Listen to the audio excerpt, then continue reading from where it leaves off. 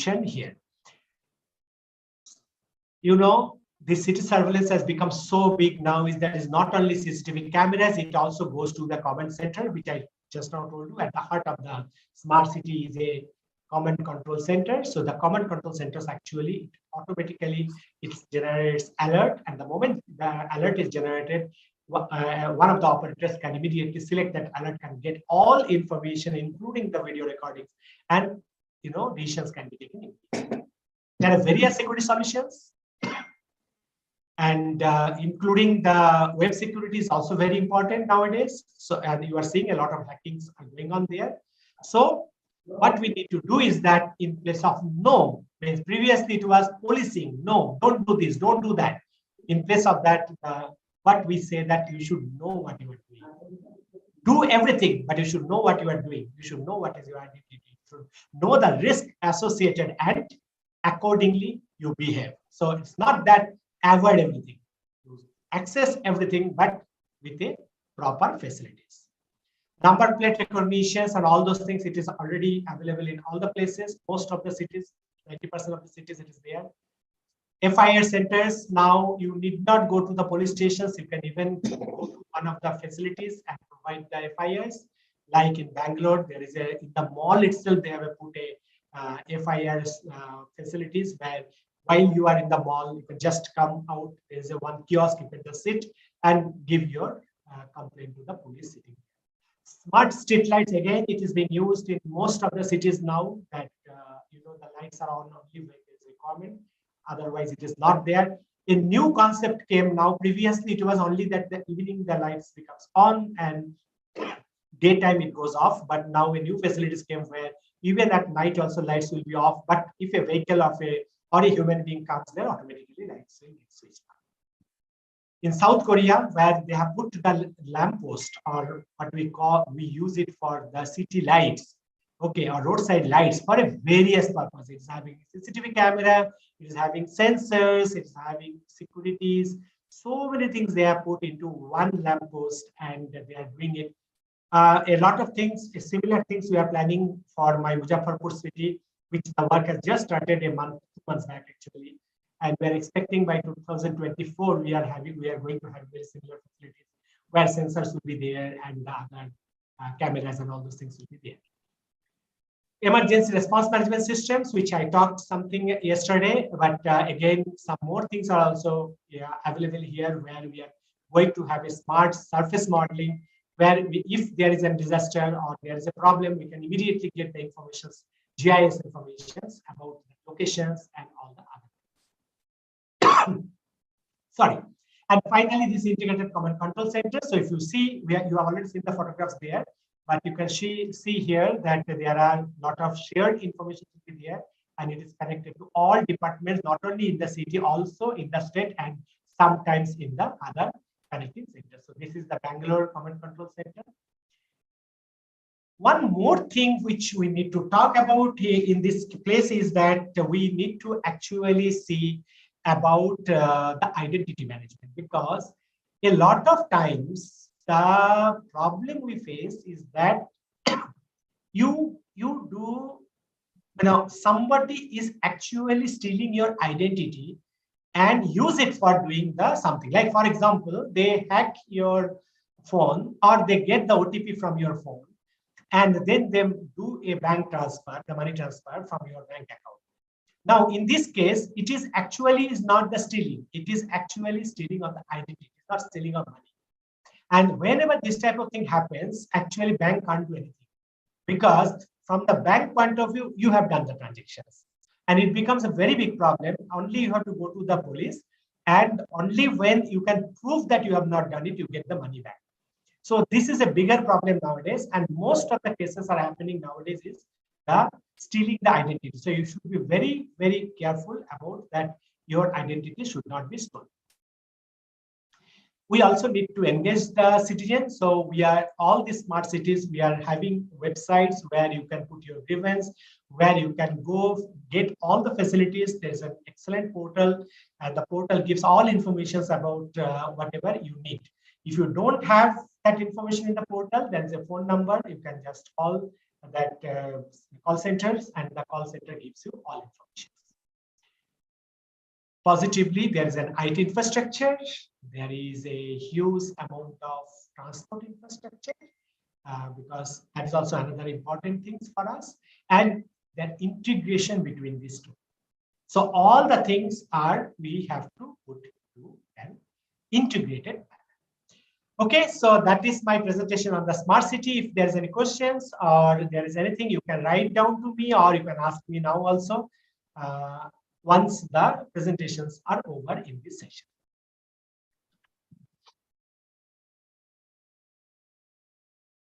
We all grew up in the time of test cricket matches. So the cricketers used to come into the field with a white shirt as Budevda came. They used to go back to the pavilion, and one person always be there as a night watchman. I can remember once Soyad Kirmani went back to the pavilion, and next day he came back, started the innings and made a century. And same thing applicable to Budevda. So nicely he presented yesterday. With the same spirit he has presented today. The document which he had shared today, that gives us a total idea about the future urban development planning of not only I think about the government of India, but also about the other developing countries. Because smart city mission is not restricted in India only. It is going to be applied in many other countries. So what will be the modern, not modern, the future shape of the city and the behavior of the people? Yesterday, one presenter was talking about, I think Budevda was in the chair, about the behavioral data, collecting of the behavioral data of the urban citizens in a particular location. So all these will be the part of the smart city mission. So I thank you, Budevda, sincerely, on behalf of the ni-msme and on behalf of the CONFEM team. And Chandrasekhar, who will be presenting paper now, please get it introduced to us. Chandrasekhar.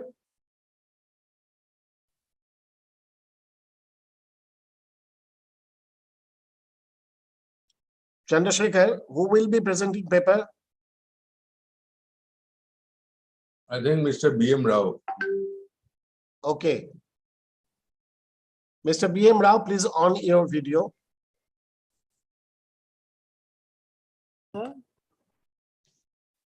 Sir?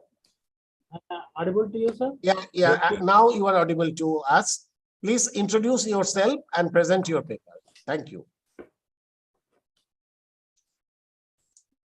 At present, consultant IT and management.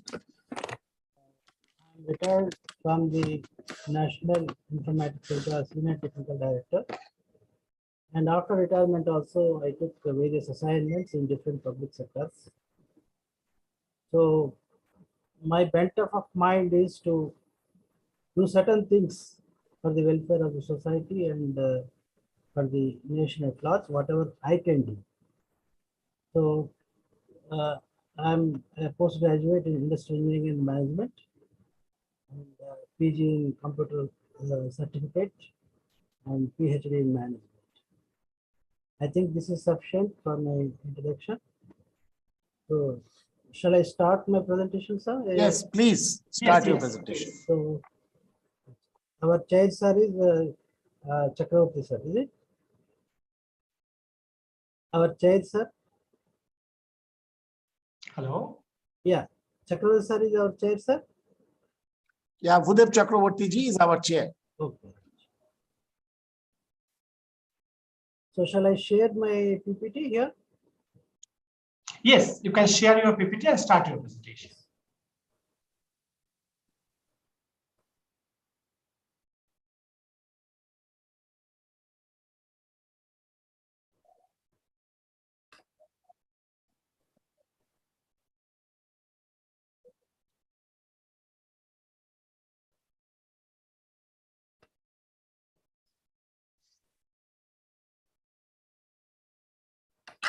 Good morning to Chair, sir. My topic for this conference is Enterprise-Centric e-governance for rural industries of India. The idea that was generated to me after seeing this conference details that the enterprise is one side and industries are in other side. Sorry, the enterprise is one side and e-governance is other side, and there is a challenge in the kind of development for the enterprise as well as the implementation of e-governance. Now, making together enterprise and enabling with e-governance is another big challenge. So, how to go about is my paper presentation covers all these issues, and I try to put it in the presentation in the PPT proportionate to the paper already submitted to the conference. The outlines what I put in the presentation that is proportionate to the content of the paper what I submitted. Here the outlines are basically introduction and literature review, rural enterprises in India, government initiatives for rural enterprises and problems of rural enterprises, enterprise-centric e-governance framework with cloud, and conclusion. So here,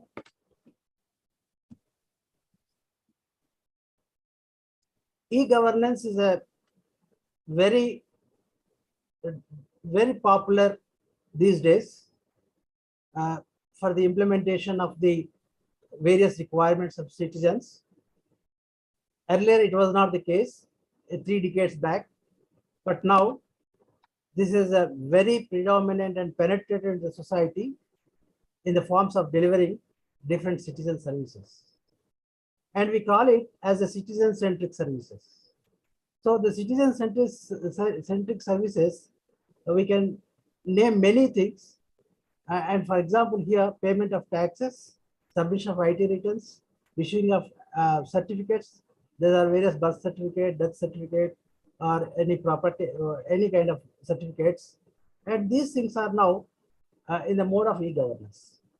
Now the question is, when all these things are in a kind of e-governance, citizen service in the form of e-government for that matter, now similar kind of e-governance extension, why can't it be for the enterprise-centric activities?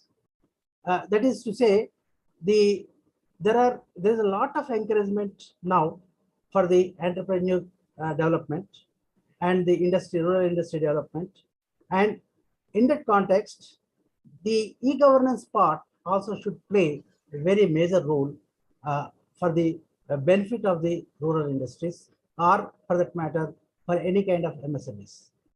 So the e-governance for rural enterprises can bring a change in rendering government efforts in the form of ICT-based services to the enterprises in a transparent and faster way, with reduced human-based consultancy support and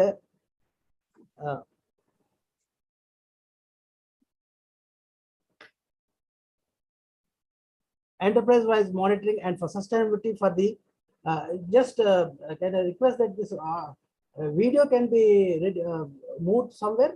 Okay, one second. Okay, got it.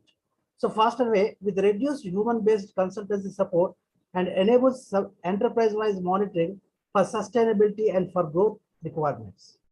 So what we see here, the ICT, that is information communication technology, is a very predominant in the society, and for the part of the e-governance also, it is playing very major role.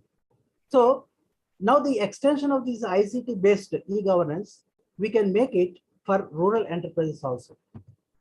So as a part of the paper, I just brief about the literature, what I discussed in the paper.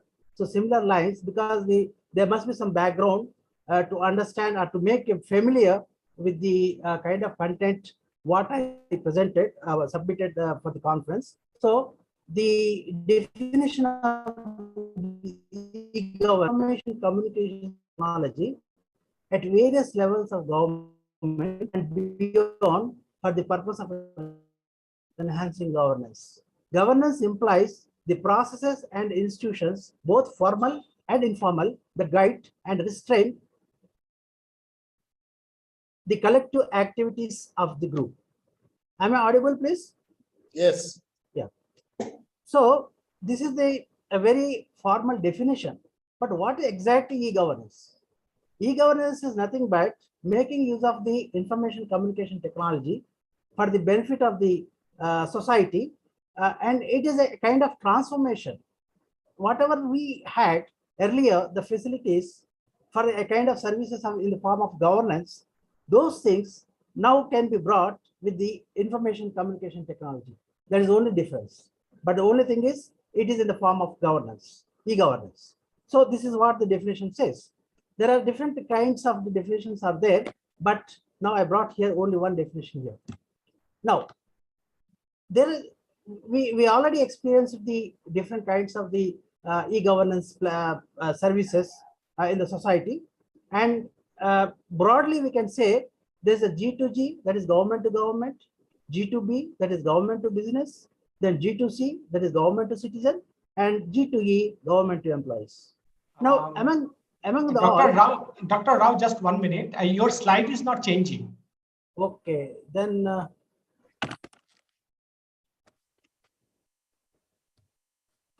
there may be a transmission problem. And I don't know. Okay, just change in your place where it is. Yeah. Oh, it is there. No, it is not changing. It So is you not have to changing. do one thing. You Yeah. just now Yes, it is it is changing. changed. That means I put it in a edit mode. I put it in edit mode. Okay, No problem. I will do like this. No problem. Then the types of the the interaction of the e-governance. There's a G2G, G2B, G2C, and G2E. So the e-governance concept is broadly divided in these areas, in this kind of channels. Now, there is because when 3 decades back, there was no e-governance concept, and slowly started implementing e-governance in various domains, in the various departments.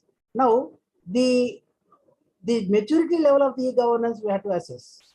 That means, what is the maturity level? So the maturity level, the concept is like this. According to the Gartner's e-governance, there are 4 phases of maturity model. First phase is the information dissemination. Earlier, there was no websites at all for any department. Now, there is no department where no website is there. So this is called information dissemination. This phase already we have crossed. That means information presence already is there. Now the second phase is interaction. That means intake process. Whatever we submit certain request, we download the forms, we download certain information. So this kind of phase also it is in the completion mode. Now the third phase is transaction. That means whatever we submit, a query will be processed and we get back the required information. So this is another phase. And the fourth phase is transformation. That is, whatever the data we have, that can be integrated. That means it can have a interconnected with one database to other database, with one kind of repository to other repository, and it can coordinate within the databases what kind of information it is required. So there are different phases out there. So this is what we can try to understand for the about the different maturity levels of the e-governance. Now the other activities in my paper, I brought out the certain terminologies of cloud computing. Now the e-governance is, after all, it is nothing but an information communication technology based a kind of approach. Now the information and communication technology, what it was 2 years back, 5 years back, 6 years back, or 1 decade back, and what is today, there is an enormous change that everybody knows that. Now, the order of the day is the cloud computing.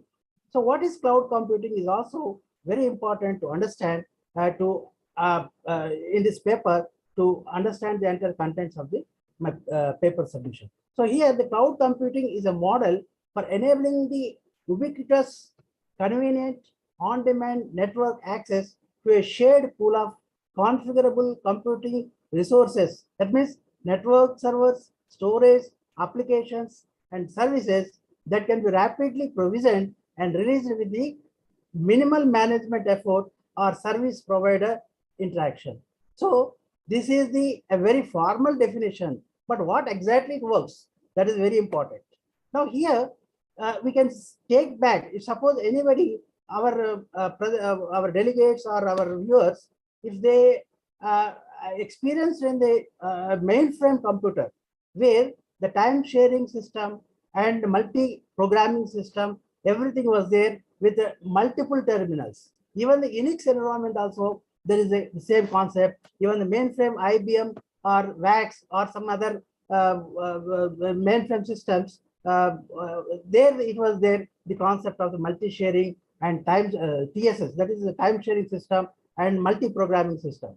Now, what was the concept there? The concept is the terminal, whatever the commands were giving to the server, the processor, the processor will give you the whatever the information it is required in certain operating system environment.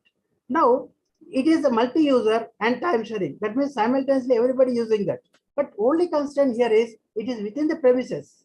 There is no concept of the network at the time. There is no internet band. There is no kind of communication technology in a very growth. Now, the communication technology has grown enormously, so that the server residing at one place physically, but these server resources and network resources, what you call the storage resources and network resources, all these things can be pulled up and served for different users wherever they are located, wherever they are available at any time, on demand and everything. So this is nothing but a cloud environment. So the concept of the mainframe, in my view, that is upgraded to the level of the cloud computing, and now we are in the position to have a very better usage of the information technology with this concept of cloud computing. Now, this cloud computing enables to access the user and use computing resources in distributed computing environment that enables the users to access, exchange their resources, applications, and data remotely, and provide services, software within a network and without the knowledge of technological infrastructure. That is very good. That is very correct. Because even the mainframe also, we were not knowing what kind of resource where from they are giving, and what kind of compiler, how it is giving the time, CPU time, all these things we were not knowing. But today also in the cloud environment, we were not at all bothered about the resources and everything of the computer resources, but we can have very good facility of the computing environment. That is the benefit of the cloud computing. Now, what kind of services we can expect from the cloud environment? This is very important. So broadly, infrastructure as service, platform as service, and software as service. Now, the first layer is the infrastructure as service. We know that we are procuring various types of servers for our requirement in different enterprises or in different locations for the offices and all. So now this infrastructure is the physical infrastructure, what we procure. Now this infrastructure, what we have in our premises, can be rendered a kind of virtual servers to the different places.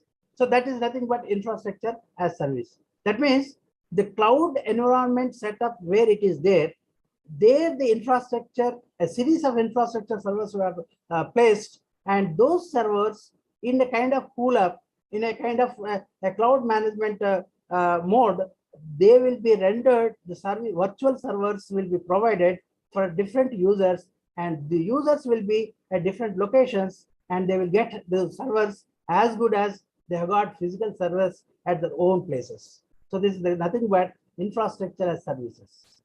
Now the second aspect is the second benefit is platform as service. Now the very bare infrastructure, that means only infrastructure doesn't serve any purpose. But we need to have certain operating systems. We need to have certain kind of compilers, interpreters. We need to have certain kind of operating system environment. So this kind of system environment also we can have from the platform as service in the cloud setup. Now, some people may go for Microsoft, that is .NET and all. Some people may go for the kind of open source. So all these kind of environments are placed in the common resource pool, and whoever wants that, that will be loaded to their respective virtual server, and that will be made ready to access to the user for the requirement of any kind of computing purpose. Now, the other layer, what we can expect from the cloud environment is software as service. Software as service, that means the whatever the software that is deployed on the cloud can be multiple fold, in a multiple way, can be viewed and can be accessed by different users for different for various applications. The different applications are expected. That means whatever the application we loaded on the cloud, that application can have multiple copies to have a usage for that. For example, you go for payroll. Payroll we can deploy in the cloud environment, and the payroll copy, every office or every entrepreneur can expect a payroll, and they can customize that payroll for their requirements. Suppose, for example, you got in the private sector, there's a software finance side, different applications are there, and that is one example I can quote. And now the other thing is how the architecture look like. So for the e-governance, the architecture look like this. This is nothing but what I described previous slides, that is put in the form of the one slide, in the form of one slide. That is nothing but whatever the left side we have, these are all the terminals, nothing but in internet access terminals.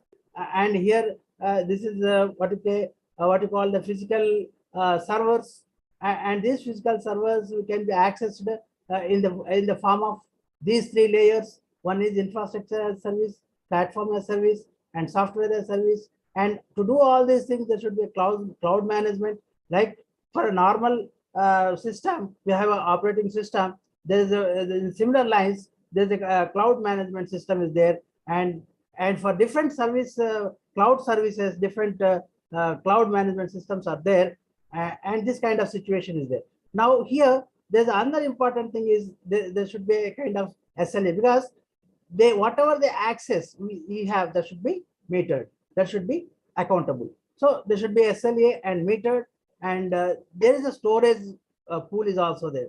This storage pool also, suppose I want some 5 GB, 10 GB or 1 TB memory for my requirement of application, for my own application, this can be pulled up from this one. So this scenario, it reduces the power requirement for individual, and it reduces the the cost of the infrastructure that we individually they put in at different places. Because when we procure a kind of server for infrastructure, that will have cost, that will have some cost, and network will have some kind of infrastructure cost we have to invest, and this cost and the utilization of the server may not be to the extent of the whatever the server capacity. So Dr. Rao, yeah. Please complete in 5 minutes. The speakers for the next session, they have already joined, and they have the other commitment also during the day. So please complete in next 5 minutes. Thank you. Fine. You give one more 10 minutes, please. Okay, I will try to complete in 5 minutes. So this is what the setup of e-governance. Now,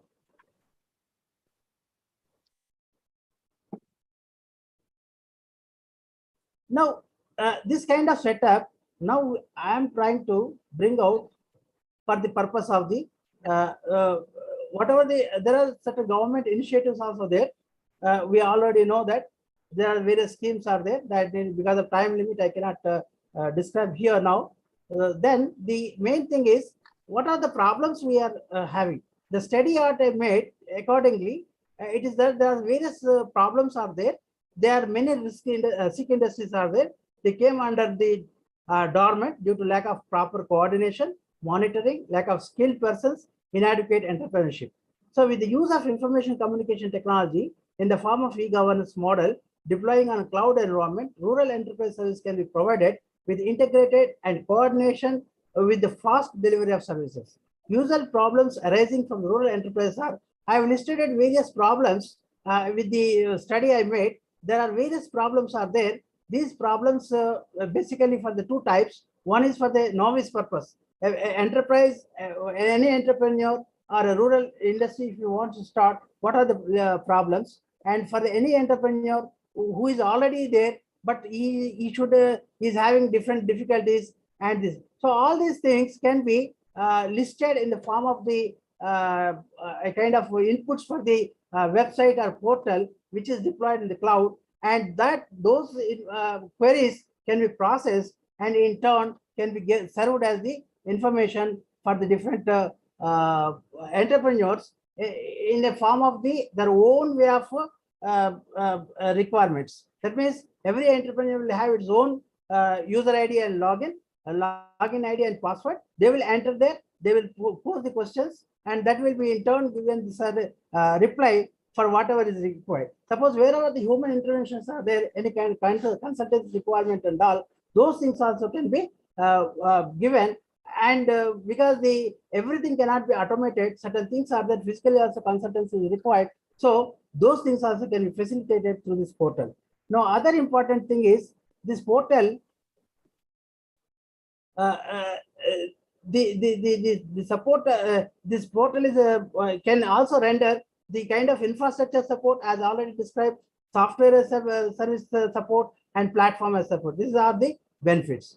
Now, the other thing is this is the total what to say framework of the e-cloud, that is a cloud environment for the enterprise support services requirements. So this is what I have quoted here.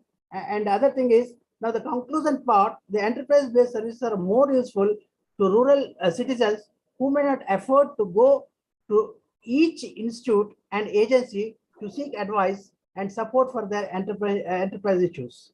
The portal can reduce human-based consultancy services, and it can also be explored on skill development, training programs, and customizing to individual enterprise through e-learning. So the e-learning mode also can be put here.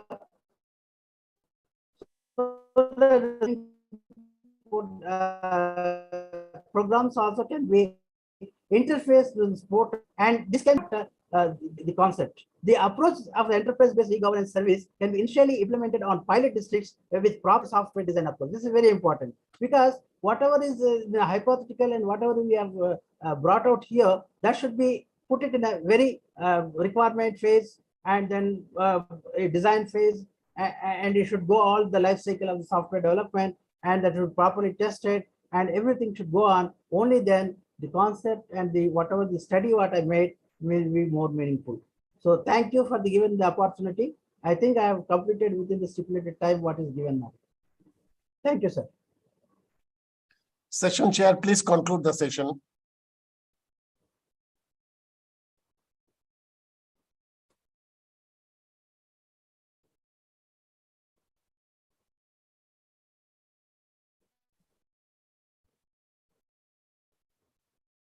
Sir, your voice is not coming.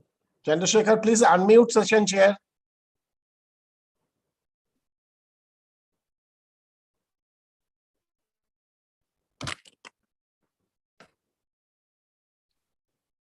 Sir, voice is not coming. Unmuted.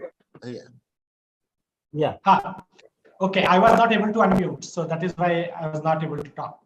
Fine. So yeah, Dr. B.M. Rao, it was a nice presentation, and you have mentioned all the concept of e-governance and the various factors which are very much required for any e-governance program or for taking any governance projects to improve the processes or the services provided by the government. It was a very nice presentation. So Okay, I think that because we don't have much time, so I'm not going for the question answer session now. But if any question is there, as I've already given the email ID, and also we are there. Later, sometime we can take the questions, and we will see if some of the questions can be answered. Thank you, sir. Thank you very much for giving up, facilities or giving me the chance to become the session chair for these sessions, and I'm handing over to the organizers to take it forward.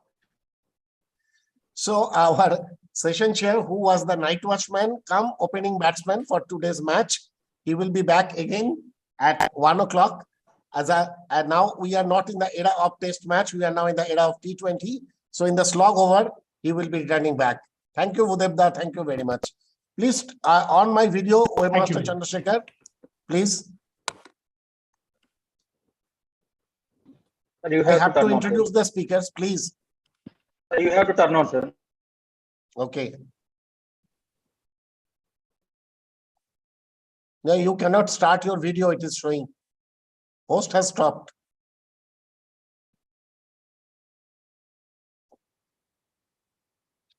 Okay, so in this session, we have two important speakers. One is Shrikant Sinhaji, Chief Executive Officer, Telangana Academy for Skill and Knowledge. We welcome Sri Shrikant Sinhaji. Sir, please on your video. And we also had Mr. G.T. Venkateshwar, who is the Commissioner ni-msme, Telangana, but he could not come, but he has sent one representative from his office. His name is Mr. Anshuman Mohanty. He will make the presentation on the behalf of ni-msme. So here the arrangement was like that. Sri GTV sir will chair the session and Shrikant Sinhaji will deliver the keynote address. But by remembering the seniority of Sri Shrikant Sinhaji and Anshuman is much junior than him, I request Shrikant Sinhaji to chair the session, and I request Anshuman to make his presentation. So Shrikant Sinhaji, please play the role of session chair and start this session. Thank you. Thank you very much, Dr. Sandeep. The chair, of course, I've been asked to step in, but I would have really preferred if our senior colleague, Sri GTV Garu, as we, properly call him, would have been there. Because if we talk about e-governance, and especially in the state of Telangana, he and his team are actually exemplifying it.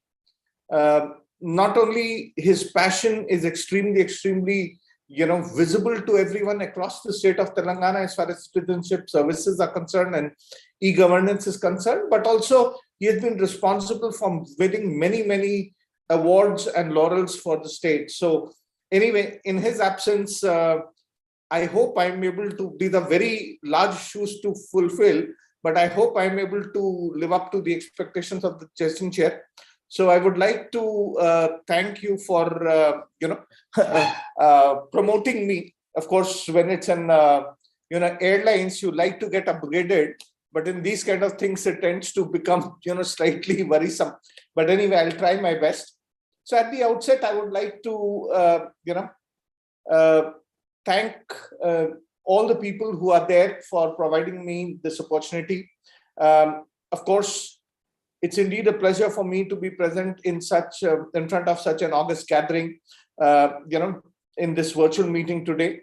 So I would like to start by, good morning, ladies and gentlemen. Indeed, a pleasure for me to be speaking amongst such an august gathering in front of all the people, the faculty members of ni-msme. And ladies and gentlemen, at the outset, I would like to thank Dr. S. Glory Swarupa, Director General ni-msme, Dr. Devindu Chaudhary, Dr. Sandeep Chattopadhyay, and all the other organizers of this two-day international conference on e-governance for providing me with an opportunity to share some of my thoughts as the chair for the session. I think having been in the space of education, skilling, training, and development for over 34 plus years, I have seen the skilling ecosystem extremely closely throughout the various years and in various geographies also. I have been based out of Malaysia, I've been based out of Middle East, I've been based out of multiple geographies, etc., and looked at the skilling systems of those countries also, including Singapore and others, and the role that e-governance plays over there. So probably what I would like to do is drop a, over the next 15-20 minutes, draw up the skilling, skill development value chain itself, and then look at the various activities with respect to data and governance and the challenges faced today. Hopefully, as I go through my talk today, all of you would be able to identify areas and see as to how e-governance actually plays a major part, especially for project monitoring as well as evaluation. So let me start with the, of course, all the August gathering has been, hearing about, e-governance for the last 2 days, and we have had some very eminent speaker, including Padma Shri, people coming over here and talking about it. But so that I am able to connect it later on, I would like to start with the definition of e-governance, which is usage of IT to improve administrative efficiency, resulting in increase of transparency and accountability. So I think these are the 3 key things that I would like to focus upon as I go further. And when I talk about the skill development value chain itself, I can look at it into 7 parts, and typically that's where it is. The first one being assessment of demand, right? Second one being target allocation. Now I'm looking at any kind of a program that is run by the government, be it under any of the schemes, the various schemes by various departments, etc. And I'm focusing on that as an example to discuss about e-governance, its relevance and importance. So target allocation is the next thing which comes up, and today if you see, different targets are allocated to different states, and sometimes you wonder what is the logic also behind it. Is there some kind of a historic data to suggest that these are the right allocations, etc., and so on and so forth. Now, third phase, once the target is allocated, starts the mobilization as well as the counseling phase, where you are able to reach out to the large number of people, number at scale, and then try to counsel them so that they can become part of your program itself. The fourth comes as part of the training, the content and curriculum. So again, over there, we need to understand what role various entities play. The fifth is, of course, the training delivery itself, which is the key part of it. So everything, you have all the ingredients, but you have to mix it, you have to cook it. Unless until you are able to cook it, and the cooking goes as per the recipe that you had decided right in the beginning itself, your program will never become successful. So training delivery plays a key part on whatever it is. The sixth component would be assessment, certification, and placements. I think because proof of the pudding is in eating it, and here also industry, once they get placed, that's where they actually do it. And the seventh part, which is practically lacking in most of the programs that are implemented or done in just a tick in the box manner, is actually analysis of the data and using it to plan for the future programs that you want to implement. So these probably would be the 7 important key activities of the skill development value chain itself. Now let's look at another dimension of it, which are the various stakeholders. And I'm talking about the stakeholders as we look at them today. So the first one is the beneficiary itself, the trainee or the community for which this training program has been actually created and aligned for. The second is what are called today as the SIAs or the PIAs, the State Implementation Agency, the Program Implementation Agency, or the training providers, right? So I am bucketing them all together because they play similar roles or support each other in then playing that roles. The third one, of course, comes the the assessment and certification agency. And that's the third important thing, because there are multiple agencies today who are doing certification and assessments. Fourth comes, and I'm putting them again in a bucket, is the NSTC, the sector skill councils or the SSCs, the NCVT and other bodies similar to it. So that's the other bucket. And of course, one of the most important, which could be overlapping with any of the earlier ones, that stakeholders that I spoke about, or completely different kind of a community, is the content/curriculum creators or owners. And that's typically how this entire thing can be looked at. So essentially, these are the stakeholders that I feel would actually be part of this ecosystem. Now, if I look at the 7 steps that I had spoken about earlier, with respect to these 7 stakeholders and the processes over there, so let me try to walk you through each of these 7 steps of the skill development value chain with respect to data generation, to processes, as well as stakeholders. Starting with the first one, which I said, assessment of demand, right? There is no method right now. We depend on the census data or other things of collection of data, right? There are no proper skill gap assessments that are done to find out whether this community or this particular group of beneficiaries actually require that kind of a training or not. There is no particular methodology in which this is implemented across geographies.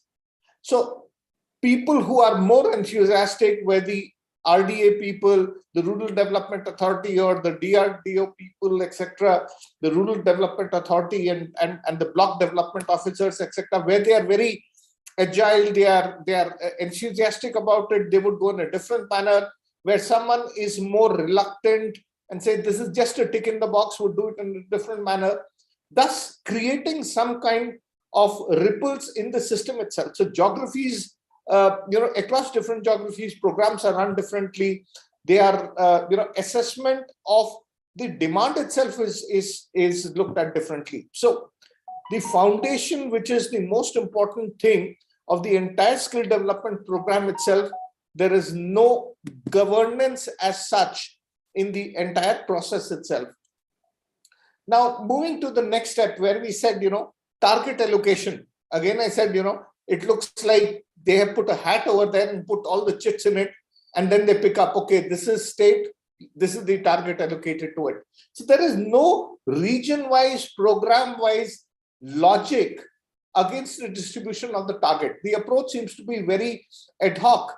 It is not based on the previous. So whenever we talk about management philosophies, we talk about availability bias, we talk about representative bias, but I don't think any of these factors are considered while looking at the targets. I might be completely wrong, and in case I am, then I stand to be corrected as far as that is concerned. But that's what I have seen across geographies, including the Middle East and other areas. Moving to the third one, which I spoke about, was more towards mobilization and counseling. Again, over here, attracting the candidates at scale is a key part. How do you ensure that you're able to reach out to the right audience? You're able to actually, help them understand what does this program offer? What is in it for me? The WIFM factor becomes most important. And typically the WIFM factor is what is lacking for most of the people. All they do is, look, there is this program today, you need to come over there. And of course, we will also provide you with tea and snacks. And that is how they attract people. But is this the right way of allocating targets and attracting the people? Second thing, have we done an aptitude analysis or some kind of a psychometric or any other kind of a pre-course evaluation of these people? Because when we look at these people, I think all of you will agree with me when I say that if I can't stand the sight of blood, Should I become a doctor or go into the defense services? Right? I'm sure all of you said definitely not, because that is not something that is going to help. And that's exactly where my point is, that there is no aptitude or attitude or competency based mapping when these students are being selected. So in mobilization and counseling, again, just to meet numbers, all these aspects are completely forgotten or overlooked. The fourth I said was content and curriculum. So in content and curriculum, I think there are three key areas which I would like to talk about. The first is the adequacy of the content. Is the content that is being proposed under this training program sufficient? Is it too much? Is it adequate? I don't think ever anyone does a test. And I take a typical example. I was the member of the ITES Sector Skill Council of the Governing Council. I was a member when I was the CEO of NASCOM Foundation in my previous avatar. And over there, I came across a question which said, where would you find a fire extinguisher where you are on the floor? Right? Now, this was Sector Skill Council, ITES paper that used to be coming out for people for general accounting, financial accounting, etc., kind of QPs. And to my horror, most of the people used to actually not be able to answer it because they've never gone to a shop floor. These are college students who are graduating and coming out. But this question was there, and the logical answer for that is in eyesight. Whenever you're sitting or standing, the fire extinguisher will be in your eyesight, wherever it might be. People would say right, someone would say left, and so on and so forth. So that's where we are not actually looking at the adequacy of the content vis-a-vis the way we are actually checking it. Is the content localized? That's the second thing. As far as what is the relevance of the curriculum, I think that also is just left to chance, saying that, okay, let's see what can be done. Of course, when in the previous avatar, when we launched digital literacy, along with METI and the government of India, at that time we tried to, and since I was part of the PRSG, I can say that we looked at all the various aspects. And in fact, in the PMG Disha program, we also included financial literacy as part of it, because that was very crucial to bridge the gap, the divide between the haves and the have-nots. And that's where, probably we looked at the relevance of the curriculum moving ahead. Curriculum also is not futuristic. It is meeting that particular gap at that time itself. It doesn't look at the future trends, the future things. So that's where, another problem arises. Now, fifth comes, as I said, the cooking of the whole thing, where the most important thing is how do you put everything together, and that's the training delivery. In most of the programs, what I have seen, and in fact, we are the state implementing agency for ESDM and various other programs, life sector skill, sciences, skill development corporation, etc. And when I look at all of them, there are hardly any norms that have been laid out for infrastructure. I think that's one area where it's lacking. And coming from a private education service provider like AppTech, where I was heading the networking or the franchise at one time, we had very, very clear norms that were there, which said that yes, a center cannot be near a liquor shop. A center has to be in the where traffic flow is there. I don't think any of these norms are looked at whenever we run government kind of programs, etc., which need to have better governance systems. Certification of trainers, again, a big thing. A trainer, before he comes for training, teaching, what is the certification mechanism for it? How is certifying it? Certifying on what? Is it only the course content or his knowledge? There are no clear parameters on these kind of things also. So we have a test which most of the people say, okay, if you are, want to become part of this entire system, so your organization becomes a member by paying X amount of money, You must have X amount of trained, certified trainers, but certification on what? Is it only the course? Is that all we are limiting ourselves to, or should it be much beyond that? And of course, I was listening to the various things that the previous speaker and speaker in the previous panel, Dr. Rao, was mentioning, where he listed down all areas of skills that people should have. I don't know whether these skills that, as he mentioned, are even evaluated. If you look at monitoring of learning and comprehension of the learners, right? All we have is a test, but does it help us understand, or is it just checking rote learning? And that's what is the other challenging areas. Completion records are submitted, not timely, but always delayed. What is the authenticity of the records that have been created over there? Are they genuine records, or have they been just to ensure that numbers are being met? Because it's a number-driven game which is there. That validity of data, veracity of data, I think, is again becoming a challenge. And of course, I have hinted to the 6th point earlier also, but which is more towards assessment, certification, and placements. So, as I said, there is no assessment rubrics. Someone has created a paper, someone has done something, but as I took an example of the fire extinguisher, right? The relevance is there, but is it so relevant that the person needs to be tested on that? And if you are testing him, can you give him some options so that he can understand the logic, because he has never been in that situation? So I think that is another thing that is missing. As I said, assessment is purely on rote learning. We don't even check as to what has been the comprehension of the learners. Submission of results, as I said, correctness, etc., cannot be looked at. Certification, is it recognized by industry?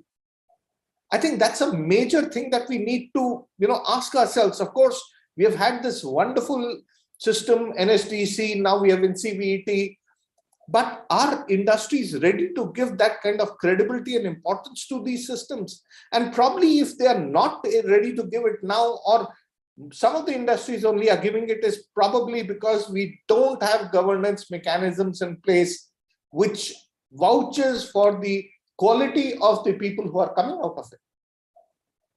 Internship, apprenticeship data is just not collected, right? It's only that you collect sometimes the placement data. I have seen over the years that a lot of placement data is also misplaced. Even if someone starts something on their own or joins some other thing which is not related to the program itself, still they are counted as placements and shown as placement numbers. Now, how authentic is that? The participation of the candidates in job mailers, online, in job drives, etc., are only shown as numbers, but we never look at, we say, okay, 2,000 people appeared for this job mailer, but what were the number of jobs against which 20 people have been selected? We don't look at those parameters also. And of course, post-placement, which is very, very important to understand whether our program has been effective, whether we have been able to actually change things, move the needle, that is ignored, or if done, maximum 3 to 6 months. Is that enough? And data analytics and planning, as I said, if I don't talk about it, that's the best, because hardly anything has been done over there. And if you look at all the things that I mentioned, I think there are multiple challenges that arise out of it. And I think these challenges can only be addressed if a proper e-governance mechanism is in place. The first one, of course, some of us have heard this term multiple times, people who are as old as I am, especially, or have done programming earlier in their careers, which is GIGO, garbage in, garbage out, gold in, gold out, right? The data itself, we are not sure whether it's timely, it is comprehensive in nature, and what is the relevance of the data captured, right? We would capture certain things, for example, just to ensure that these people belong to the economically weak, we would capture their parents' salaries, etc. But that's only it's a filtering condition. How does it help me with anything further is the question. I think when we talk about the next point, the integrity and the sanctity of data, since we are not able to trace the origin, how can we say that the data is correct? And how do we fix the accountability of the correctness of the data? The next one is towards lack of integration and transparency of data. People, since it's a centralized system, even today, if you look at it, there's this NSDC portal on which all data, whatever it is, I would only say is moved from the sheets of the TP onto the portal itself. But where is the integration? The training partners, the assessment agency become closed stores itself. If I, as a parent, want to access it to see, there's no possibility of doing it. So data validation and triangulation is just not possible, in case any individual source wants to do it. Moving to the next point, as I said, since the data is centralized and there are certain authorities only responsible for it, no other people have access to it. Is this how we want to treat data, or do we want to create open data sets from which people can benefit in the future? As I said in the beginning itself, when we talk about analytics, if I'm able to understand how programs ran in that geography, what were some of the best practices, I can replicate those same things for any other training programs that I do in those geographies or on similar kind of subjects, but we cannot access the data. Next point is lack of provision of real-time validation. And here I refer to the same placement example that I spoke about some time back. Since the data is not getting verified at the time itself when it is being generated or created, the authenticity of the data is not there. The placement number where someone has done something on their own, started a restaurant on their own or a small food cart on their own, also is shown as placement numbers, which comes from the training partner to the state implementation agency, and from there into NSDC, shown as a placement number. But is this data correct? And that's where we need to look at it, the relevance of the placement, etc., etc. So this is another area. And I think finding these anomalies becomes extremely, extremely different unless and until we keep on reviewing the process at each and every step. So, and the seventh thing, which I think is also a challenge, is what data are we collecting? We always go for the low-hanging fruit. So the data that is actually collected is what we call as hard data. Easy to collect, usually mandated by the program, person who is the program owner, who has given the mandate for you to run the program. Usually these are more tangible in nature. For example, batch completion, assessment details, apprenticeship numbers, placement numbers, etc. But what about the soft data? Soft data like perception of training. Does a trainee feel that this program would be relevant to him or her for getting a placement? What is the amount of corporate or community engagement that the entity has done, the training partner or whoever else has done? These data are just not captured. But aren't these relevant for this, evaluating the success of the program? I think these are some of the challenges that get thrown up, and probably in conclusion, I think the only way out across geographies that I've seen is effective governance. And I would like to end, by saying that e-governance systems that are developed with the use of emerging technologies such as AI/ML, data analytics, distributed ledger technology, or what is commonly known as blockchain, as well as other things, that can really change the way that skill development programs are monitored and evaluated, thus improving transparency as well as accountability. So thank you very much, ladies and gentlemen. And now probably I would request the other speaker Sir, in I this have session. one submission, sir. Sir, please. I'm BM Rao, Dr. BM Rao. I submitted, I presented previously. Yes, please. I think so. There, the clarity. Just I want to clarify. I have identified the list of the problems that are generally faced by the entrepreneurs who are a very fresh entrepreneurs. That means they do not know anything of enterprise. And the other people category is those who are running the enterprise, but they are not able to upscale and technology upgradations. So that there are two categories. And the first category and second category, what I thought, as the e-governance is rendering for the citizen services in individual wise for the kind of ration card, ration supply, and so many instances. In similar lines, each enterprise in a cloud setup can be given one login user ID and exclusively for these requirements. Now, as already you mentioned, sir, the training part should be customized only for that particular industry. So in that concept, we gather the data and process it, and in turn, we generate the answers.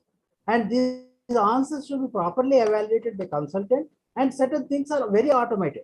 That means, suppose they want to start certain area, we can gather the knowledge of that area data. What is kind of possibility of establishing a unit there or a kind of enterprise, and the demography and everything we can store the data and give a kind of ready-made answer. And not only that, sir, the training part also, because the rural person cannot reach to the training centers like our ni-msme and other training reputed training institutes, they can at the same time sit at the rural area through e-learning mode. Anytime they can get. And so this kind of concept I have presented, sir. So if you have time, I can meet you and I can explain it in a proper way in your office also. Definitely, Dr. Rao. I think you hit a very, very important point, and what you mentioned was absolutely correct. I think it's institutions such as yours which are the leading lighthouses, who can show way to the other agencies also. Having said that, I would also like to put across one point which could actually enhance your program further. Every entrepreneur today across the world wants themselves to be invested in. Am I right? Anyone? Yeah. Yes. But have they ever sold anything? Never. You can't teach consumer behavior in a classroom. Yes. Unless until those people pick up something and go and sell it, they will not understand what is the first rejection. How do you handle rejections? How do you understand consumer behavior? And all this is not part of the curriculum itself. Yeah. And that is what makes an entrepreneur. And today, if you look at innovators and entrepreneurs, my heroine right now, Dr. Rao, is this young girl from Telangana who has done nothing but tied 2 sticks with a string on one end and created a wedge in between, kept it over a bucket which is slightly higher than the 3 utensils she places underneath it, right? When her parents come back in the evening from the farm carrying the lemons, all she does is rolls it down. So as per the size, first the 2 rupees one falls in, then the 5 rupee ones, then the 7 rupee ones. She has created a lemon sorter, right? Which gets her parents now better price in the market. Now that's the kind of innovations that are existing in rural India. If we are able, now this cannot be scaled up, but it can be replicated. And that's where it is. I think we need to ensure that we are able to bring in, multiple such things into the curriculum along with the proper governance. And that is only when our skill development would actually become extremely effective and meaningful. Yes, thank you for the comments, Dr. Rao. Now I need to move to Mr. Anshuman. Mr. Anshuman, if you could start with your presentation, please. Mr. Anshuman, please on your video and start presentation. Good afternoon, everyone. My video is on, but is it not visible? No, it's not visible. It's actually on. I was able to see you in between, but now we are not able to see you. Is it fine now? No, we cannot see you. Can I join in again, or shall I share the screen? Will that work? If you can hear me, that is fine. Yeah, Oh, okay. I think You it can is share the okay. Okay, now I got it. The host has asked you to start your video. Host has stopped the video, but my video is on. I don't know why I'm not visible. But Chandrasekhar, if please you can allow him. hear me, I think we can proceed. Yeah. All right, let's go ahead. Just a second. The host has disabled participant screen sharing. So cannot I share a PPT? We have enabled, sir. Okay. If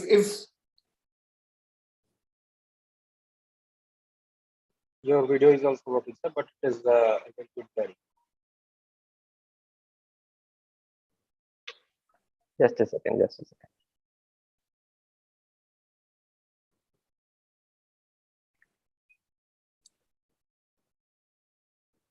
So yeah, can you see the screen? No, sir, earlier it came, but it is Just a second. Is it better? Yes, yes. yes. Okay. Okay. So before I move to the PPT, what I can say is Telangana, since it has come to existence since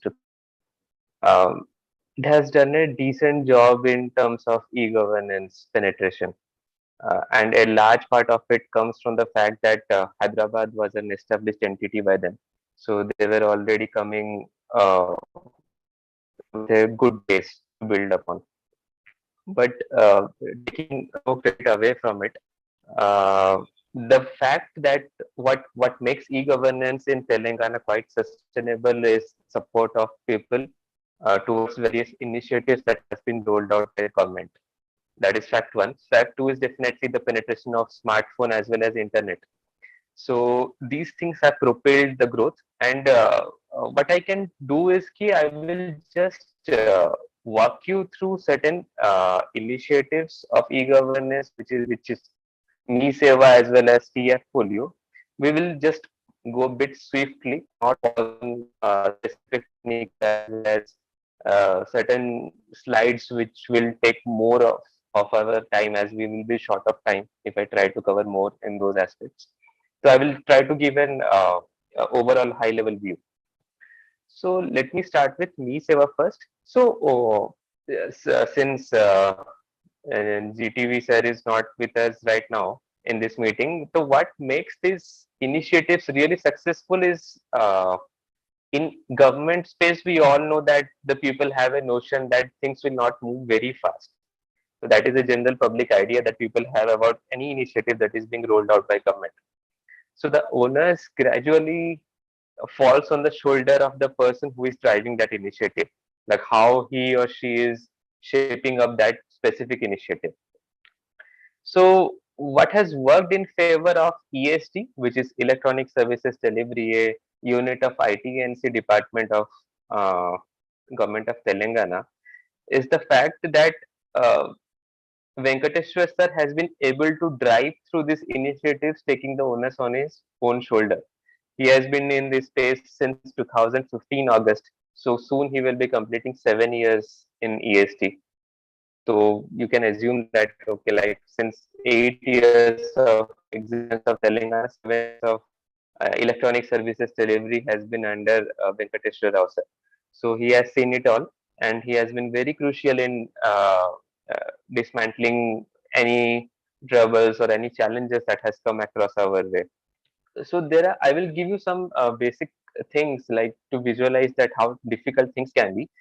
Whenever you roll out a scheme where uh, the public sentiment is getting heard, let's say you are rolling out a scheme where you are weeding out people who are claiming some schemes under some forgery.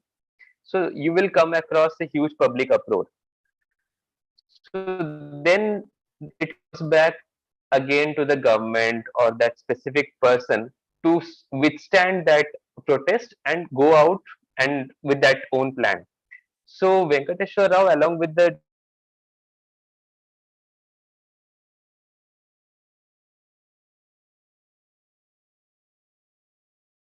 about like, if there is something that we are doing for a larger good, then we will not go out to certain protest which will hamper the greater good. So taking that thing into consideration, let us move forward. In I will just walk you through the presentation. So this is the Me Seva. So just giving a project highlight. So it was previously known as E Seva. It was started way back in 2000 when we had a combined state of Andhra Pradesh as well as Telangana, and it was basically used for paying bill payment services. But later on, it after some years, let's say in 2011, it was used for providing G2C services, let's say income certificate, caste certificate, etc. So Me Seva is like in current Andhra Pradesh also they had this concept of Me Seva. So when Telangana came up in 2014, so there was an idea like to change the name because Me Seva for the same name, how can two states have it? But since it was so recognized across the state, then we decided that the name let's stick with Me Seva only. So in Andhra Pradesh also they say it as Me Seva, but it has evolved a lot. I will in the upcoming slides I will see this. I will show that how in the last few years we have evolved in Me Seva. So at current state, the idea for Me Seva is to provide departmental services to the citizens.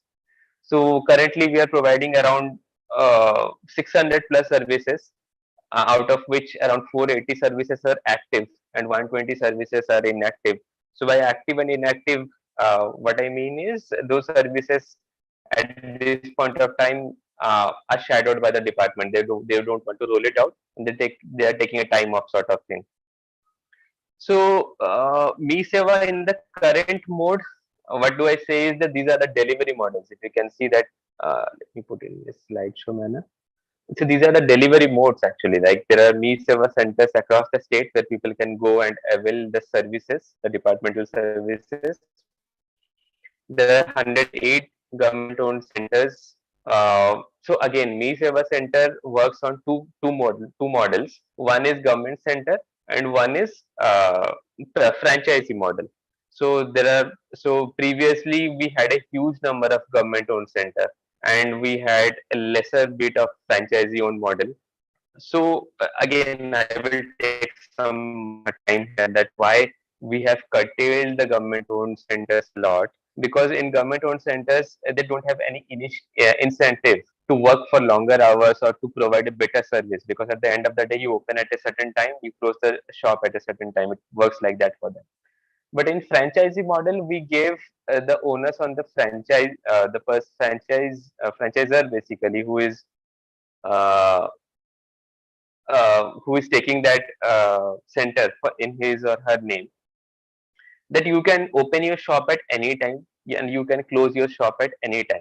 So your business completely depends on the time that you spend on the shop and the relationship you have with the people in your vicinity. So it worked very well. To be very honest, it worked very well because we have created an internal sort of competition among them. And mind you that these decisions haven't come very swiftly. We have learned from our mistakes a lot. So it has come from a lot of observation actually. Like we have observed that the business has mushroomed once we went to that franchising model. So once we got this Me Seva center sorted, like these two things, which is one is government owned Me Seva center and franchisee owned Me Seva center, then we thought of building a Me Seva portal as well. So we have a Me Seva portal where citizens can go and avail those services. And then we thought of launching a app, which is a TF Folio. So where we have certain services of Me Seva already onboarded in that app. So you can see that transition. Like first of all, we had some physical centers where we will be delivering those services. Then we migrated to the web portal, like we came to your desktop or laptop, wherever it is. And then we try to came to your smartphone. So that is how the transition has been. It has been successful. But yes, there has been a sort of cannibalization, you can say. Like if a person can avail the services in his or her smartphone, why will he or she bother to walk and go to a nearest me-seva center? But that is the hard choice that you have to make at the end of the day for the greater good. So this slide talks about the e-transactions per thousand population. So this data is picked from India's e-tal website. You can see that I am discarding Lakshadweep as of now because of the population that the UT has. Among the states, Telangana is definitely ruling, closely followed by Andhra Pradesh. And I think you can guess that why these two states are now ruling the charts, because Andhra Pradesh before 2014 we were a combined state. So people have that already have that familiarity and similarity or comfortness, whatever you can say, with the services. That's why there has been an incremental growth in that. So these are the challenges basically, where in terms of any citizen services delivery that you can see. So lack of transparency in service delivery. There can be agents and all. There is lack of visibility of government's accountability. People don't understand that who is accountable for what kind of services. Then citizen convenience also, like they have to go, they have to spend more money there. So time, energy, and money, all these things are getting consumed. Then again, there we get complaints, right? Like you might have heard or you might have seen people who are getting mistreated in government offices in sometimes, and there are multiple interactions with different departments. So at the end of the day, if you can summarize all these points into a single point, the sole objective of MiSeva is to enhance citizen convenience. So that is how we have been marching throughout. And these are the service touch points that I was just talking about. So if you come from the left hand side of the slide to the right hand side of the slide, so these are the departments through which provide services through MiSeva platform as well as MiSeva centers. And in the middle, this is the platform that is being provided, and this is the citizen at the right hand side of the corner, which will avail the services. No, these are the critical things. I will take some time here. That point of decision of service is separated from point of delivery of services. So at I will try to explain this point a bit. Point of delivery of service in a MiSeva center is that MiSeva center. That okay, like they're only concerned about delivery of service, but point of decision of service is not with that franchise, that person. The decision is taken at a different level. So you just have to, at a franchisee level, you just have to deliver the service. You don't have to bother about anything, like how that service is to be delivered at the end of to the end of the citizen. That is already taken care by the platform. आपको बस, you just have to take money from that person. You just have to carry out certain steps related to that services, and that is all you have to do. There is no jurisdiction in your hand where you can deny or accept the request of the citizen. And in each MiSeva center, we have a citizen charter where all the roles and responsibilities of the citizen is already laid out. And second and third is pretty clear. That is jurisdiction-less service. We don't rest much of responsibilities with the MiSeva centers, and contactless and spaceless bureaucracy. So for citizen, he need not be aware of anything. मतलब उसके लिए he or she just need to go to that MiSeva center, or just need to log into that MiSeva portal in the web, or just go into TF Folio, just apply for that service, pay the requisite amount, and sit back. That's it. You don't need to bother about the bureaucracy that is underlying. That उसके बाद request कहाँ गया, how it is being processed and all. You don't have, as a citizen, you don't have to bother about it, or you don't have to follow up as well. So again, the fourth point is also important. We have different departments who coordinate with us, that is state data centers, statewide area network, which help in keeping the service at least on portal as well as app 24/7 live. So 99% of the time, Mi-Seva portal is up and running. 1% there is always a downtime where we carry out certain what do I say, maintenance activity, but rest of the time it is always active. So as a person who is he need not be worried about the office timings for leveling these services. And financial reconciliation, the last point is also important because it involves money. So a strong system of financial reconciliation is already in place, which takes care of any grievances that is being raised by the citizens. So this is the what do I say, flow chart, basically a hierarchy map. You can see that how the flow process flows. This is EST where we are a part of ITNC department, and we take care of multiple delivery channels through which citizen services are delivered, which I was talking just a while ago. Assisted mode, and this is the independent mode. So in assisted mode, it is like government managed centers, which I just spoke. We have only 108 government centers, which is operated by government and in government premises. This is franchise center, which is close to 4,400 centers.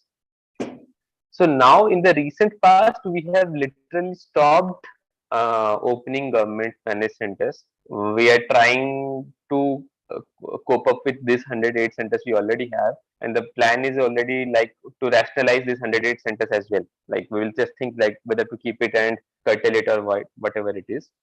And in independent mode, this is online portal as well as TF Folio, which I just talked. Online portal is at Mi-Seva portal, and TF Folio is the application where certain services of Mi-Seva are already onboarded.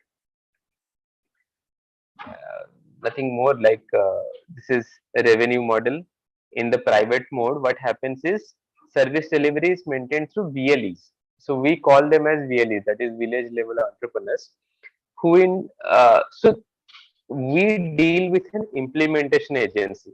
Like I'm just trying to give you a visualization of how easy it is now we have made, that we deal it with an implementation agency, which in turn manages the VLEs. So the next point is pretty clear. They act as a bridge between EST as well as VLEs, and the revenue model is VLEs earn commission on the basis of services that is being provided.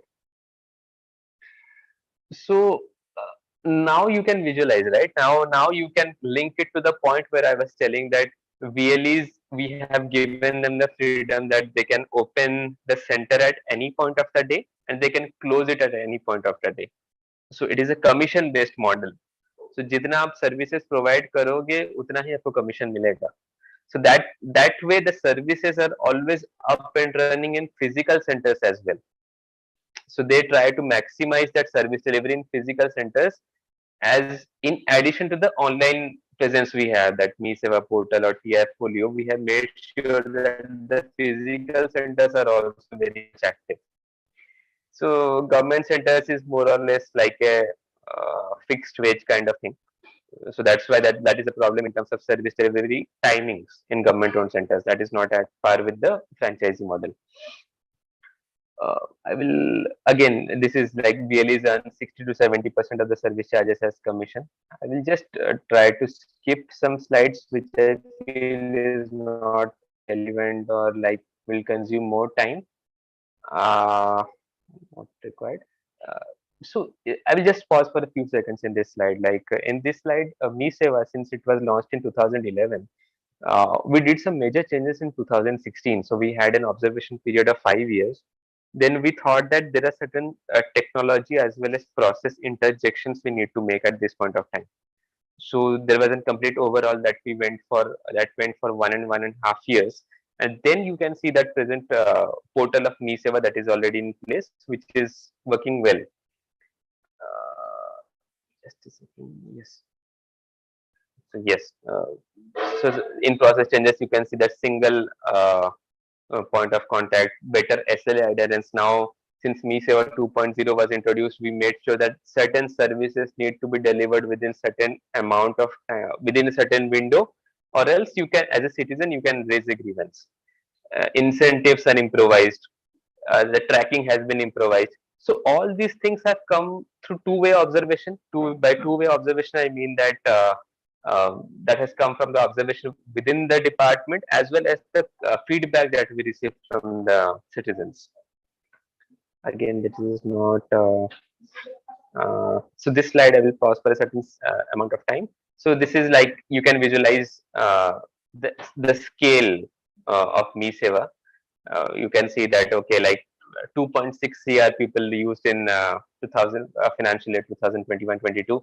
Amount transacted is also humongous. Matlab 4,500 crores in that financial year.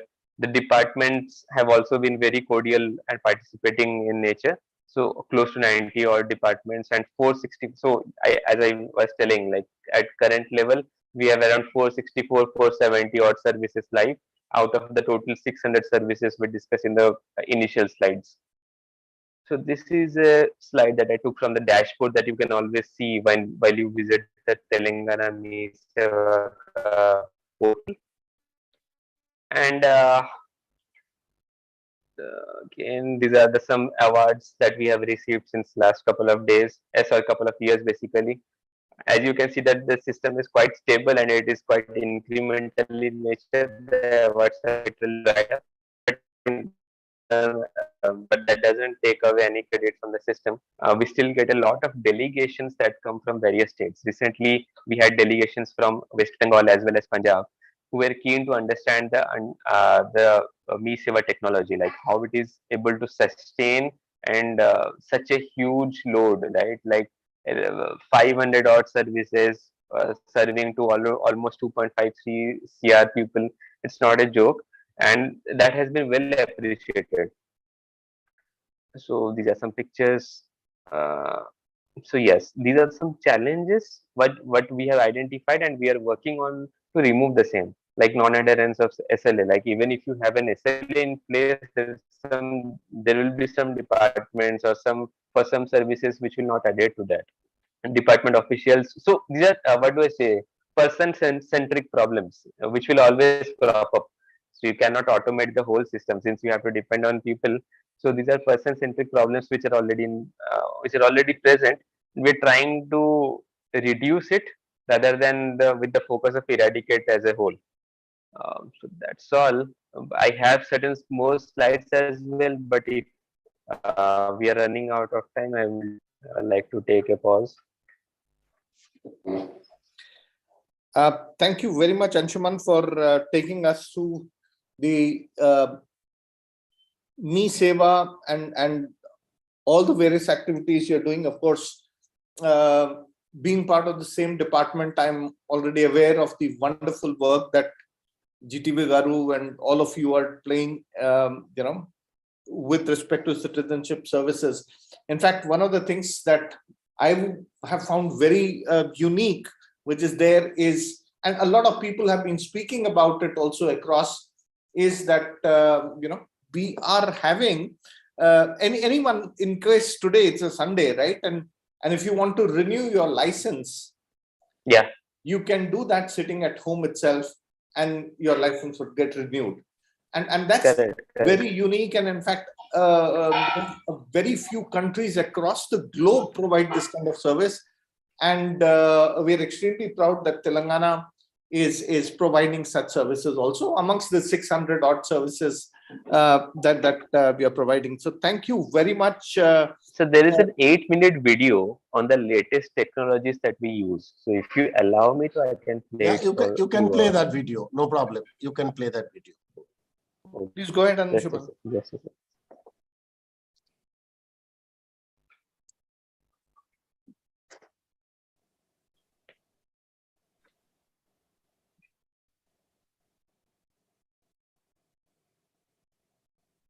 Is it audible? No, we are not able to hear the sound. Okay. The voice is not coming. I think there is some problem. What I can do is I can share the link. I will share the link. That Yeah, would make sense. You can while sharing, there is an option to share sound also. You have to enable. Acha. Just a second, sir. Yeah, I will stop share and then share again. So now when you Okay, share, okay, yeah. I got it.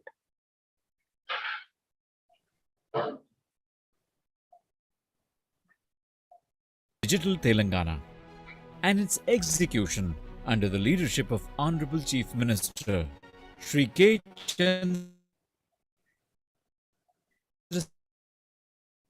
Chandrasekhar Rao and Honorable IT Minister Shri K.T. Rama Rao. Democracy is the government of the people, by the people and for the people, said Abraham Lincoln.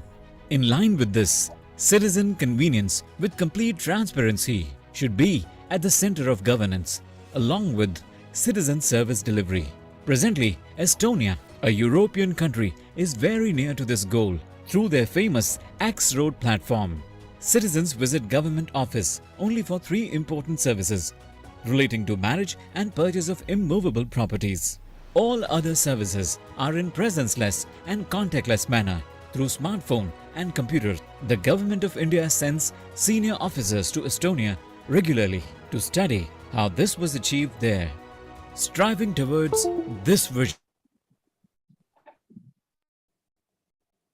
government has started exploring the use of emerging technologies such as artificial intelligence, machine learning, deep learning, big data, blockchain, drones, etc. in the government.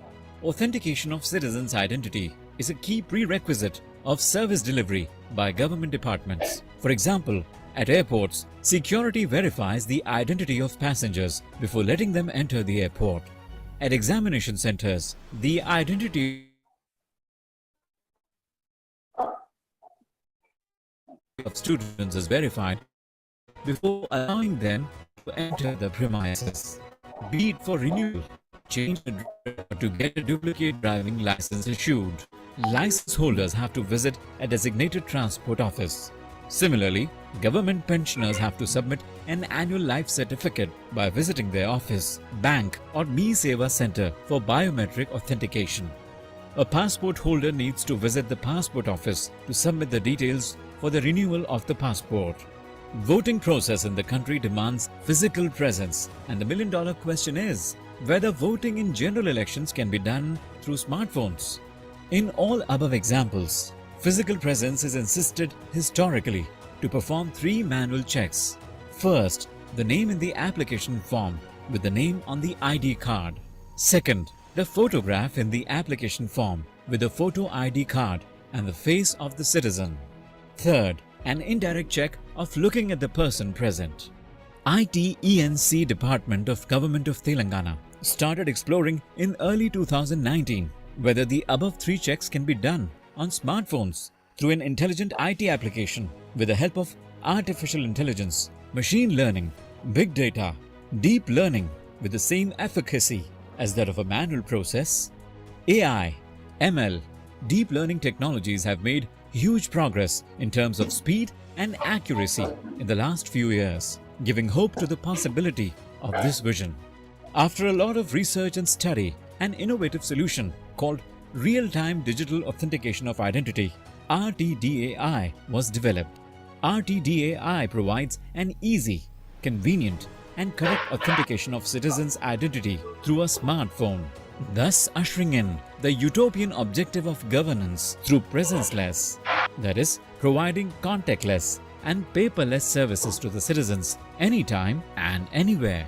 ITEC Department and Transport Department, Government of Telangana have developed the Friendly Electronic Service of Transport, FEST, which is built on RTDAI platform. FEST allows the citizens of Telangana to avail numerous services of the Transport Department through a smartphone from the comfort of their homes without having to visit the Transport Department 24/7 by 365 basis. At the same time, without compromising on the accuracy or process efficiency. FEST service is provided through T-App Folio, the M-Governance initiative of Government of Telangana. Citizens need to submit details such as name, father's name, address, driving license or learning license number, address proof, and upload a selfie and all the required documents for that particular service. FEST processes the provided information using a 3-factor authentication by leveraging state-of-the-art technologies. artificial intelligence-based liveness check to ensure that the selfie uploaded is from a live person at that moment and not a photograph or a selfie taken earlier. This is the most important test since the identification is done remotely. Big data-based demographic check to match names in application and department database handling multiple name variations. Deep learning-based image comparison to match selfie with photograph in the department database handling many variations in the photos. Post successful 3-factor authentication. The citizen can pay the service fee through a smartphone and avail the service.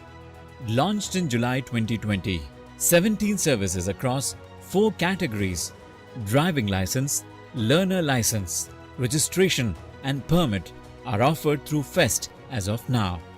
More services are scheduled for release in due course. Transport Department envisions that all services except where driving test or physical inspection of the vehicles is involved will be provided in a contactless and presence-less manner through FEST. FEST is gaining traction and present daily transactions are now around 400. About 300 driving licenses are being renewed on Sundays. A driving license renewal through a smartphone from home on an office holiday, which was unthinkable, is now made possible through leveraging the power of the emerging technologies. Telangana Transport Department is the first in the country to build this kind of platform leveraging emerging technologies to provide contactless, presence-less and paperless services to citizens, making government services efficient, convenient and transparent. Telangana has launched similar applications in other departments. Pensioners' Life Certificate through Selfie was launched in 2019. About 80,000 pensioners have used it so far till July 2021, some of them being outside India. Registration for Degree Online Services Telangana in 2020 and 2021. About 45,000 students have used this application, authentication of voters in 10 polling booths in municipal elections in January 2020.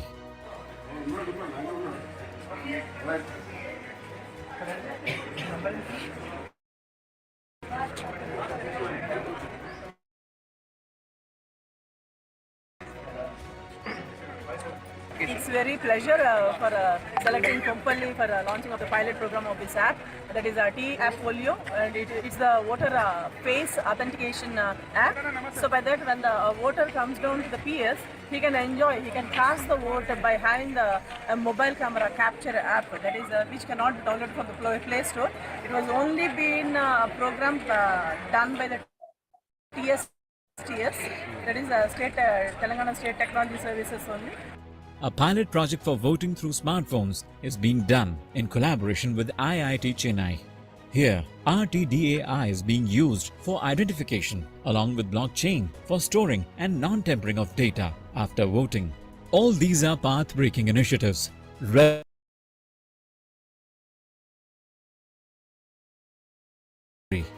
Even globally, there are very few examples of how AI, ML, and deep learning are used in conjunction with M-governance in citizen services. With unstinting support from the Honorable Minister for IT and all other departments, Telangana has become a pioneer in the use of emerging technologies. Telangana has declared the year 2020 as the year of AI and unveiled an AI framework for use of AI in the government. There are 40 crore smartphones in the country, and their number is increasing every day. By harnessing the power of AI, ML and deep learning together with the phenomenal reach of smartphones, a paradigm shift is being brought in the way citizens interact with the government in the state. Marching towards its vision of a digital Telangana, the government dedicates these solutions to the citizens of Telangana for a hassle-free tomorrow through presence-less, contactless and paperless delivery of government services anytime and anywhere, 24/7/365.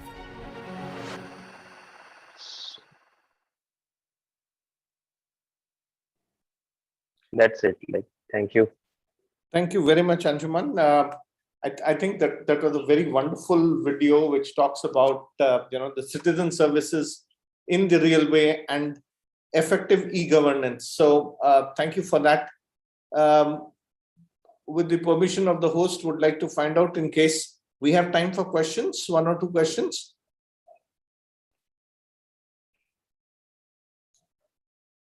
Sorry, it looks like you're muted, Sandeep ji.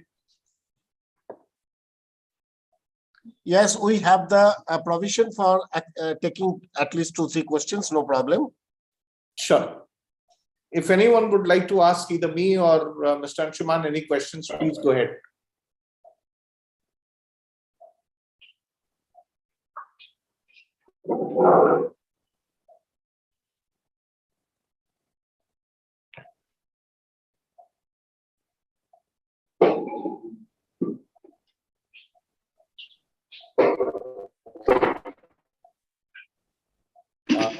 Doesn't look like we are having any questions. So yes, ma'am, please. I don't have any question, but I would like to share one experience. I am Shobha Supekar. I'm a Please, research scholar from Pune. I have just completed my PhD in training and development of first generation entrepreneurs, a critical study.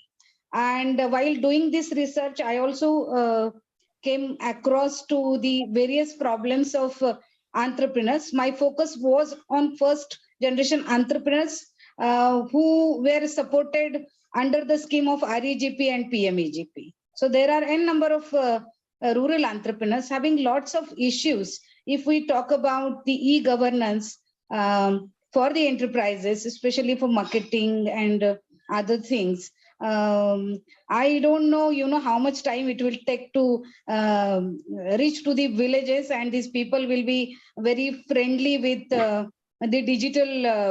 digital era for adopting this technology for making their enterprises successful. But I would like to share, sir, you have pointed out the clear picture, the present clear picture of the skill development. I sent one one message also. Even the assessing bodies are not doing their work properly. So person like me, I'm working as a director of Vocational Training Institute in Pune. Ours is a 127 years old educational institute, and I'm heading that Vocational Training Institute and was implementing various programs under government schemes. But after seeing the experience, especially like as you mentioned, the assessing bodies who were not very genuine about their work, I stopped doing government programs. But as you mentioned, we are running technical boards program. So there, I have started a grooming entrepreneurs club, and our focus is on application based learning. So whatever our students learn during their courses, there only, we give them assignment. So they have to, for example, if they are into fashion designing and learning block printing or some tie and dye techniques or surface ornamentation, we tell them to work out the logistic, then prepare, produce the products.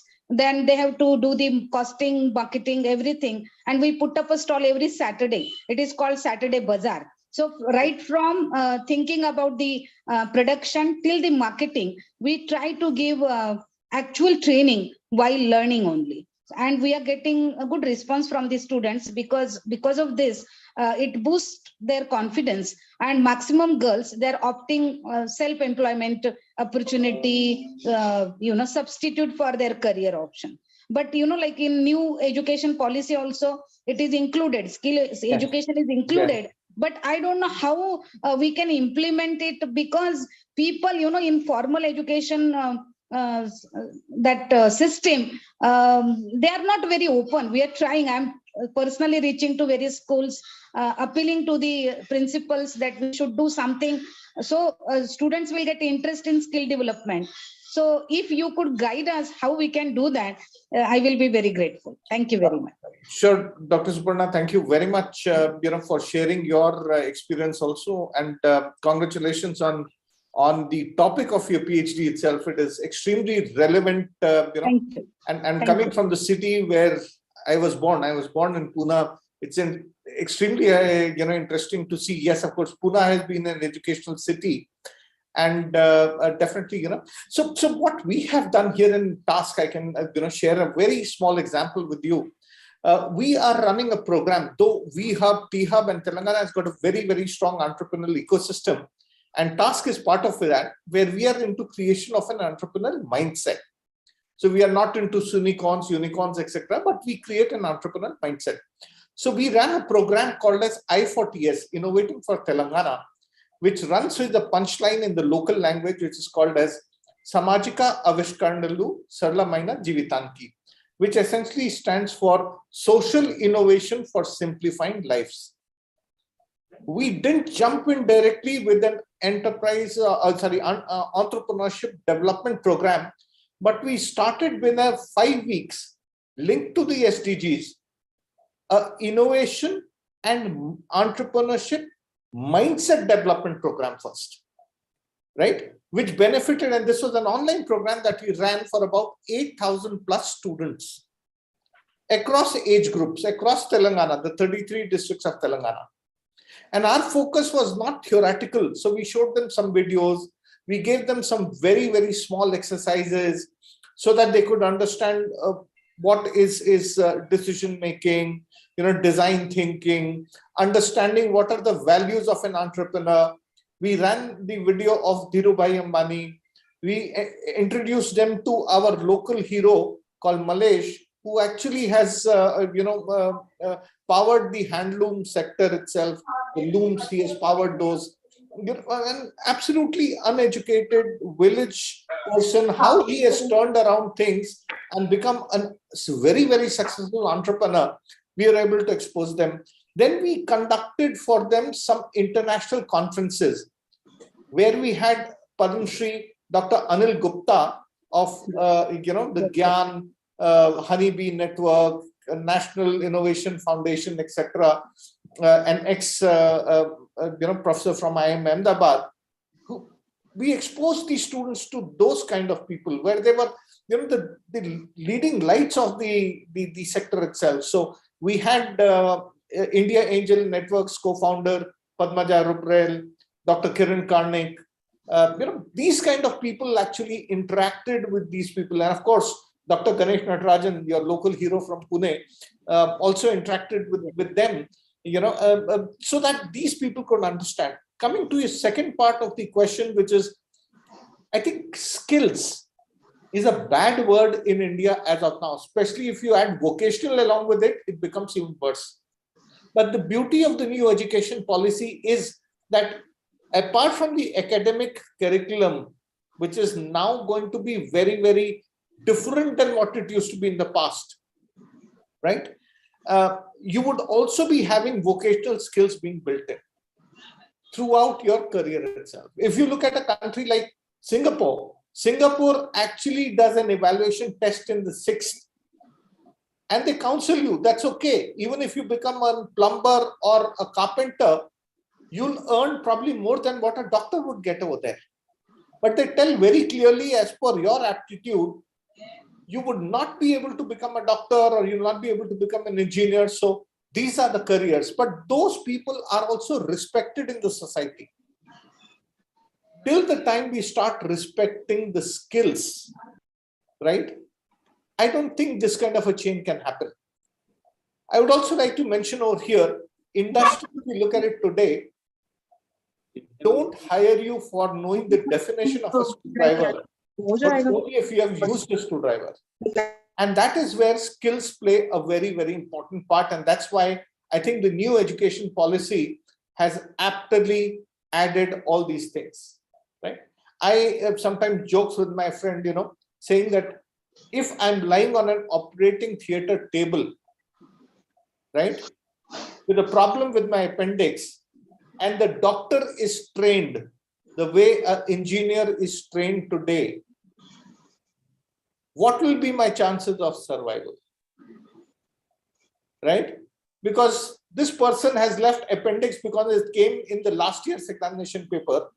They're not studied about it, right? So he knows only stomach, so he can only operate on the stomach. And that's the reality of our existing education system, which is changing through the NEP. So I think with the NEP coming in, a lot of things have to change. And of course, you are absolutely right.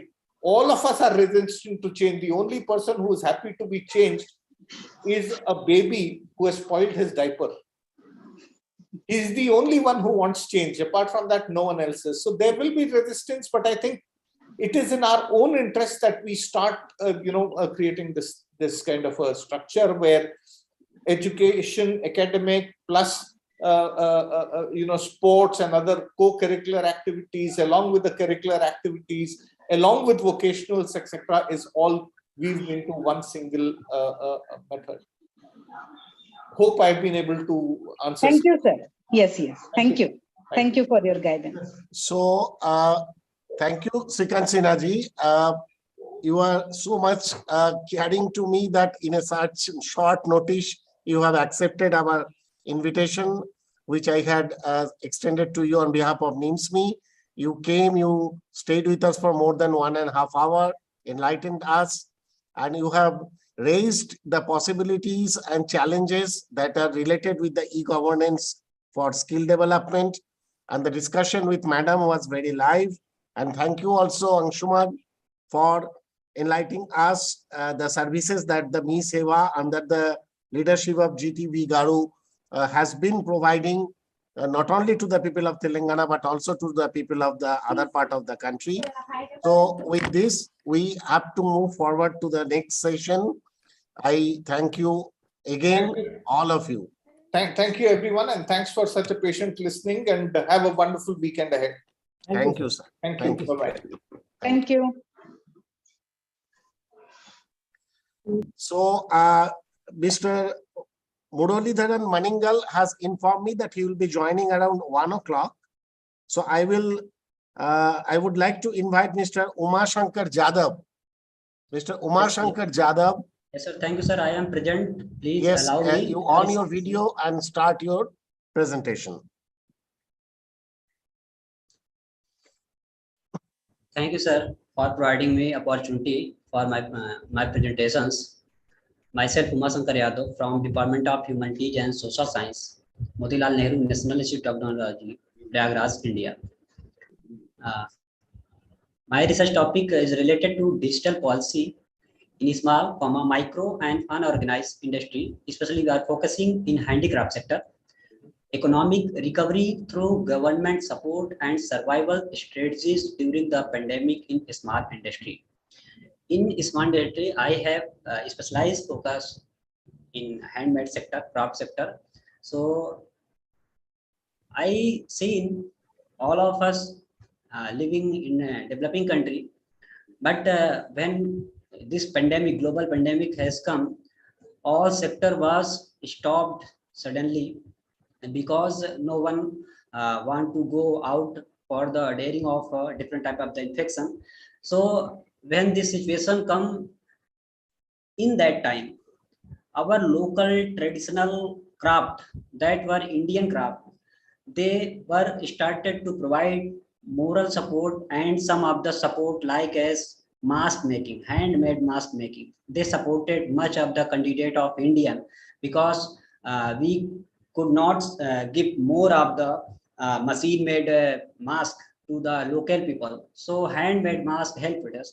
So I have focused only this. If we can provide the digital support and we can connect the digital technology with the handicraft sector or small industry and organized sector people, so then they can easily achieve better performance and they enhance their skills, they can create their capacity, and they also upgrade in the exporter line in India through the promotion in a micro, small and medium enterprises ministry also helping them. So I am focusing introduction. Small industry and micro business have a crucial role in the increasing economic revival in India.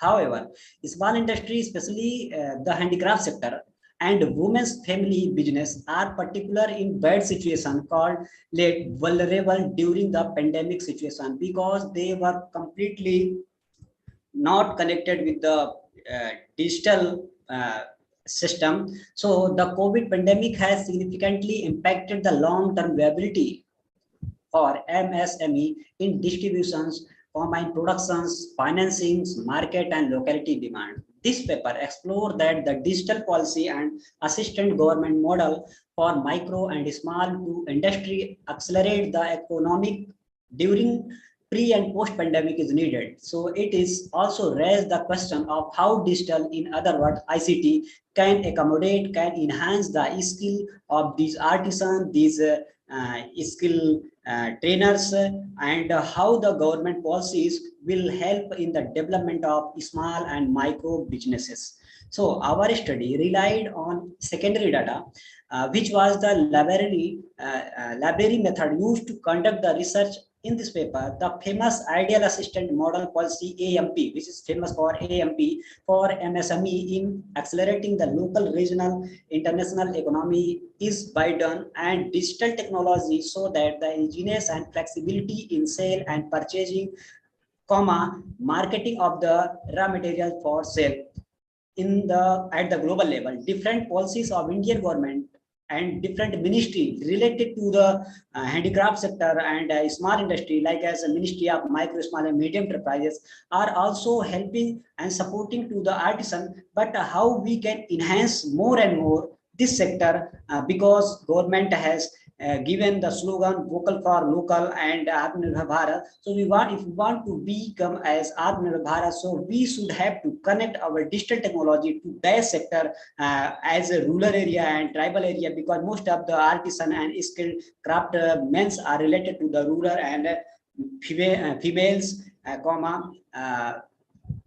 local tribal peoples. So launching of the digital era, we should government have launched the Mudra Scheme, Swayat Scheme, Startup Scheme, FinTech program, and single window system as mandated by government startup policy in 2020 to 21, implementing digital and ICT based program for MSME such as interest subsidies, reducing the subsidies, increasing the one hand production to the peoples, and restructuring the systems. Now, micro industry, it was a micro industry, handicraft industry is very flexible, self-contained and business. These units are run by individual. They can run by individual or group. And business, micro business are the backbone of our country, because if we see that at least in small industry, 68% of the candidate peoples are engaged in their sector. They are even unorganized, and they had played an important role in central pillar of the national economy. Even time of crisis and recovery, they supported more and more to the peoples of India, and thus cannot be separated from our local economy. We should include their income, their role of economy increasing in the manufacturing sector as well as service sector, because they have hand-to-hand work with the increasing of the economy. The development of handicraft sector in small industry in developing countries hampered by including limited capital. There is a requirement of limited capital for starting the industry in a small industry, micro industry or handicraft sector. But there is also difficulties in the product marketing, because they are unaware about the digital policy or unaware about the marketing at global level. Their product are handmade, they have variety, but on the front of machine made, they cannot compensate, they cannot compete with the machine made product. So we should increase their value, and they can easily compete with the machine made product. And distribution of the raw material is also a problem in a local area, but government is supporting them. Even in addition, the lack of human resource is also a big problem in micro industry, like as a handicraft sector, because if any student is taking education, he has turned their aim or goal toward the manufacturing sector or service sector or any other sector or digital sector, but they are not supporting their parents that are traditionally make their product. So this is also a big problem. Human resource is big problem for that sector, and information still has many shortcomings and limitation both the traditional and modern sectors, and grow develop into micro and medium enterprises capacity to be self-sufficient business and solid, increasing the role of handicraft industry as a big part of MSME. This should be the responsibility, this should be the duty of each and every person related to that area, and corporate sector also go ahead for the promotion and increment of this sector, so they can help in our economy, they can help in the employment generation, they can help in the regeneration of new skill and traditional skill, and popularize our value and tradition heritage at the global level. And they also income distribution, job creation, they help, they reduce the poverty and economic growth, they can help. Now, government regulation number 23 of 2020 concerning implementation of the National Economic Recovery Program in support of the state financial policy for handling the corona pandemic and facing threats that the endanger in the national economy and financial stability and save the national economy. Secondary level materials, we are focusing that when in 2020 government has changed the definition of the micro, small and medium project.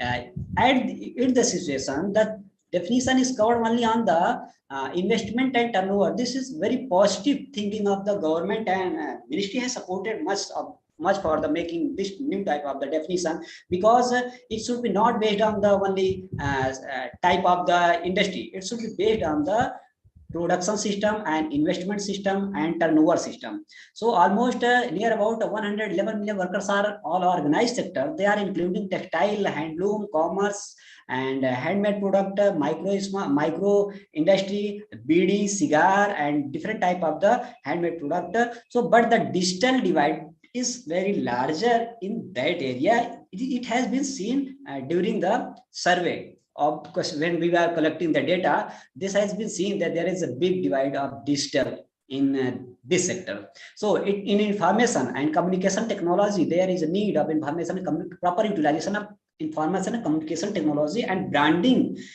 We are especially focusing, there should be branding of small product, handicraft product in local TV channels as well as government TV channels and some of the YouTube channel. At least we should give the focus at least 2 minutes for the aid of these handicraft products, so our handicraft product can popularize easily. We should utilize with the help of 4G, 5G technology, like as 5G industry and 4G industry are increasing at global level. So India also turn to their sector. So this country now. Digitization, because the term is related to digital policy. So digitization refer to the most of basic function of digital technology. Utilization of the information technology, digital technology, namely to convert traditional technology information into machine readable and transferable format as from the 0 to 1 machine code.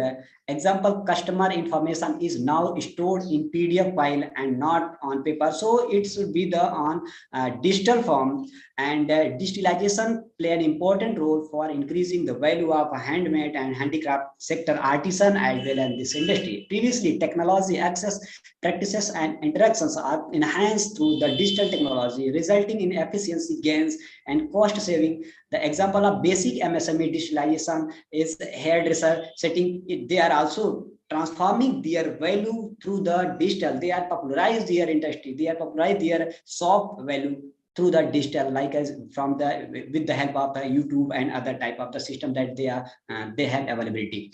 Digital transformation is very important for upgrading the skill, upgrading their industry to one area. So one could describe this digitalization on steroids. It is as we have studied for its refer the integration and coordination of several parallel internal and external digitalization process. Both internal digitalization process should play an important role, and it can compete with the external digitalization process, because Western countries, American countries are a high value than the in a digitalization value. So we should also compete. We should give positive competition with the external digitalization technology. Using multiple digital technology, namely collected information is systematically analyzing upon ultimate result.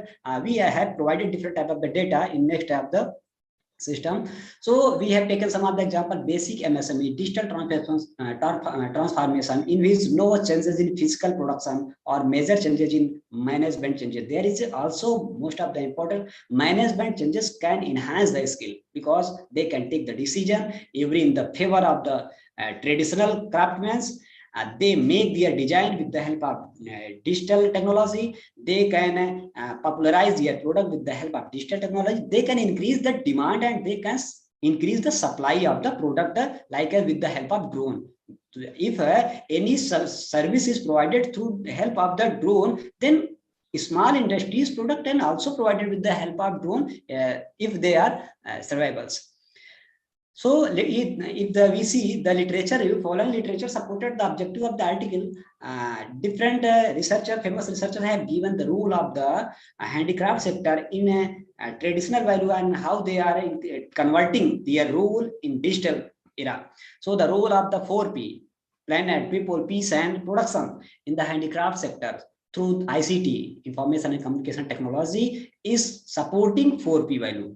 He P. Sahu in 2020, he observed that Indian artisans can create a variety of design and they have value to help the to take the help of digital technology and introduce their 4P into machine product, and they easily transform them because handmade product can give the better and positive challenge in front of the machine made, because machine made product is pollutionful, it is harmful, but handmade products are sustainable, they are durable, they are utilizable, and they are directly related to our culture, our tradition, our heritage, and they will similarize with the product of handmade. Umashankar, just 1 minute. Yes, sir. I would like to tell all the paper presenters who are ready over here to be ready, and I will be calling them one by one, and all of you will be given just 10 minutes time, because our valedictory session will start from 2 p.m.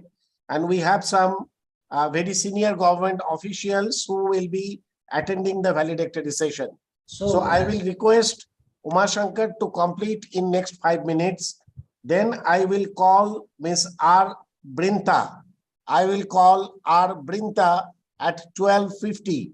Please be ready okay, sir. I will your complete. presentation. Please, Umashankar, continue. Continue. Okay, No, Dr. Sharma, Dr. Chattopadhyay. Two objective. Yeah. Just a minute, Umashankar. Yes.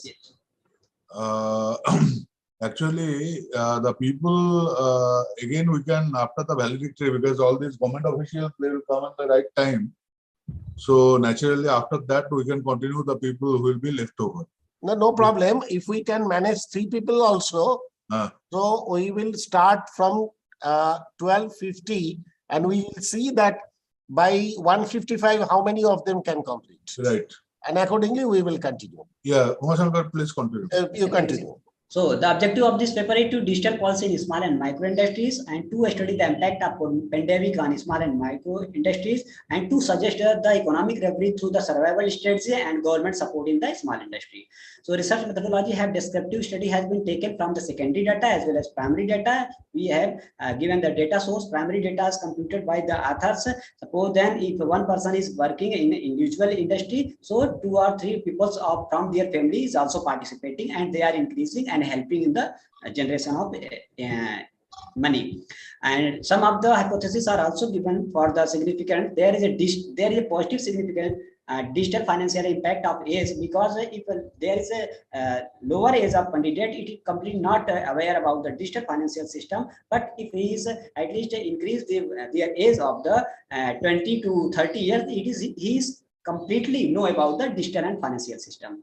Finding of the discussion, most of the recommendation are male recommendation have been given that respondent directly. Most of the respondent are related to the male handicraft enterprise. At least 69.4% are male handicraft. We should increase the value of female entrepreneurship also, because they have big role in their sector. So if we see that female people's take the money only low wages, 25% of the people's taking low wages, and most of the people's male are related high wages.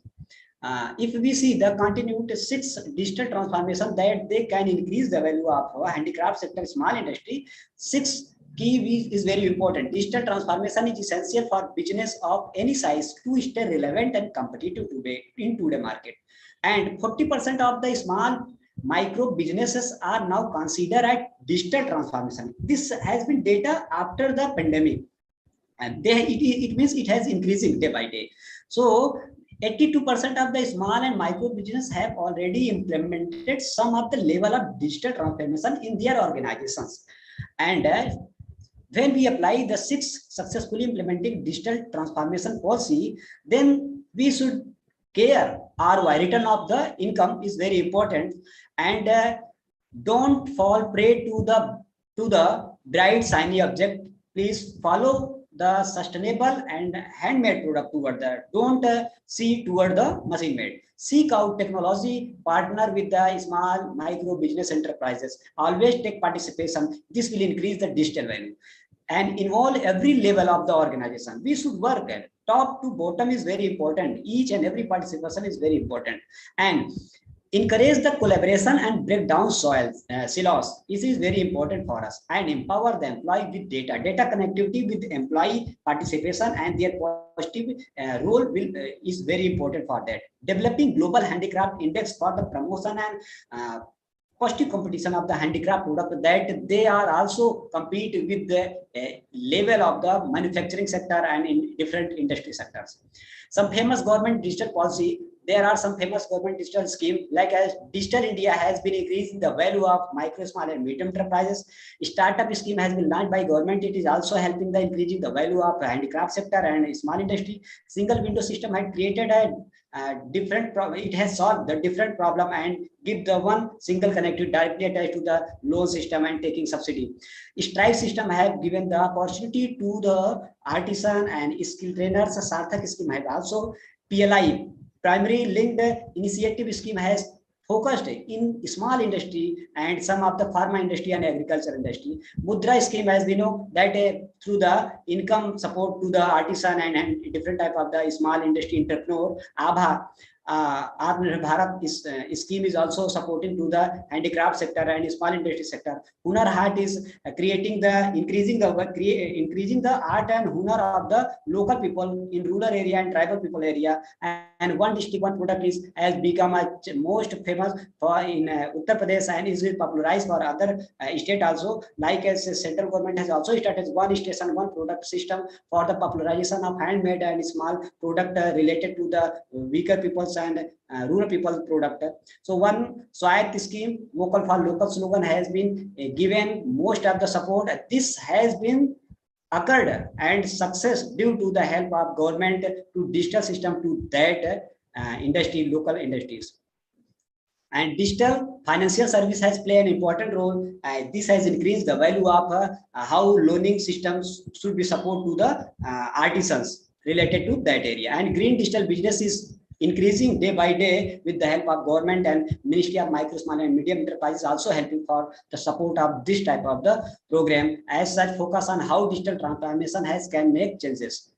Now strategy, opening data center, it is very important for the artisan. It should be developed the data center. So each and every artisan record should be mentioned in that data. And there is a need of the requirement of opening the institution like an Indian Institute of Technology, Indian Institute of Management. We should also opening the Indian Institute of Handicraft Sector Technology and Indian Institute of Handicraft Management Technology. This will be increase the value of our skills, our capacity, and we can promote and compete with the machine-made product of the in front of the European country. So technology workshop center is very important for the handicraft artisan. It is very important because this type of the technology workshop will increase their skill and their capacity building program. So in result, based on data, we have seen that different type of the product, if we connect directly to the digital system, then they can increase their skills, increase their value, increase their product capacity variety, and they can compete with the global product. In conclusion, pandemic situation has created more problem for the people in that situation.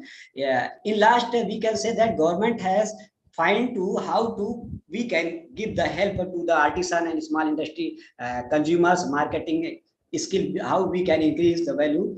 So to community, it always use local and proud product made in Indonesia and other country. So India should also enhance the skill of artisan enhance the product capacity, and it can be compete with the other type of the developed country. So if we develop a global handicraft index, it will help and promote positive competition. It will increase the demand and supply of the handmade product, and these, with the help of this digital policy, we can easily give the highest approach, highest presentation of the handmade product at global level, and we can make a hub of the handicraft product. Thank you so much.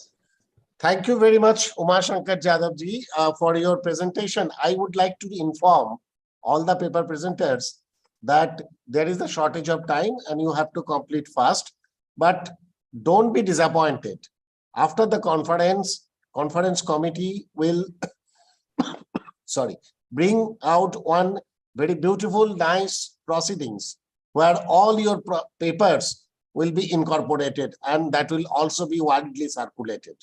So you will be appreciated by the people, by the stakeholders, and by the other scholars also. So next speaker is Brinta Rajendran. Please introduce yourself in a minute and then you start your presentation. Thank you. Thank you so much, sir. Good afternoon, everyone. This is Brinda from Bharatasi School of Management, Bharatasi University. I am a PhD scholar. I am pursuing PhD with me in my second year with the guidance Dr. M. Babu. Let me share my screen.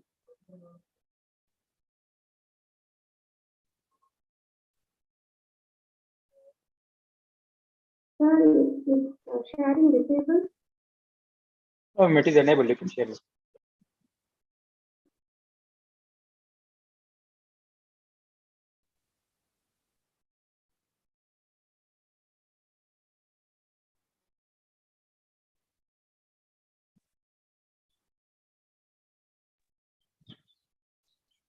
Sharing is enabled. You can share your screen. Yes, I'm fine.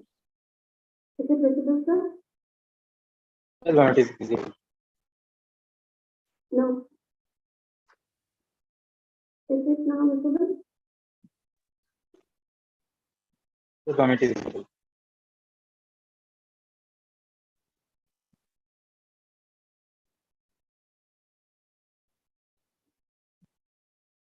Yeah, continue. We can see your slides. Please continue.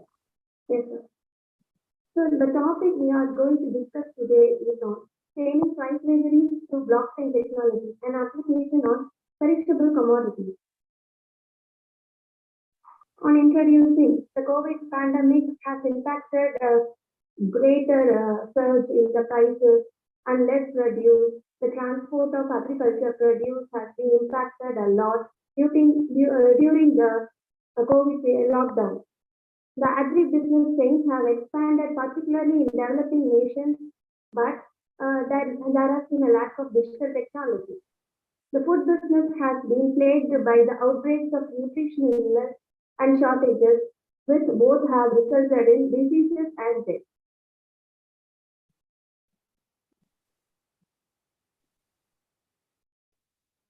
So we could see farmers have been destroying the produce. Especially when considering about the onion, it is a perishable commodity which were destroyed during the pandemic period, and there were heavy untimely rains, flooding, and the soil became clogged. The pests and diseases were spoiling the oil plantation, and the pests and diseases were spreading heavily, destroying all the onions. The period of harvest for onions were 3 to 4 months, but they should be harvested in a dry season, and for the storage, there should be a buffer stock for the preparation. They should be stored in a cool and dry conditions to increase their shelf life. Issues behind the agribusiness of onions. Onions are a must-have product in most of the Indian recipes. They are perishable and traded on the open market, and we can never keep it for too long. Droughts can cause serious shortages as well as inflation of prices. The prices increases of 400 to 500% even by the time the harvest reaches the retail market. Now, let us introduce blockchain technology in agriculture. To overcome the price vagaries in onion supply chain, we shall introduce blockchain in agriculture activities essential for our survival. It benefits a large portion of our people, poor and marginalized rural populations. Governmental agencies to reform their legal framework and laws in order to include blockchain to their economy. Customers and other distribution network stakeholders can have greater visibility in agricultural supply chain to address the problems such as wasted food, lack of origin data, late payment, and absence of crop insurance. This has been touted as a forerunner in the agro system for streamlining the management of all of these issues. So how blockchain works in agriculture? This has been retrieved from medium.com, and this shows that we can have farmers data, seed quality data, soil moisture data, climate and environmental data, harvest and yield data, and demand and sale price data. So this could clearly bring out the problems in the onion supply chain. So blockchain implementation. What are the benefits? It could bring out the food supply chain traceability, food safety, authentication of food products, food supply chain efficiency, and food trading. And this study has taken the support of diffusion of innovation theory in its study. So diffusion of innovation theory, what does it mean actually? One of the several earliest studies have shown that there is which was brought in 1962.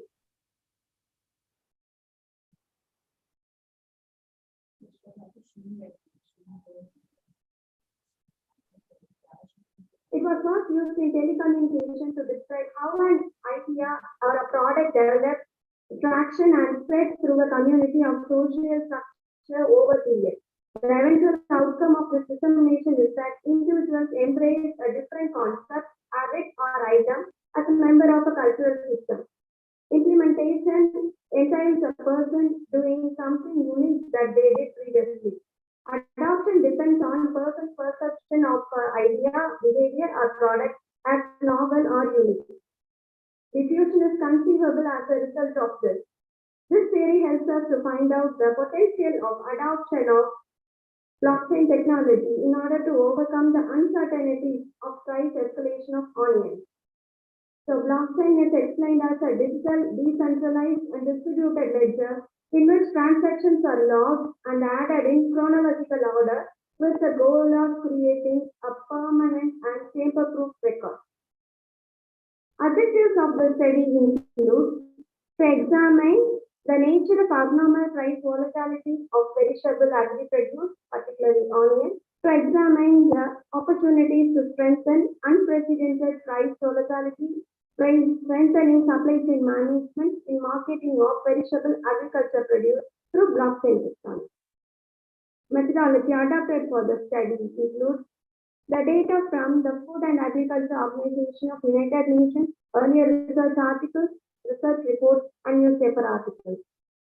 This study uses a quantitative analytical tool called coefficient of variation. The period chosen for the study includes past 20 years, roughly, and from January 2000 to May 2022. This includes monthly data. This is a quantitative study, and the data was retrieved from Global Information and Early Warning System, which contributes food price monitoring and analysis tools. The retail nominal prices of onions were available in rupees per kilogram. So the results of the study shows that there are 4 states, 4 markets that represent the key areas of India where onions were sourced for consumption as well as export. Onions accounted for 1% of total dietary energy supply. Each state has its description. New Delhi is an agri capital city where there is a large urban food deficit area, and it is the main market for all commodities in north of the country. Chennai is the capital region of Tamil Nadu state, the important rice producing area, and wheat is not produced here, but it is consumed mainly in the urban areas. Mumbai is the capital of Maharashtra state, which is the urban food deficit area in the country and has the largest market of all major foods in the southwest. Patna is an important producing area for both rice and wheat. The common behavior of onion prices observed from the figure are: there is a price pinnacle in the months of November, December, and January, and lowest prices are observed in May month of all years of the 4 states. Prices in these markets move together with a major difference across these years. During the period of September to January, fluctuation is more prevalent. This is the primary Kharif and late Kharif phase, which has the most production volatility. Price begins to rise from September onwards when recent arrivals are minimal and most of the past summer crops have been depleted. They peak in November when the major Kharif weather enters the marketplace. They stay for the same or lower threshold in December and January, and they begin to fall from February onwards. During Rabi or hot summers, prices drop to their lowest levels in April and May. So, onion price volatility in core markets of India. This table shows the lowest price and the highest price. The prices in onion retail markets of the 4 states. Patna has the data from March 2000 to May 2022, whereas other 3 markets had the entire period data taken for the study. The present study received 269 months data from the database. Coefficient of variation is suitable to study the volatility with the calculation of the ratio of standard deviation to average price of onions. On performing this calculation, it was found that Mumbai market is the most volatile among the other chosen onion markets of India. This is due to the fact that Maharashtra is the leading producer of onions, accounting for 28.32% of global production. Indian onion is in high demand around the world, and the country exports million ton of raw onions worth 2,826.5 crores. Hence, it resulted in the highest price of onion in December 2019.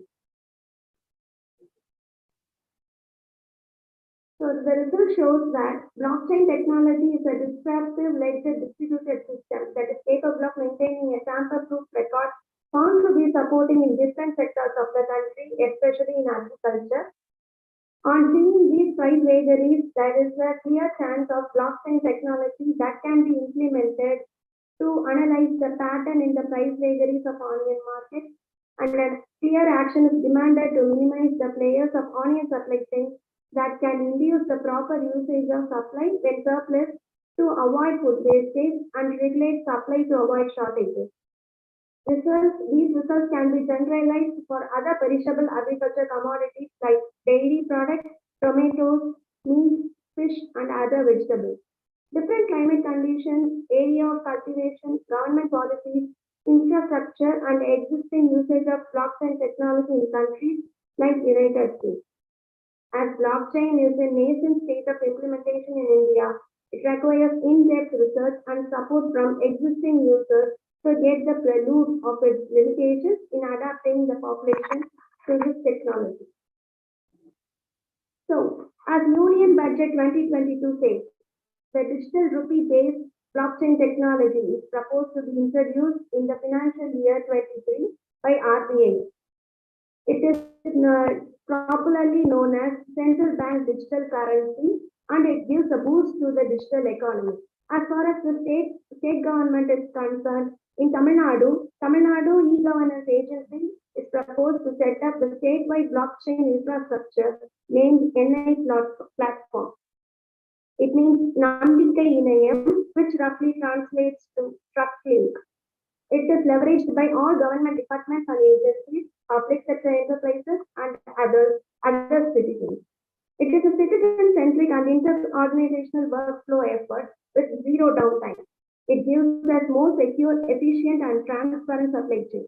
All departments and public sector enterprises within the state can use this platform, and it is based on a hybrid infrastructure. Blockchain as a service, a provider to government departments. Thank you so much, sir.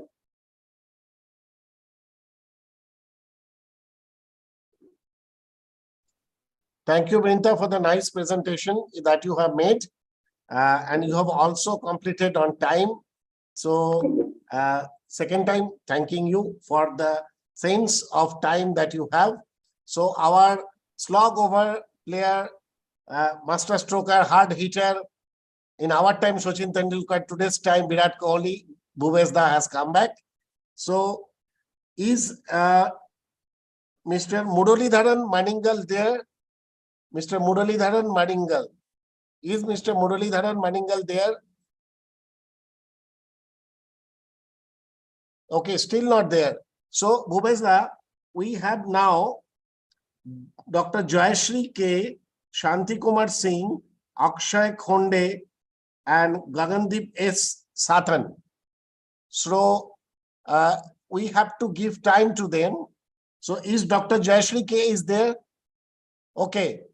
So, Bhuvesda, she will start her presentation, and time I can give only 15 minutes because by 2 o'clock, all the central government officers will come join with us for the valedictory session. So, Dr. Jayashree K, please start your presentation.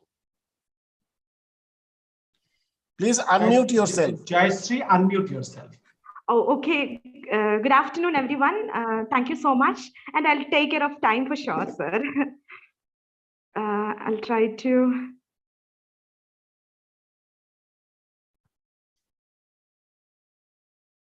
I'm trying to upload my file. Oh, gosh.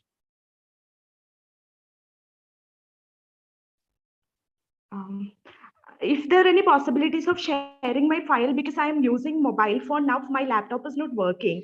So I'm trying, I don't know how to upload it with mobile phone. Just you can share the document in the chat. If you could share, that will be great. Just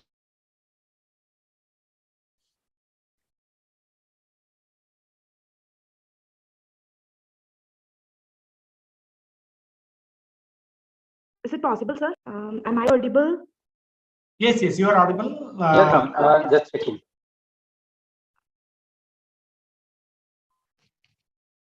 And what about our other speakers are available, like Mr. Shanti Kumar Singh?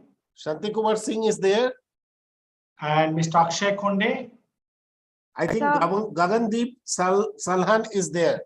Gagandeep Salhan is there. Okay. Yes, sir. I am here, sir. It's Gagandeep Singh. Okay. Great. Great. So you be ready with your presentation.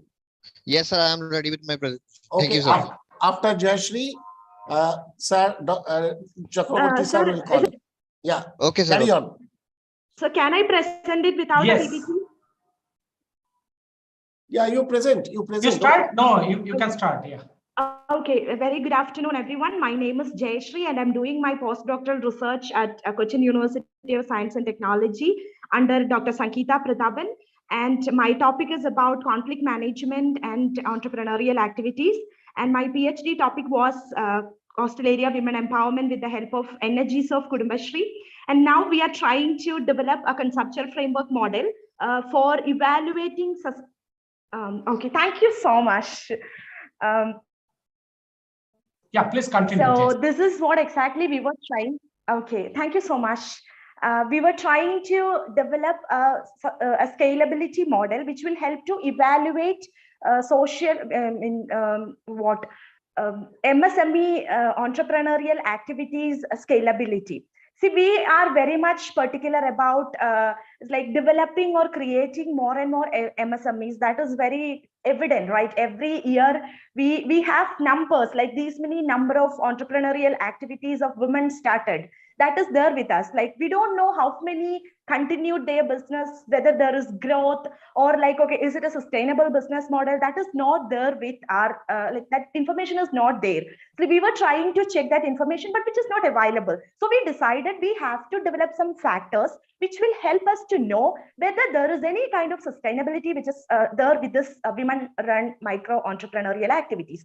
And once it is about women-run micro-entrepreneurial activities, you can change slide, and last slide there will be a conceptual framework model, and I'll be talking more about that conceptual framework model. Than that, all these literature information, I want to explain more about that one. The last slide.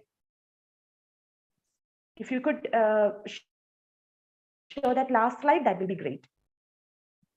Now, next, yeah, this is the model we developed for, this is the conceptual framework, proposed conceptual framework to assess grassroots community development based micro-entrepreneurial scalability assessment.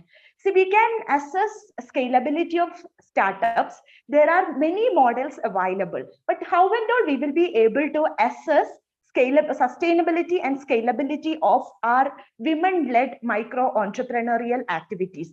There is no such model available, so we are planning to construct or propose a conceptual framework, which then, if we are developing a conceptual framework model, what all factors or dimensions we have to consider. For that, we developed two propositions. One is like Kudumbashree side, like, okay, for developing this model, we are using Kudumbashree as a platform. So Kudumbashree is helping Kerala women to develop more micro-entrepreneurial activities. So what all kind of help Kudumbashree is giving to create sustainable micro-entrepreneurial activities, plus if you are starting a micro-entrepreneurial activity from your business model side, how you will be able to scale that business, or how you will be able to scale up your business. So these are the two propositions we are having. Based on this proposition, we developed this model.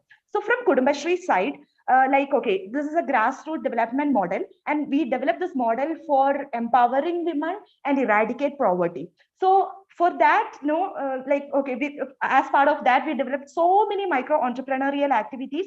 Now, Kudumbashree developed this micro-entrepreneurial activity, then how we should scale that. See, we can consider four major factors, that is quantitative factors, then we can use functional factors, then political factors, as well as organizational factors. Now, what is quantitative factors, or which way quantitatively Kudumbashree able to help these women-led micro-enterprises to sustain or scale up?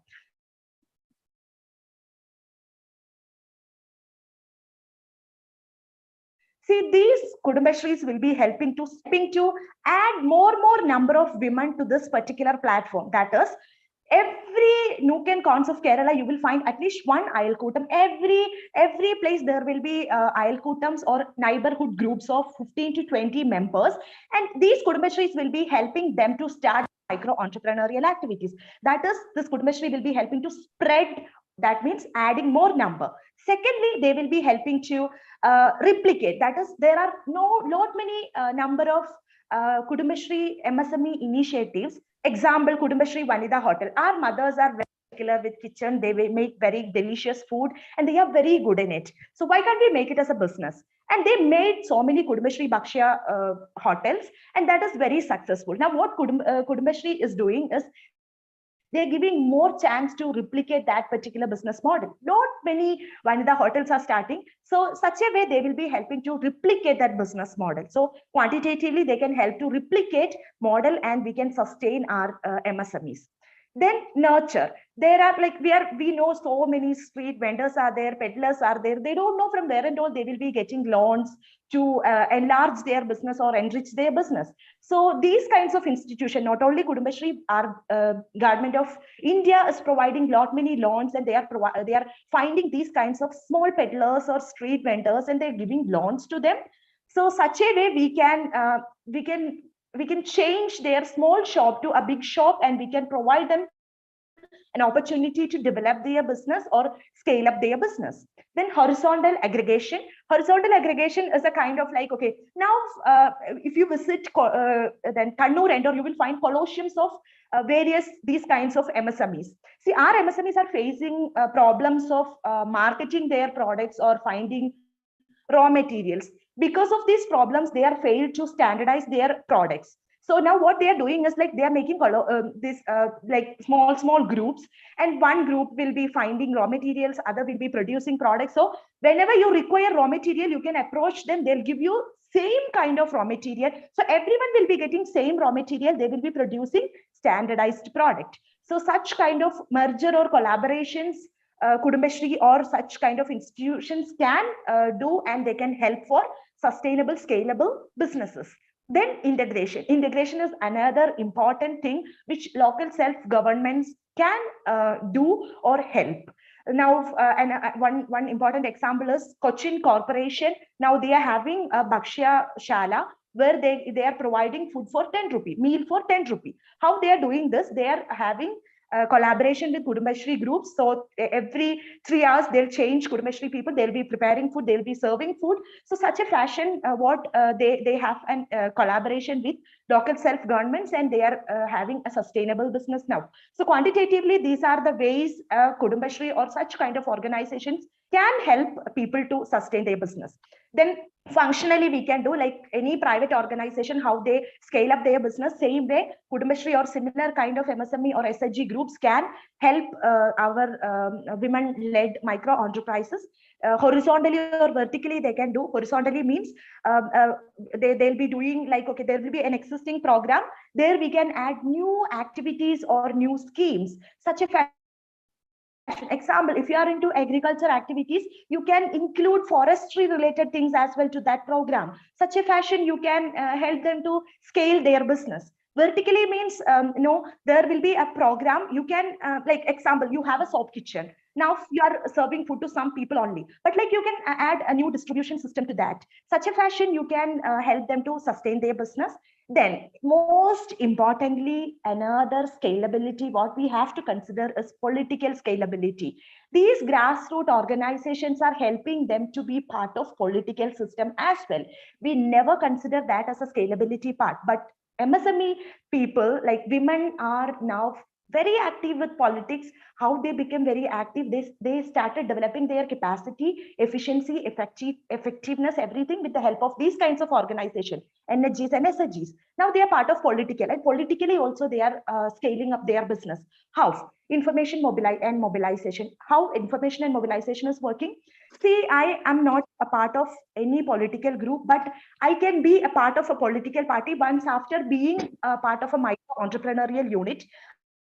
I will recognize my own capacity and I'll start working. And like there is another way, that is networking. That is, I don't want to be part of any of the political group, but there is a political issue which I know I am also going to be affected in it, and I want to be raise my voice against that particular thing. I can be part of it and I can raise my voice, and you might be seeing any number of issues where people now women started raising their voice. How they got that thing? They got it through SHGs and NHGs, or this micro entrepreneurial participation.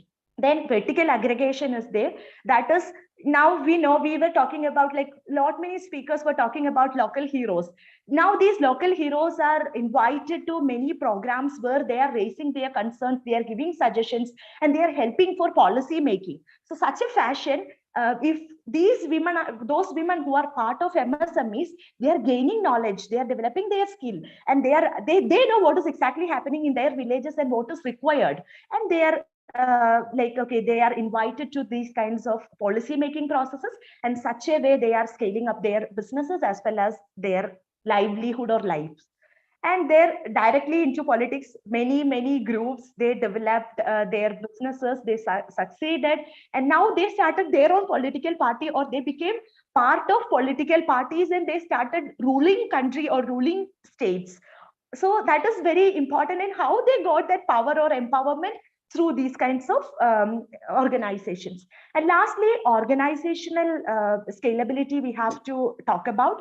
Their financial managerial autonomy these people need to have. That is, our ladies are like, okay, less literate or illiterate, they are gaining knowledge, they don't know how to approach market or what is market potential and all. They need information from where they are getting information, or where they getting that skill through Kudumbashree or NHGs or SHGs, they are getting that information. So organization wise also we have to help them to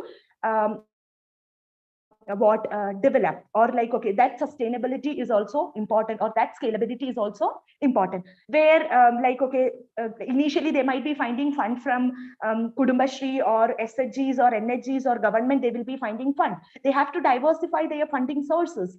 Then they have to learn new skills, or not only learning skill, how they are implementing that skill, that is also important. So that organizational learning and structural procedure matters will help them to help us to understand whether they are implementing what they are learning. So all these kinds of activities, how we are making sure, like, okay, once one MSME is started, like, okay, once they started like, okay, making profit, or they're breaking their breaking the break-even point, and after that they are started their growth.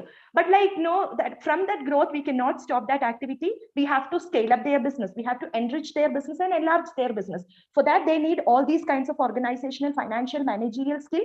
And who will be providing all these kinds of skill? These kinds of organizations, these kinds of institutions will be providing. So institutional wise supporting structure, scale paths, we have to consider. We are only considering organizational path, not only organizational path, we have to consider this whomever is providing this infrastructural facilities to them, to this women, that also we have to consider. So that part I already covered, that Kudumbashree supporting structure, scaling paths. There I was explaining quantitative, functional, political and organizational paths for scale up. Once it is covered, we have to cover other few factors, which is about scalability of that particular micro enterprise. That is that they will be having a model, right? Business model. They will be having their own business plan. With that business plan, also they have to scale up. See, as a person who is representing an organization, I can help them how they have to quantitatively develop, or politically develop, or functionally develop. I can give them information. With that, I can help them to scale up their business. But their organization should scale up along with this. So there we have to check their business model. So which way we can scale up their business model? That is women-led MSMEs business model. Internally, externally, we have to consider factors. Internal factors, mainly we are considering technological factors, plus organizational, that cost and revenue structure, organizational financial growth, management team, network effects, user orientation, all these factors we have to consider. That is technology. Nowadays, most of the startups, they are based on technology. Why? Because the scale up is more possible with technology.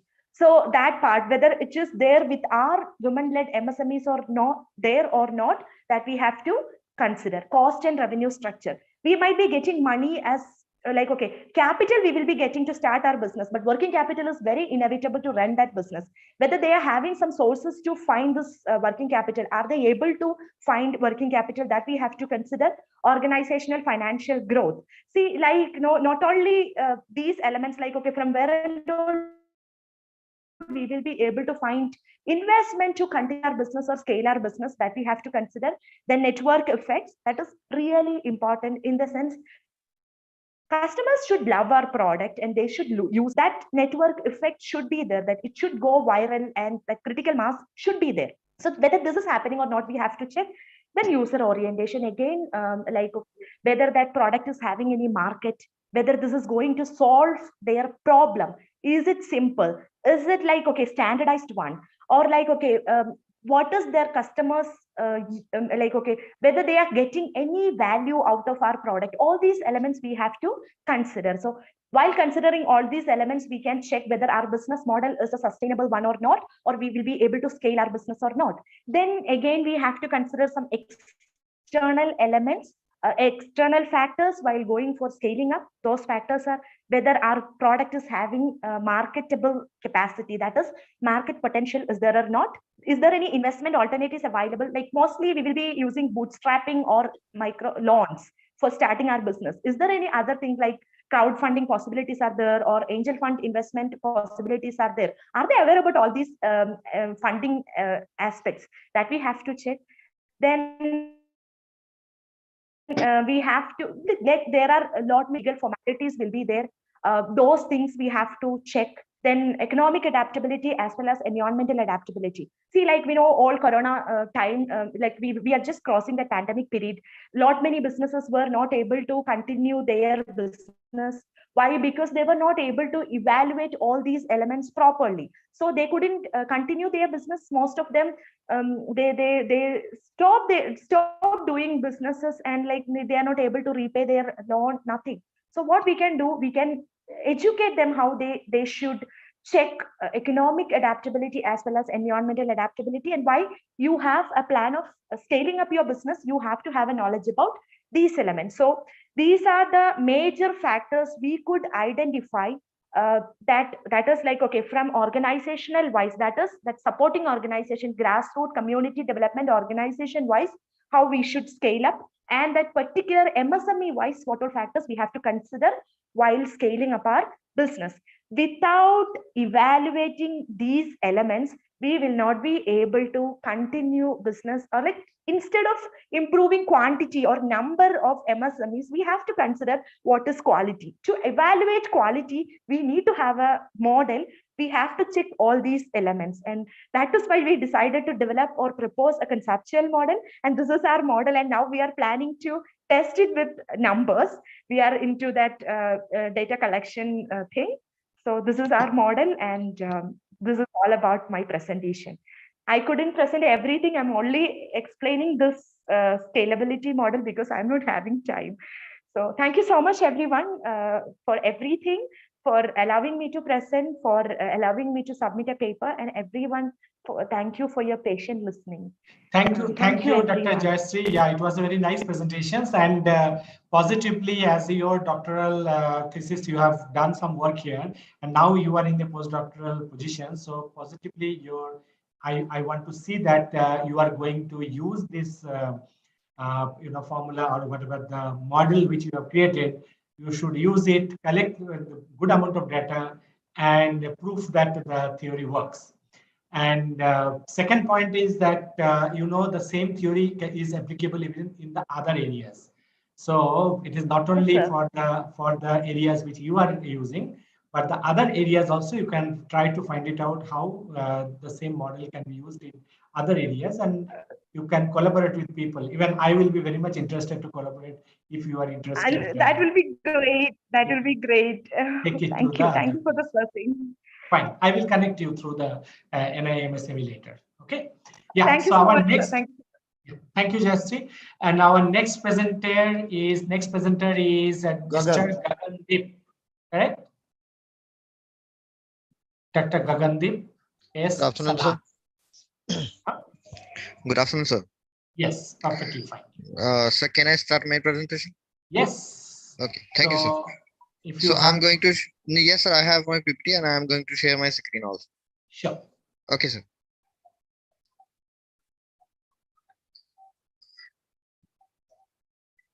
Actually, sir, there is I think you will be unable to share your screen. Just a minute. Yes, sir. I am not able. No, now you will be. Okay, sir. No, sir. Actually, host disabled. Please try, sir, now.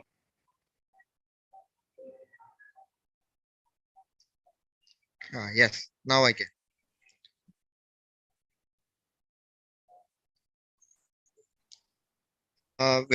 First of all, I'm very thankful to all of the MSMEs for sure accepting my research for the presentation at this great level of the research experience. So today's my research topic is that is the investment through envelopes a study on the post-COVID pandemic, COVID-19 pandemic and initialization trends. Basically, this research is done for examining the various impacts of the mobile wallets used during the during the COVID-19 and post the COVID-19 period. So after this, this is me, Gagandeep Singh. I am pursuing my PhD from Sant Baba Park Singh University, Jalandhar, Punjab, and my research area is that is the finance and banking. So after, on this, I'm having currently working as an assistant professor at Pyramid College of Business and Technology at Fagwada. And my guide is Dr. Ramandeep Kaur. She has a PhD in management, core area and banking HR. She has even a great experience of 18 years in the education, academics, and research. So let's start about brief about my topic. That is the uh, in this research, we are having some of the funda that what is the main factors affecting the COVID, main factor affecting the payment behavior during the COVID-19 and the after the COVID-19 pandemic on the users and payment pattern of the among the users of the mobile wallets. So for this, we have collected our 120 respondents data with the questionnaire, and the data was collected from the and the two tier cities of the Punjab, and we found that this is having a significant relationship between the usage and impact of the mobile wallets on the payments. And the crucial thing is that was found in the research, that is that during and after the COVID-19, there is a 3 to 5% increase in the new users of the mobile wallets who were priorly not using the mobile wallets before the COVID-19. So this is that what is the digital payments that we are who have seen the two major related to the payments. That first one is the demonetization and the second one is the COVID-19 payment. In these two eras, the digital payments help the people into a lot. So next is digital payments. So digital payments are the basically those payments which are done with the help of digital media, like you have internet banking, ATM, debit card and credit cards, RTGS, NEFT, SMS banking, and mobile banking. And into this, the next feather into the cap, that is the near field communication. This is a very fabulous innovation that is allow the users to just pay in just tap and pay method. So basically, these are the cyber acting app which is fitted into the smartphone, which is used or which is derived with the help of debit and credit card, which is linked into the account, and further it is linked through the UPI.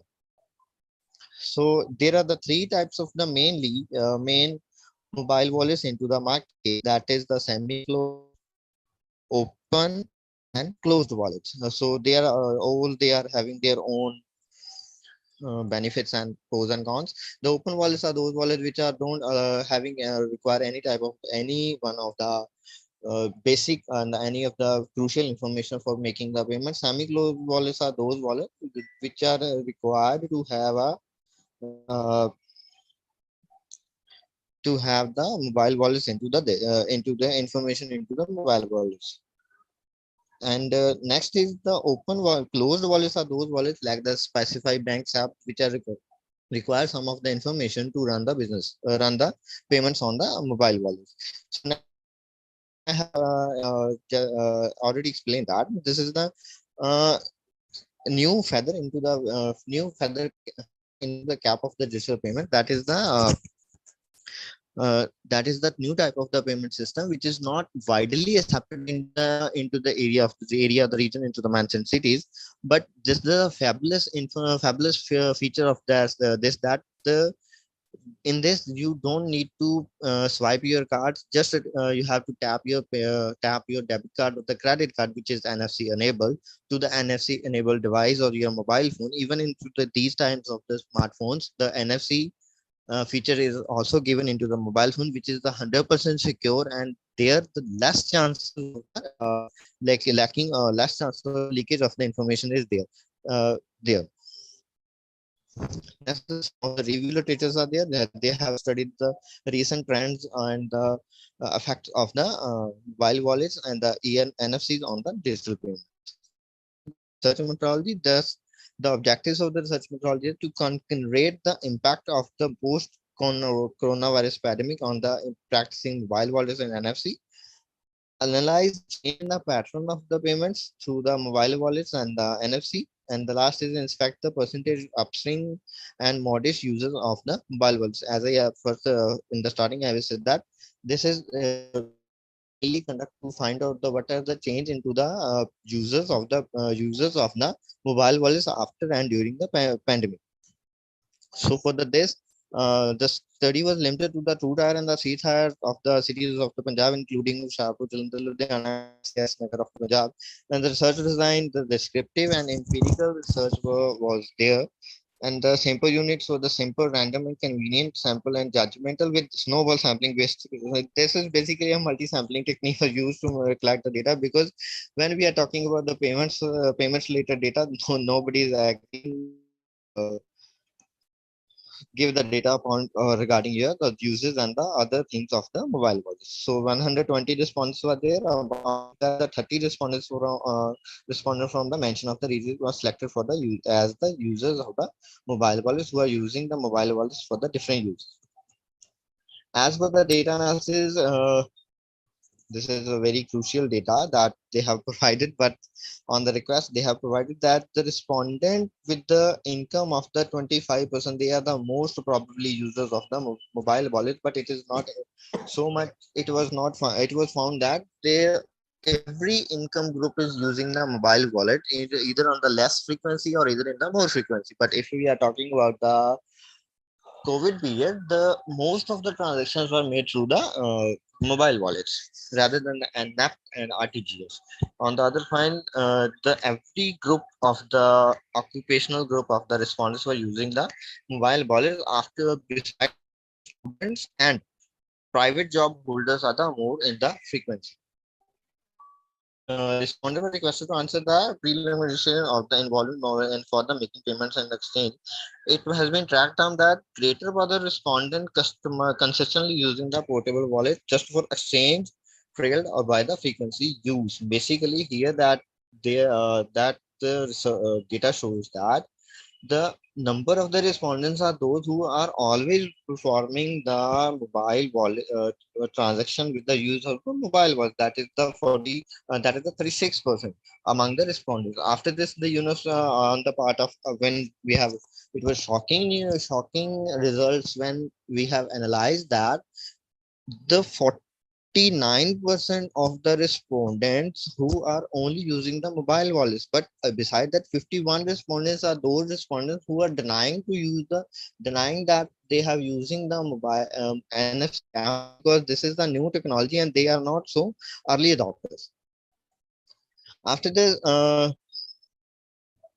if we are talking about the COVID-19 using the mobile wallets and NFC before COVID-19, here that only the 25% respondents are agree that they are always using the mobile wallets, and after the during the that his ratio has been increased to the 33%. During the use, it was found that during the COVID-19 pandemic, that proportion has been increased to the 48%, but there are the 28% of the respondents who are saying that they are using the same frequency, but using the mobile wallets and the NFC in the same frequency. So after this, if you talk about the preference during the use of mobile wallets, there are the number of the mobile wallets are there, but main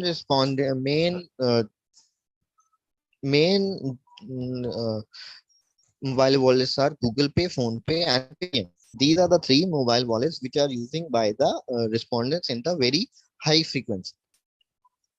And it was very interesting thing was that found that during the COVID-19 period, most of the respondents were shifting from any other mobile wallets to the Google Pay or the using the new as a new as a new or the first mobile wallet, that was the Google Pay, which was adopted by many of the respondents during the during the COVID-19. And after applying the research tools, it was found that there is no significant difference between the use of the mobile during the COVID-19 and the after and before the COVID-19 period, because there is some of the restriction that people are don't getting their salaries too much. So that's why the p value is near to the 10, but not greater than the not too much greater than the value, that is the alpha value, that is the 0.5%. And after it has been found that availability of system to pay digitally and with the mobile wallet during the COVID-19, this has been shown that there is a no significant difference, because with the imposing of the lockdown and the COVID restrictions, the people are not able to get outside and withdraw their money. So that's why there is a more availability of the resources to pay digitally and electronically with the use of the mobile wallet. So that's why this factor attracts the more of the adopt and use the mobile wallet for payment and taking the payments from the others and making the transaction for the various day-to-day routine. On the part of the conclusion, refer to the notes. This has been shown that the mobile wallets and QR code is the more acceptance than any other media, because it is the very convenient, safe, secure, and fast method to pay digitally. And in this, there is no need to enter your data again and again on the every transaction. For example, when you are using some of the web portal or the net banking, you have to enter the password and the KYC details into the portal again and again while you are making your transactions. But in the case of mobile wallet, this thing has been absent. So some of the references assessed me to during my research. Thank you, sir. Thank you, Mr. Gagan Salan. It was very nice presentations, and particularly you really talked about the uses of mobile wallet by Yes, sir. people. Only one point, one question I'm having actually, which I could not get the answer properly from your presentation. That Yes, when sir. you have tried to get this information, what is the percentage of people who say that they don't use mobile wallet at all? So there is a just a second. I have add on these data. That is the in the very first question I have asked. Very firstly, that is they are using the mobile wallets, and they are denying that they are not using the mobile wallet. So what is that That percentage? What is that percentage? that is on the sometime basis. That is the 30%. Those are respondents who are not using the mobile wallet. And this 30%, what is the breakup? Means how much is the private, how much is the government? Actually, sir, So this is, why I'm telling you, this would be a very interesting information. Okay, which will be useful by the credit card companies and the other people. Yes, because I found that, because this is my own experience, I'm telling you, I found that it is the other way, that the unemployed sector is using the mobile wallet much more than the people in the organization. Yes, it has been also shown that it was also found that most of the students who are using the mobile wallets regularly.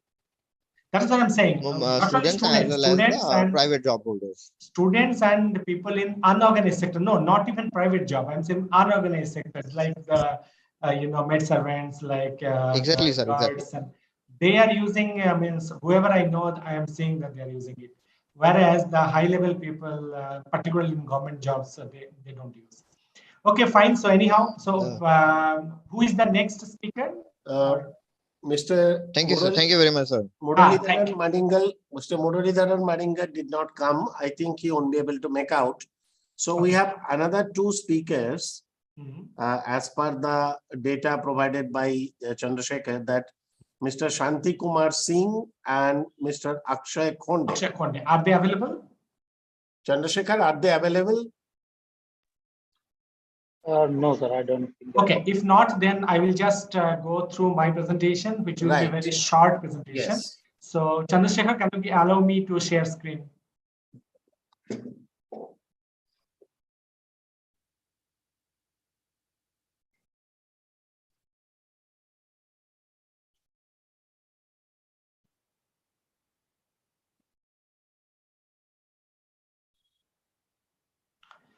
Yeah, so let me just talk about this sustainable livelihood development. So that is the topic of this session.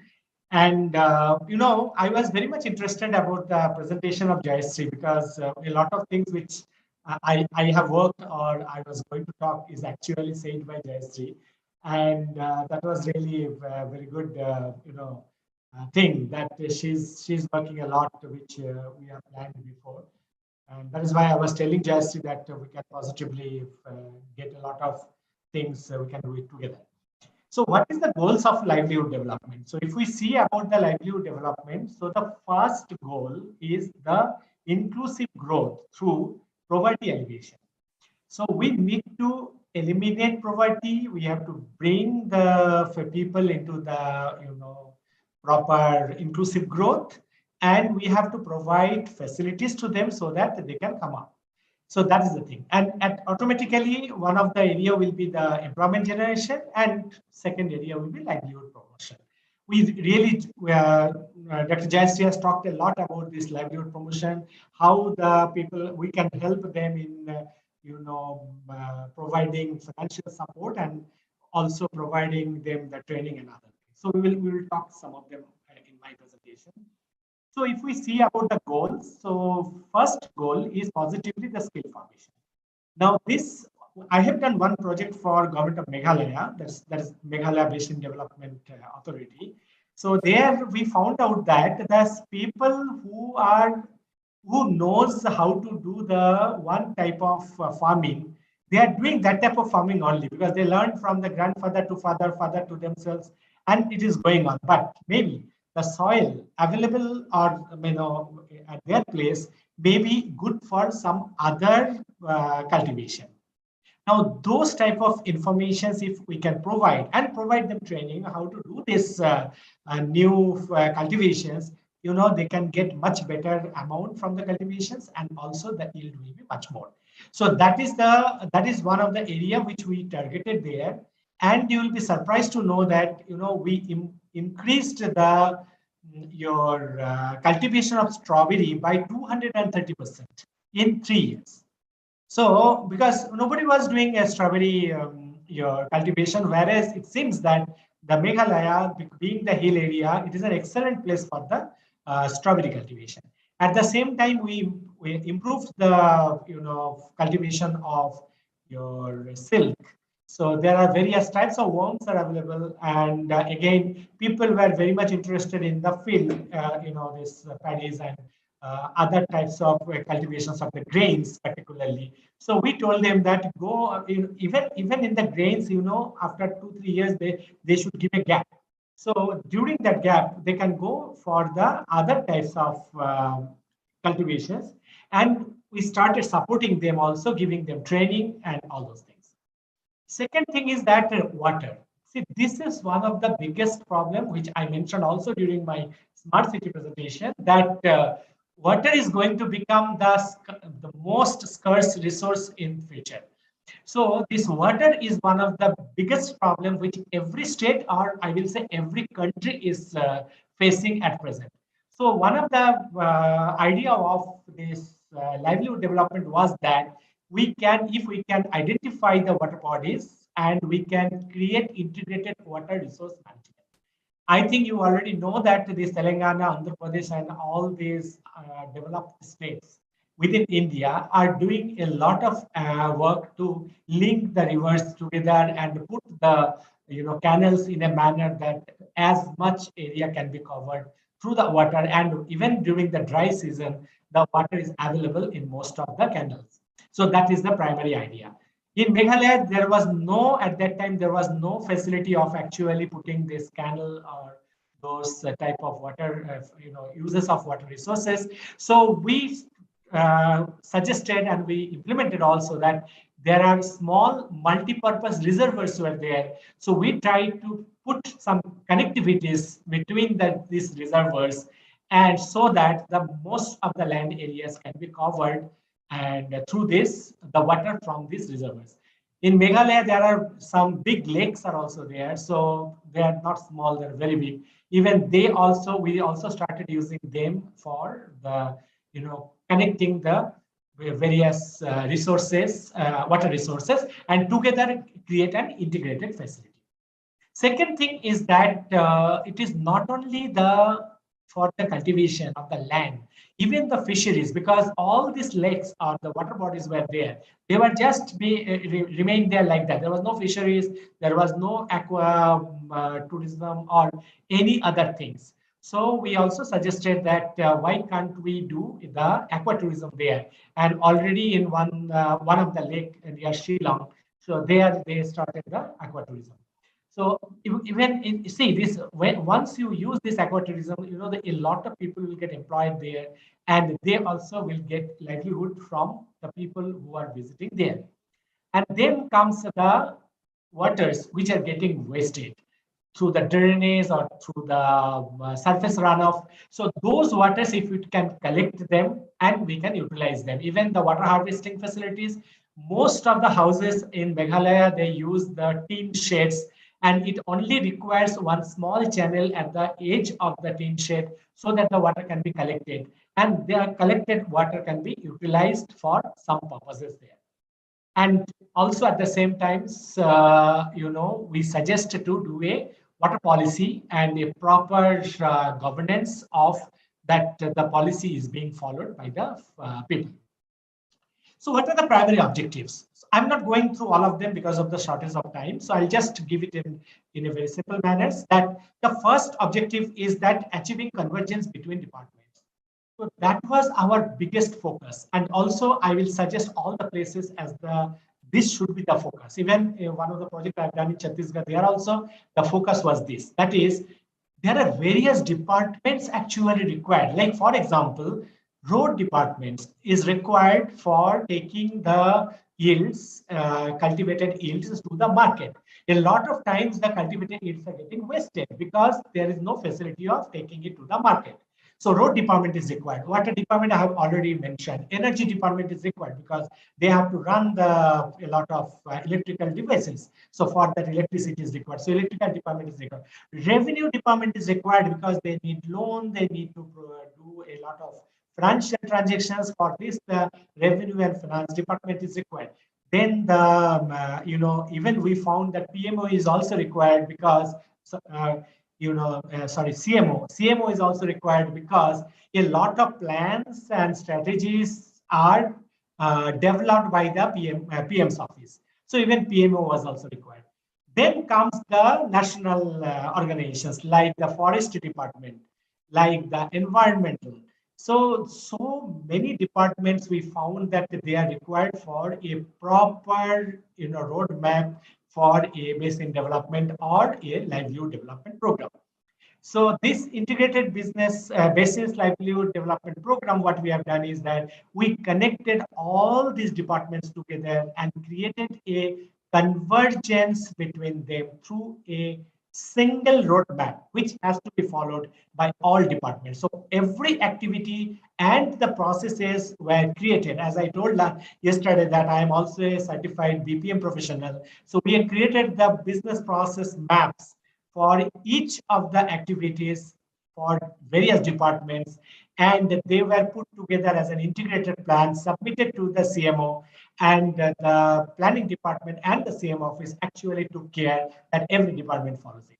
So that is the first area. Second area is, which I mentioned yesterday also, that is the service delivery. So we have to really do effective service deliveries. A lot of items are there in service delivery, starting with the provision of the seats, to the water, to the other facilities. So many things are there. So we need to actually, even the connecting with the other external agencies also are required. So all these things try to improve through the e-governance program. So there are already some e-governance programs that are going on there, and we created also some facilitation centers. So every 2 villages we created a facilitation centers, and this facilitation center was run by the people of the village.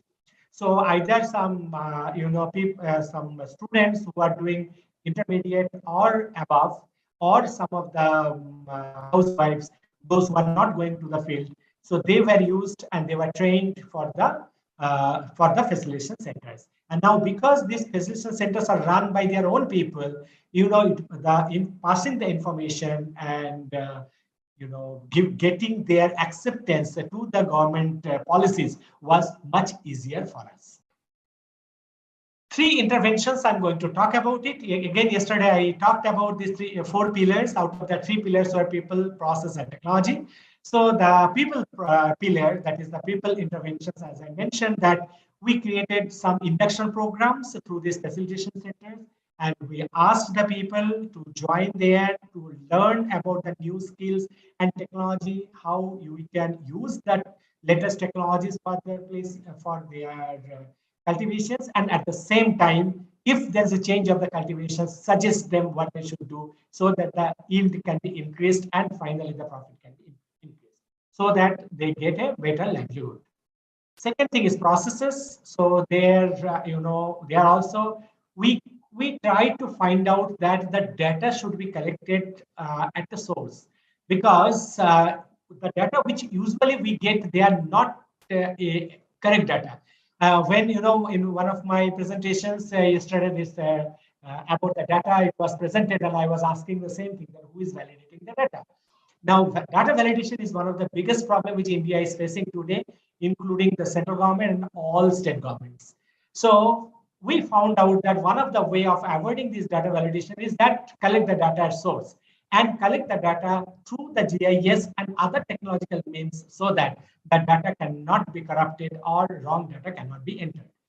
At the same time, there are duplications of the data. A lot of data are duplicated because it's entered by different people at different places in different applications. So how can we deduplicate them? So we also implemented a deduplications applications, which actually does identify the duplications and help in removing the duplicate data.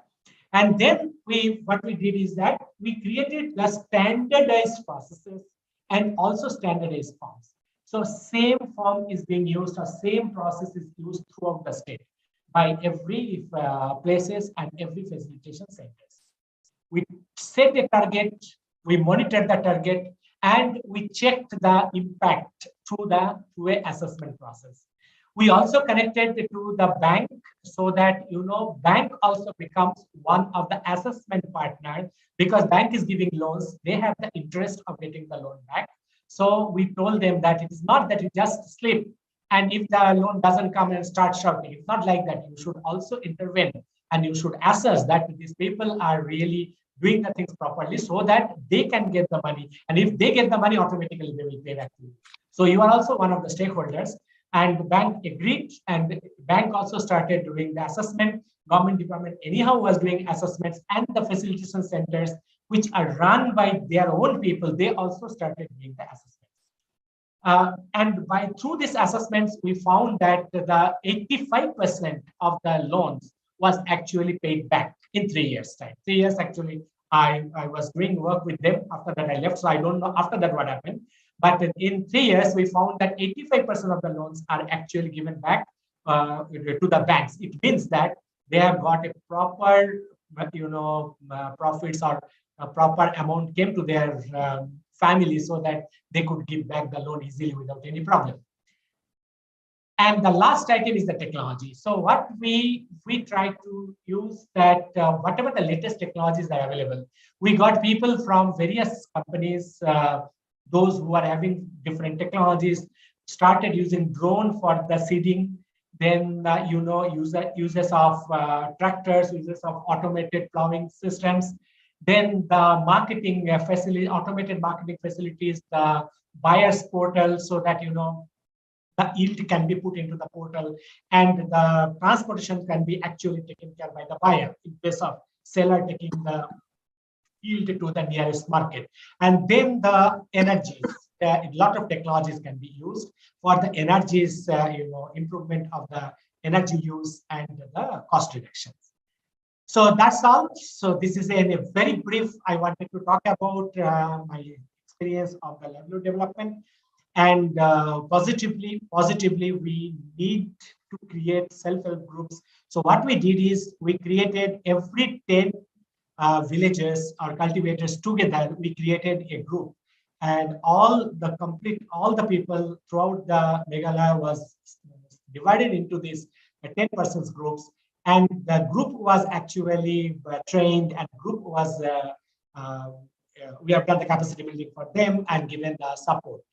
So this thing is very important, and this I'm sure that this can be implemented in other places. I tried to implement the same concept in Chhattisgarh, and we got some benefit out of it, and also in some other places like Himachal Pradesh and your Punjab, Himachal Pradesh, and Haryana.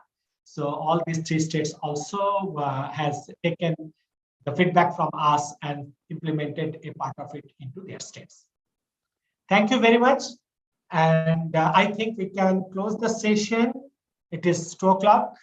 So any question is there from any other person or from any of the participants? Please, you can ask the question.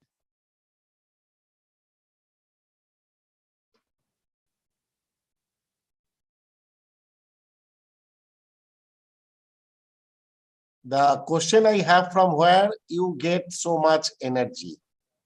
Yeah, that is a good question. See, you should enjoy what you are doing. That's all.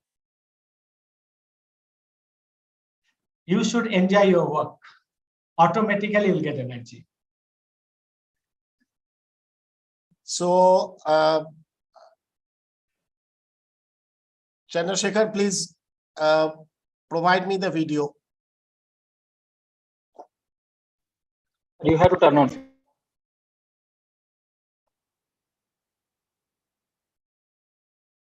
It's telling you cannot Turn start on. your video.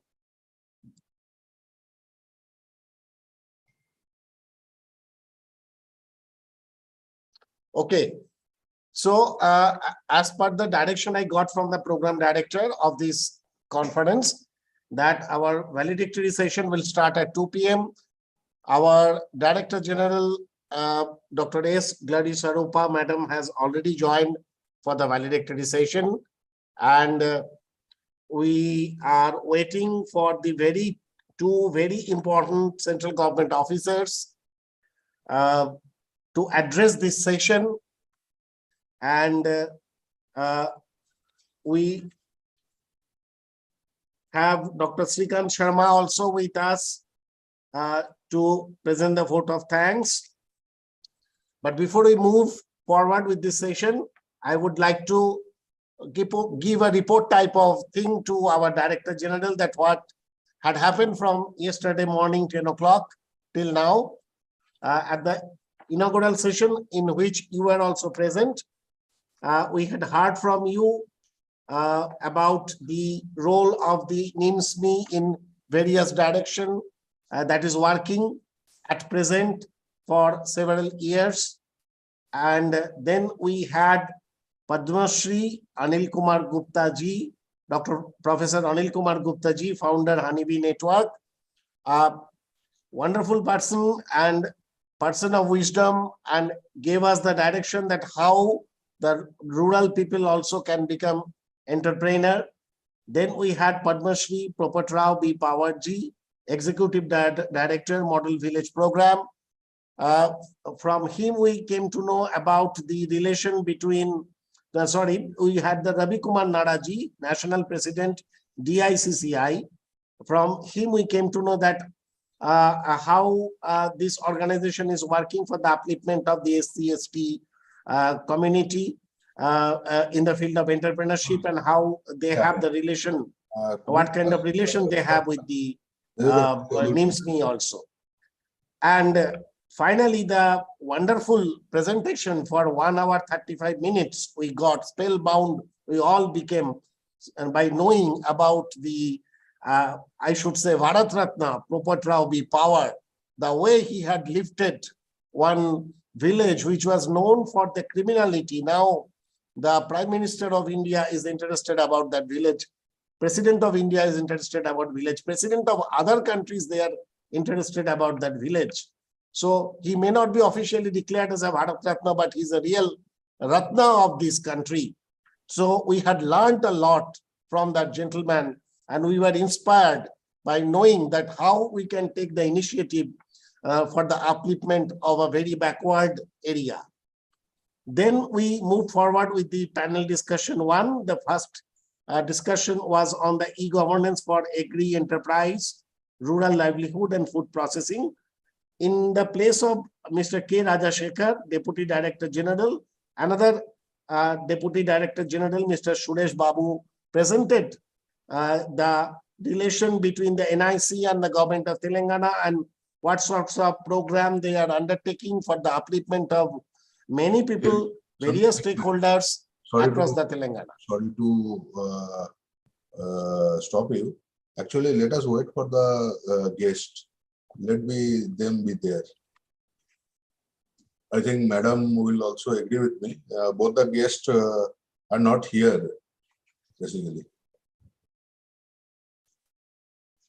Though we have given them the time,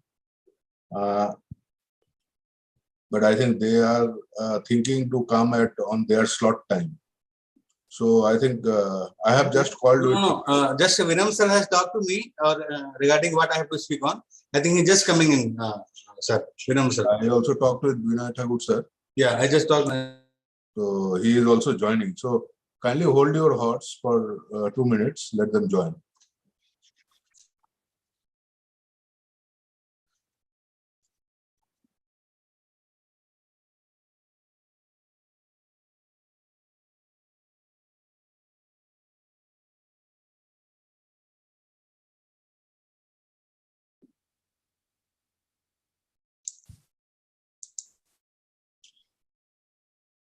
Muralidharan will go for your paper after. Sir, one update just now. For unfortunately, he just called by secretary sir for 30th meeting, so he is not joining now. Okay, so we'll wait for the deity guest. Vinam Mishra is not coming. Vinam sir is not coming. Okay, so we'll wait for.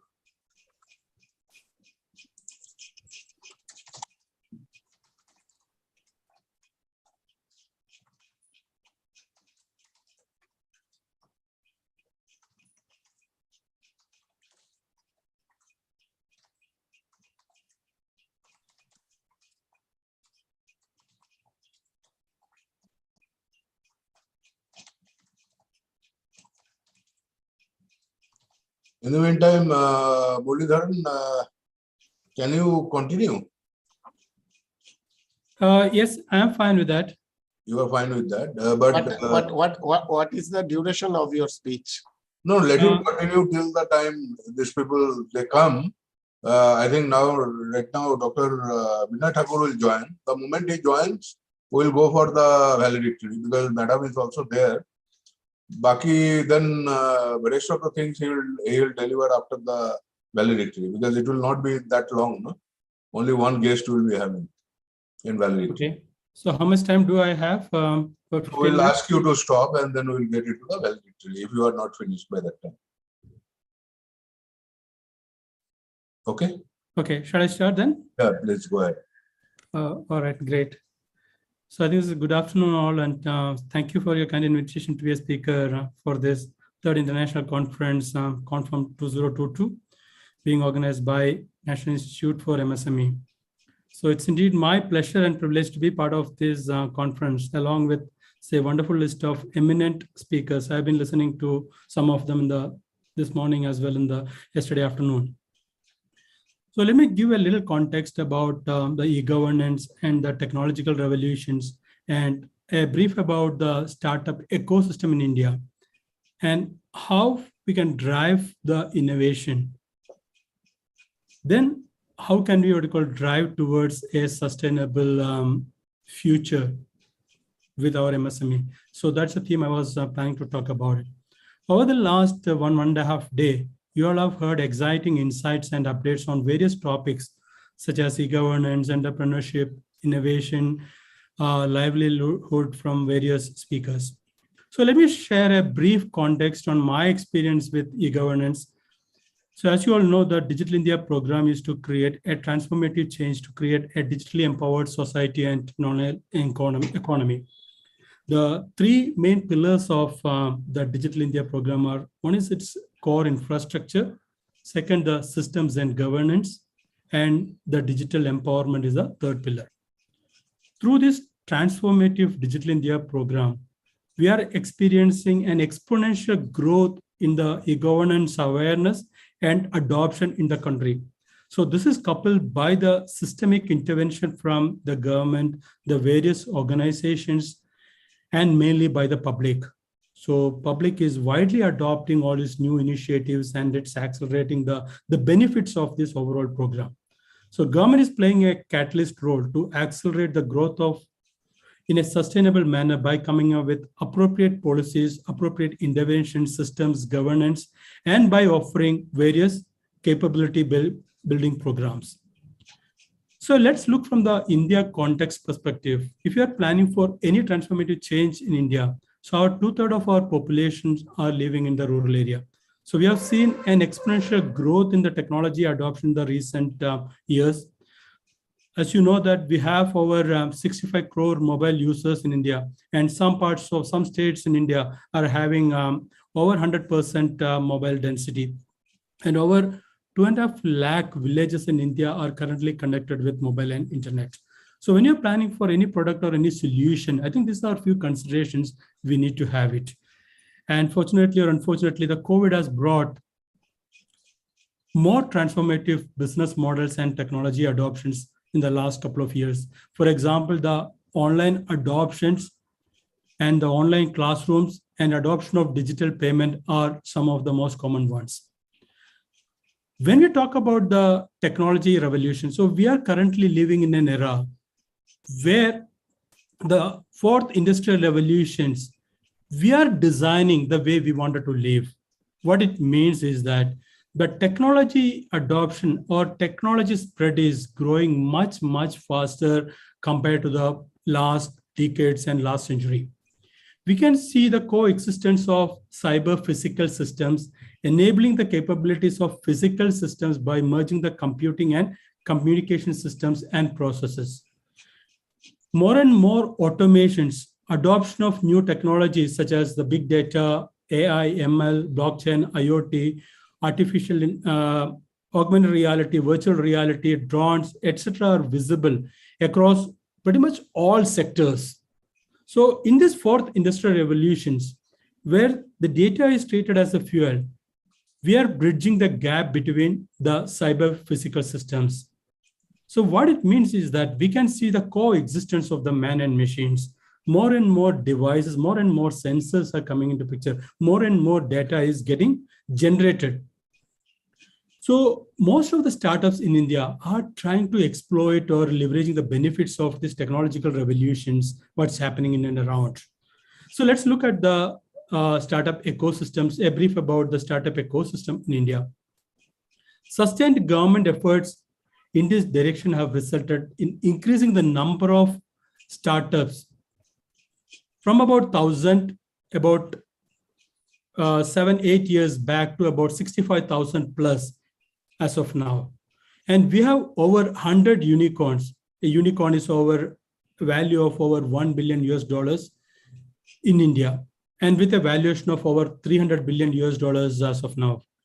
As per the Invest India statistics, there is a significant growth in the number of investors, about 9-folds. There is a 7-fold increase in the number of incubators in India. There is about 7-fold growth in the total funding happening in the last few years. This is a reflection of how the startup and the startup ecosystems are viewed by the global investors. There is a focused support on innovation and entrepreneurship from the schools onwards through 9,500 plus adult tinkering labs set up by the Atal Innovation Mission across India. So this is touching over 75 lakh students, and they have created over 2 lakh innovative projects. And this is being guided or mentored by over 5,000 mentors across India.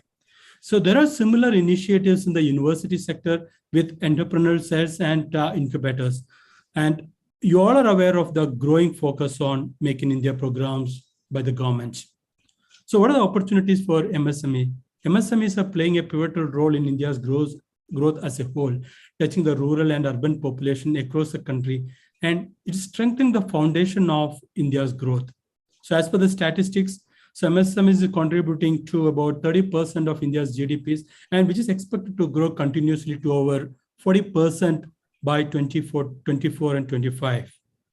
So many of the products and solutions offered by MSMEs are very close to the lives of our common man in India. So it's important to understand the needs of the people while designing and delivering solutions or products that makes a difference to their lives and enabling job opportunities in India. Government in particular is offering a lot of various schemes to encourage the innovation in the MSME sector. So a few of them are MSME Innovate Scheme, the PRISM, is promoting innovation in individual startups and MSMEs. So while we look at the startups and while we look at the technological revolution, it's important to focus on the sustainability of our planet. The United Nations has come up with the Millennial Development Goals way back in 2000. But unfortunately, with little focus on the clear measures, the outcomes, the success of that was not as expected. In 2012, the countries under United Nations has been reviewed the goals, and the member states of United Nations has adopted the outcome document, which is called the Future We Want, in which they decided to develop a set of sustainable development goals for the planet, which encompasses 17 integrated sustainable goals, which is recognized as the action of one of the area will affect the outcomes in other areas. And the development must balance in the overall socio-economic environmental sustainability. So when you are looking at the overall growth of a nation, when you are setting up organization startups, it is important to have a strong focus on the sustainability development goals, how each of these organizations are, or each of these entrepreneurs are contributing towards this sustainable growth. So there are 17 goals, as I mentioned earlier, and with over 160 over targets. There is a specific focus, the goal number 9, which is focusing on industry, innovation, and infrastructure. That is to inculcate, how do we inculcate the innovation in the overall sustainable growth? Then how can we drive innovation in an organization? So what is the ingredients required when we want to drive innovation in an organization? How to create a culture that drives, that creates an ecosystem for innovations. So one of the first important aspect is the products and the services that's been designed by the organizations. Let's have a human-centered approach. How it is touching, how it is affecting, how it has been adding value to the human. That is one of the most important aspects. And focus on the process transformations, focus on the machine-first approach, focus on automation, focus on re-engineering. How do we leverage the latest technology and architecture to reap the benefits of the overall manufacturing, overall production, and overall servicing?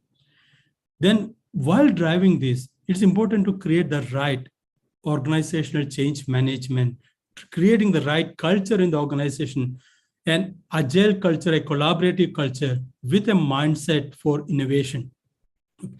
Then we can see a lot of organizations doing similar products and services. But the mantra for the current era is collaboration over competitions. How do we collaborate with our peer organization rather than competitions to achieve a win-win strategy? And keeping a strong governance, strong focus on governance with a clear focus on the results and outcomes. Create and exploit the innovation ecosystem with your customers, your partners, the academia, the research organizations, various consultants, the employees, and the professional bodies, what you have. So this will help you reap the benefit of get the innovations reap the benefits of the innovations much faster in an organizations. So let me conclude. Let me conclude by giving a quote from our former president and the missile man of India. Dream is not that you see while sleeping. It is something that does not let you sleep. So let's create a culture in the organization that encourage creativity, that encourage agility, that encourage risk-taking mentality. Be nimble and agile to convert the idea into products and services. Collaborate with your wider ecosystem, so which includes with academia, the research institutions, the consultants, the organizations for a win-win strategy. And leverage the new technological enhancements to reap the benefits of faster product launch, better and efficient service offering. Let's keep our focus on the overall socio-economic development towards a sustainable future. So wishing you all a wonderful day ahead. Thank you all.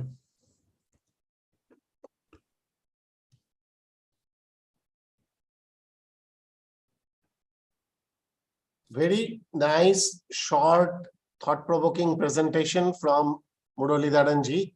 Actually, I did not get the time to give the description about him, that he had worked for many government agencies in Andhra Pradesh and Telangana that I have found in Google.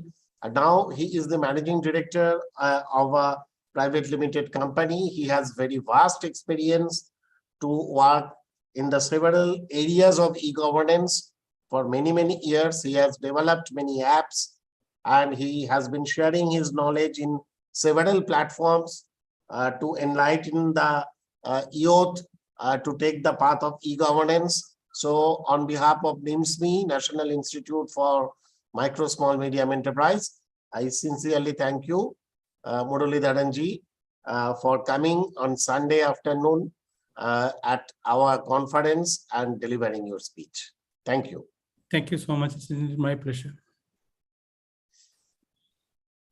So program director, give guidance what we should do now. Abhi tak Vinay sir is not online. So we have another speaker, Ashish Lokhande. So Akshay Khonde, he is the last speaker. Akshay Khonde. Continue as long as he is not there. So Akshay Khonde, are you there? I saw your name once. No, sir.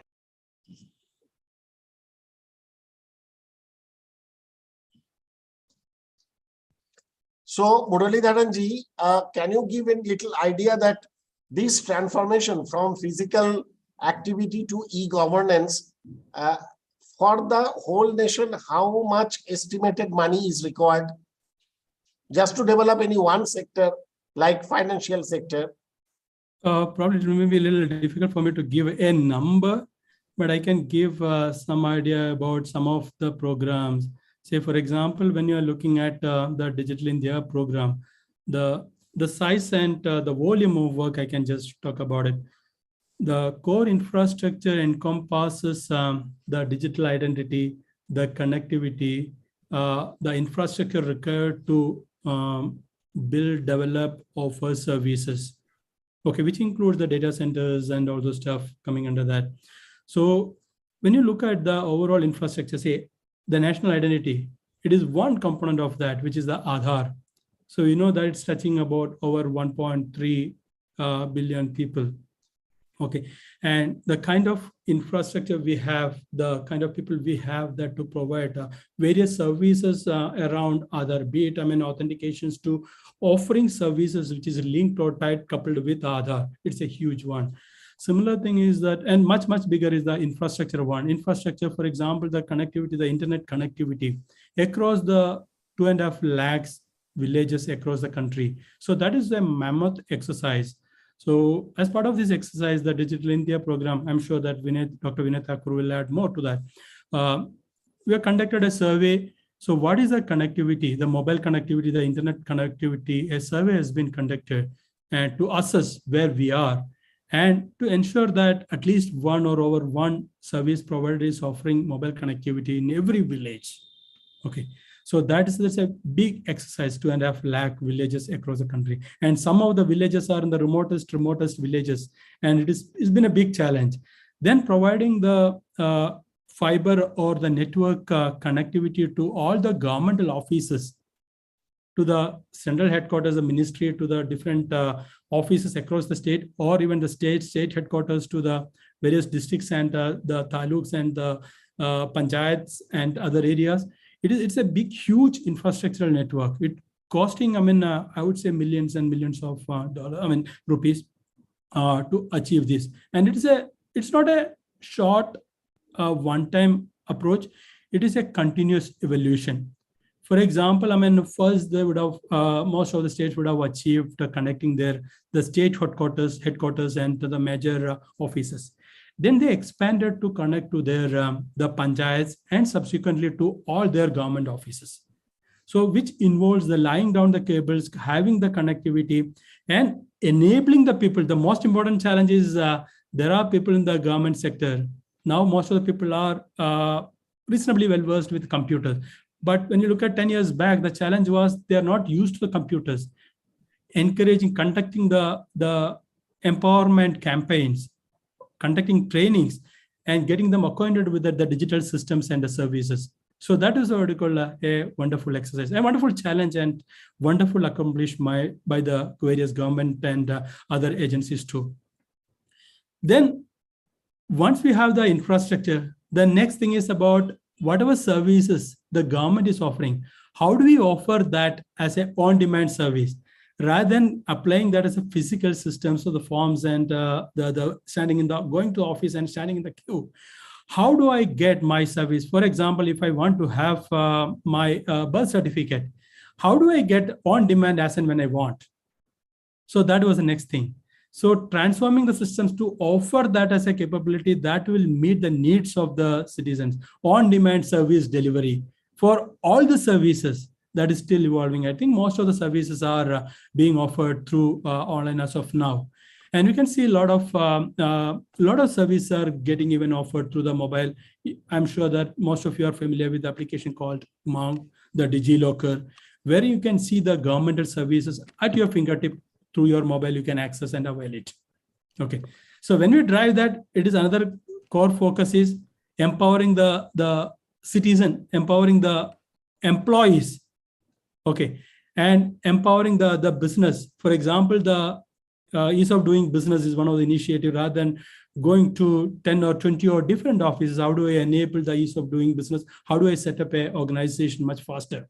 Okay, a single window clearance, enabling that, setting up and operationalizing an organization much faster. So this is integrating various departments to offer an integrated service to citizen and business. Okay, that is the transformative change the government is bringing. I think we are in the right direction, and we are accelerating in bringing more and more services to the kitty. So another beautiful aspect is that, in fact, when you talk about Digital India program, I think that will be a day-long or much longer session. Lot of data and lot of services are getting generated. And many of you are familiar with a system called the open data systems. And most of the data which can be published to the public, so is available in the public forum called the open data forums. And we are publishing a huge number of data sets. So by the government of India, various departments, various ministries, various government agencies, they're publishing that. And interestingly, quite a lot of startups are using these various data from the various departments to come up with innovative solutions and applications. Okay, and that is making the lives of the people much easier and smarter. So basically, to enable smart, efficient, effective living is being enabled through these various initiatives by the government. Does that give a gist of the? Right. One question from my side. One question. Yes, carry on. The blockchain technology, how much it is penetrating to the applications, native applications and forthcoming applications. And if it is required for the traditional, whatever the existing applications, what kind of leverage is required and gearing up to the required this crypto, what is it, security features and different what to say, objects to be created and all. And what are the further requirements for the blockchain technology? And should we have only the relevant applications, or all applications required for the purpose of the blockchain technology?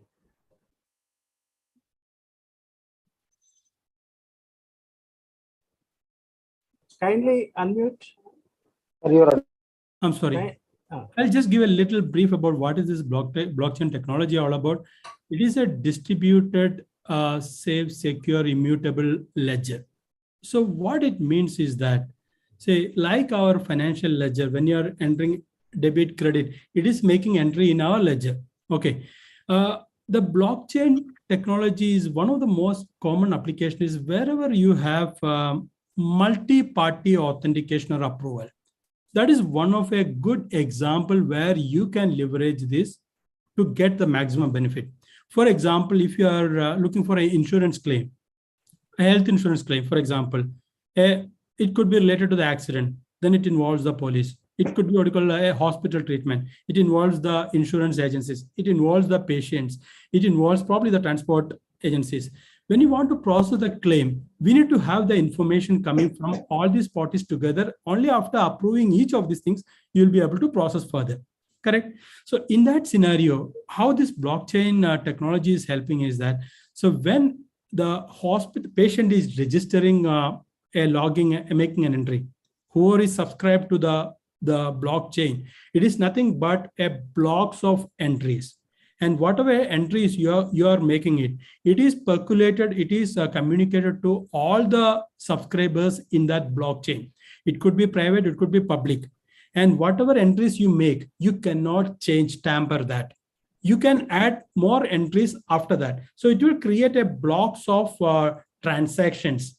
Okay, any new transaction, once it is approved by all in that chain, all in that community, then it will be what you call published. Then another transaction will get added to that. So that's how it is building more and more blocks. Okay. In the case of insurance claim, the claim request will be published by the patient or whoever is the originator. Then that will be going to all these agencies. Say, we know that, hey, this is a claim. And after that, the next or that, yes, this is a claim has been verified by the insurance agencies, is a legitimate insured person. That has been approved by the insurance agency. So we know that, hey, he is eligible to claim it. So that transaction is there. Then the hospital is giving this is a treatment given, this is the medical expenses, that information is there. So we don't need to go one after another person to get his or her approval. So all the information related to the transaction is available in the chain, and that is being communicated to all people involved in that chain. So it is immutable. When I say immutable, it is not tamperable, it's not changeable. Okay, so that's one example. In India, I think few states, even Telangana or even Gujarat, they're using a blockchain for the land registration. The land ID is there. You'll be involving the buyer, the seller, then the revenue department or registration department. So various parties are involved in these transactions. So it enables a tamper-proof, legitimate, safe, secure transaction through this blockchain. Does this give some idea? Yeah, fine. Now that is the concept of the technology. Yeah. What is that? But the idea, the question is whether this blockchain technology to be imposed on every aspect or only certain pockets of the applications. Dr. Rao, sorry to interrupt. Our special guest of this valedictory session, fine. Dr. Binay Thakur, has already entered in the conference platform. Okay. Good afternoon, Vinay ji. Very good afternoon, sir, and very sorry for being late. Actually, we were No problem, sir. in some other, yes. So we welcome Dr. Binay Thakur. He is the Chief Operating Officer, NEGD, and Dr. Binay Thakur is presently working as Chief Operating Officer, National E-Governance Division, Ministry of Electronics and Information Technology. Dr. Thakur is also holding the additional charge of Additional Director General, Bhaskaracharya National Institute of Space Applications and Geoinformatics, and Senior Director Research in Digital India Corporation. Dr. Thakur has more than 28 years of experience in implementing IT and e-governance projects. He has done Masters of Engineering in Computer Technology and Doctorate in Computer Engineering. Dr. Thakur has implemented many major e-governance projects comprising of land records computerization, government e-marketplace, NAREGA workflow, mobile-based fertilizer monitoring system. He is presently involved in implementation of many small and big e-governance projects of Ministry of Ayush, DDA, Mines, DPIIT, EO Office, Defense, Transport, NICDC, Delhi Police, Culture Mapping, DPE, IWAI. Dr. Thakur has guided around 60 BTech, MCA, MTech candidates and published 36 papers in national and international journals. And above all, he has been supporting ni-msme to organize this conference from many, many years. I have been told by the program director that he is the main person to encourage him to organize this conference even in this year in post-COVID era. So we welcome him as a special guest. We welcome again our Director General, Dr. Glory Sarupa, Director General ni-msme, and also our Program Director, Dr. Dibbendu Chaudhary is there, and faculty member ni-msme and convener of this conference, Dr. Srikant Sharma is there. So with this, I will request Dr. Binay Thakur to address the participants. Thank you, sir. Thank you so much. It's wonderful to be part of these type of conferences where a lot of people do come to learn the best of the case studies, best practices out there in the field of in the arena of e-governance. We started Digital India in 2014. Definitely, that time we came out with one vision that we have to transform the country, digital technologies. We have to take India into the era of knowledge economy. So that was a vision which was directly that time, which came directly from Honorable Prime Minister. I'll share the screen also, sir, in case. Sure, sir. Sure.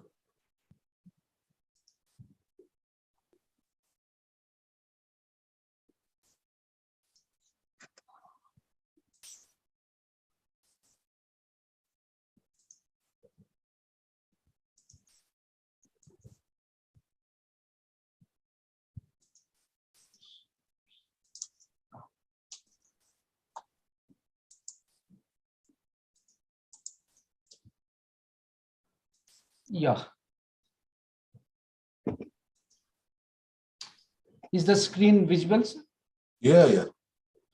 So definitely still today we have challenges of governance, but then while we started working on Digital India, these were few of the challenges which we tried to work on. Was eradicating poverty, was definitely that what type of programs can be built into the system so that we can further work around poverty and then eradicate some of it. Sustainable, inclusive and equitable economic growth. We have also planned a lot of programs around that, how to have an inclusiveness around all our programs around governance and how IT tools can be used, how digital governance can be used to make it better. Creating definitely the opportunities for all, reducing inequalities, raising and enhancing the basic standard of living, working around social development, promoting integrated and sustainable management of natural resources and the entire ecosystem. So these were few of the challenges which we thought of that we will be working around them.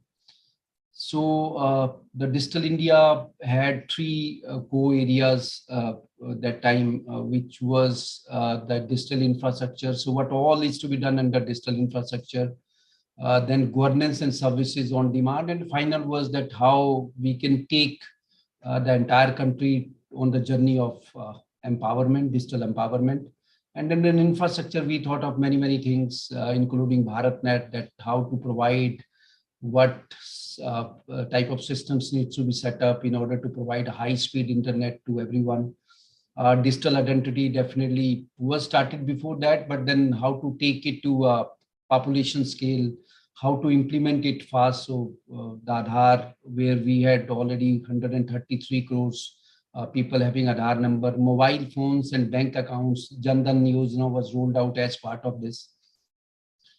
Common service centers, because urban areas definitely people have facilities, internet and devices, but then rural areas people do suffer because of certain issues of connectivity, other issues of the better economy out there. So they don't have that that type of support which we generally get in urban areas. So common service centers in order to provide the services which we otherwise are getting on our phone, so that they can be provided services, digital services out there in rural areas. So common service centers, which that time was around 1 lakh, they were extended. Now we have around 4.63 lakhs common service centers in rural areas.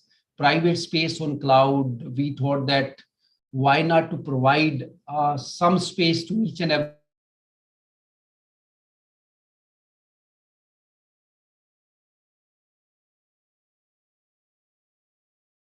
documents, share them with anyone, and then make use of it, to preserve them for later use also, and definitely the secure cyberspace. So this list is not exhaustive, but some of the key infrastructure things which we thought of that time were put in place. And in addition to that, governance and services on demand are very important. Earlier, we were working on national e-governance plan called NEGP starting from 2006, but then the isolated services in different areas like land record was separate, property registration was separate, agriculture was separate, fertilizer was separate. So we thought of this separated systems probably are not providing you the benefits which are otherwise needed for the citizens. So we started focusing on integrating them. So integrated services were one of the agenda under services. Then online and mobile services, because penetration of mobiles were increasing. So how to provide the services on through the mobile. Portable citizen entitlement is another, like one nation, one ration card, or so similarly, these type of systems we are working where there could be single system for everything, even for registration also, property registration, there is a single software for entire country. So you can register here or anywhere, or so that provision will also be probably built into the system. But then we are working on these type of systems where in case you are here today, you want to change your address, you shift to another place. So everywhere around 1 to 2 months are wasted in changing the address. So what we are provisioning the system in such a way like DigiLocker, that you assign, you change your address on Aadhaar. Through Aadhaar, it will come to DigiLocker, and once it has come to DigiLocker and you have given your consent to it, then we will populate it to your bank account, to your insurance details, to your driving license, to anywhere where you want to populate it and send it across. So these provisions we are working on in order to ensure a better services to citizens. Ease of doing business also, a lot of systems were built into so that the businessmen out there, they need not to struggle here and there to set up their business. They can go to a single window, put up the details, and then it should go, various NOCs should come directly from various departments. So for that also a few things were done and put in place. And our ranking has also increased to a great extent. Financial transaction, that time in 2014 itself, we decided that we will be going ahead with financial transaction, digital payments, and then with demonetization and things coming out, there is a great increase in the digital payment. But then the foundation of it was started with Digital India when it was rolled out in 2014-15. And GIS is another area where even I work on as part of Bhaskaracharya Institute of Space Application. And we are doing PM Gati Shakti program also, where earlier we were working on tables and reports, and also GIS provide you additional angle, and a great angle where you can also see that location of that area, the geography of that area. And then while you are deciding something from Delhi, you can always see that terrain, okay, if this type of setup or this type of infrastructure can be done for that area, whether habitation is there, whether schools are there catering to the population, where sufficient number of hospitals are there. So all these decisions probably to great extent, I'm not saying that entirely you can be dependent on GIS, but then to a great extent you can take a lot of decisions which can be further verified and ground proved at while going to the site. So these were few of the things which we started, and as part of GIS also we started at National Center of Geoinformatics and Bajag, where we have prepared a single platform for all GIS requirements. And right now we have around 800 layers of entire country. So this is another area where we started concentrating on. Our empowerment is very, very important, and unless your records, your data, your information is not available on the website in a public domain, and also not available in a local language. So these are two things which we are already working on. A lot of government policies, programs are already placed on the website and systems, portals of the government.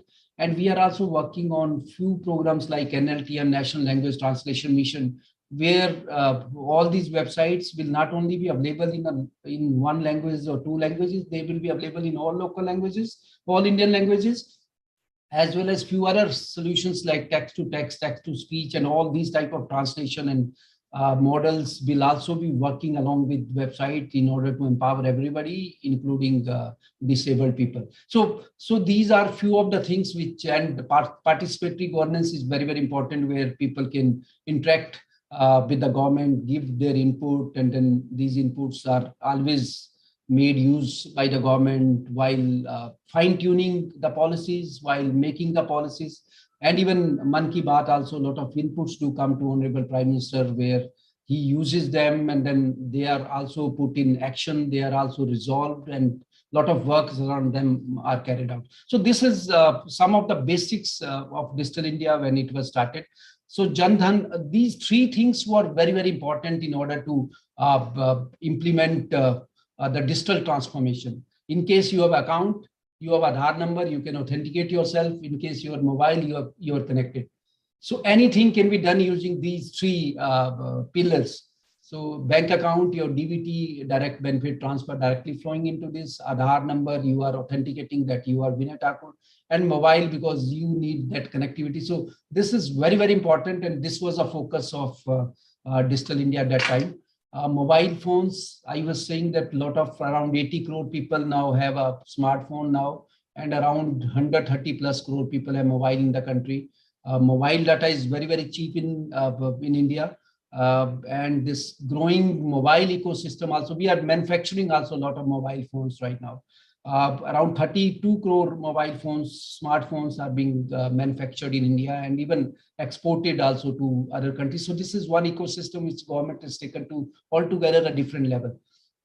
Aadhaar to that billion scale, 1.33 this is little old figure. So we have achieved that, and not only that, it is your only a digital identity. It has become a platform which is serving multiple platforms, whether it is PDS, whether it is election card, whether it is ration card. So all are being served now, whether it's your mobile phone connection or your bank account. So everything is being serviced through Aadhaar as a proof of identity and online authorization authentication.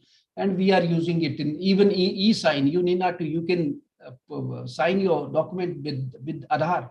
In case you have Aadhaar number, you'll get, the systems are designed in such a manner, a lot of systems now are designed in such a manner that you can directly sign using your Aadhaar number, and the document or paper is signed. So that is another utility which we have. Otherwise, earlier, while you are using digital signature, you need to have a dongle, and you have to put your dongle, you have to procure your dongle, you have to revalidate your dongle after every 2 years, and then so a lot of problems. So right now, in case your Aadhaar, you can directly sign. So a lot of systems around Aadhaar have been built in.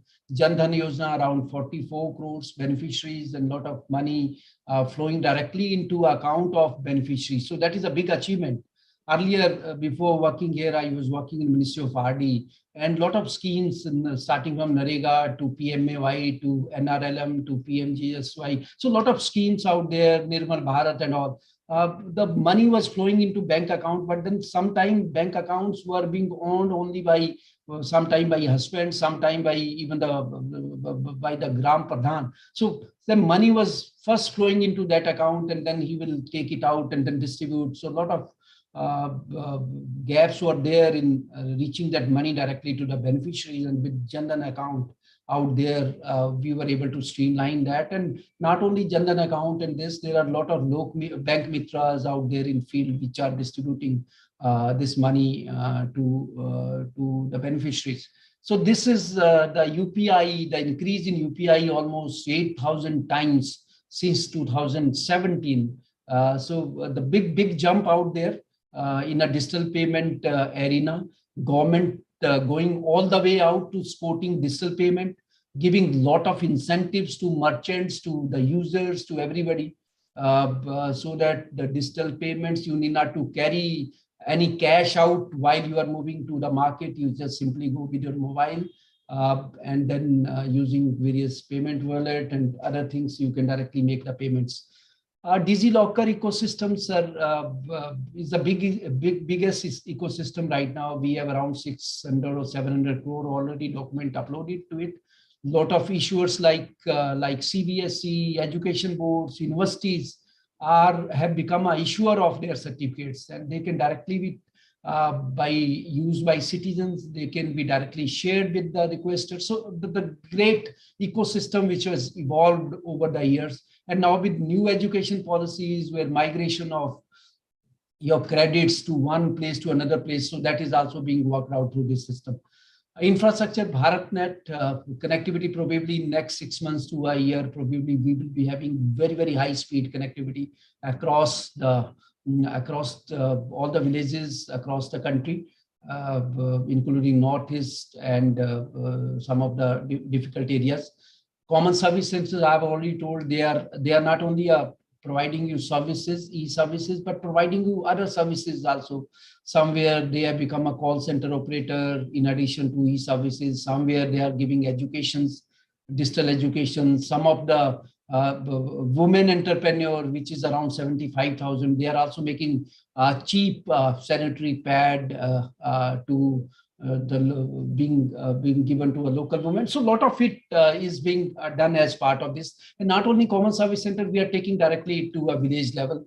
Cloud first policy, we are placing everything on cloud, and we have, in addition to NIC, around 13-14 most cloud service provider whose services can be used. They are allowed to have their infrastructure built only in the country. They cannot keep our data outside. Some conditions out here and there.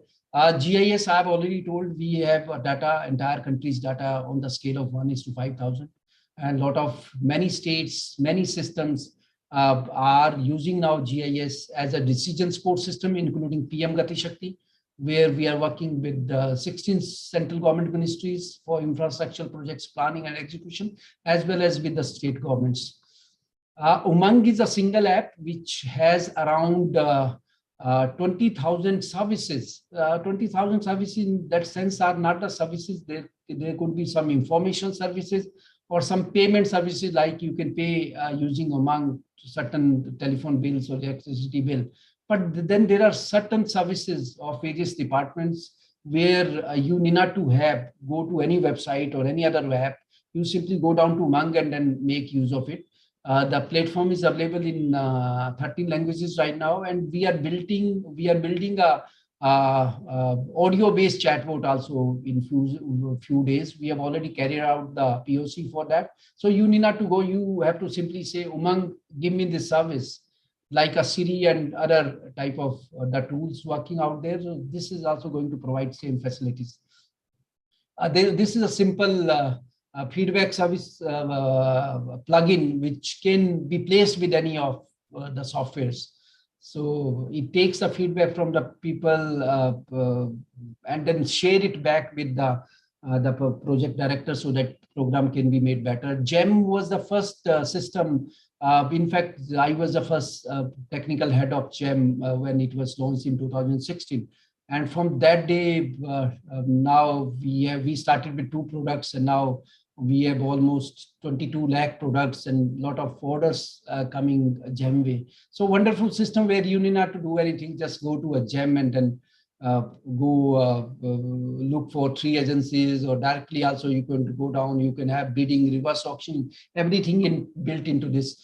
Under health sector, because health is a priority also now, we have started recently Kisan Sathi. Now all the call centers operations and all are being merged into Kisan Sathi, and the system works in such a manner that the farmers will be registered to the system along with their photographs of their land, and they can upload any photograph at the time while they are speaking to experts. Also, we have hooked KVKs and Agriculture Ministry under this program, and probably in time to come. And it is not only for agriculture, it includes the allied sectors of animal husbandry, fisheries, and all details. So while you are speaking with the beneficiary, the KVK expert can also see the photograph of the land which the beneficiary is explaining about, and then take an idea, and based on that actual photograph of some disease or something, he can take a call and then prescribe the required treatment or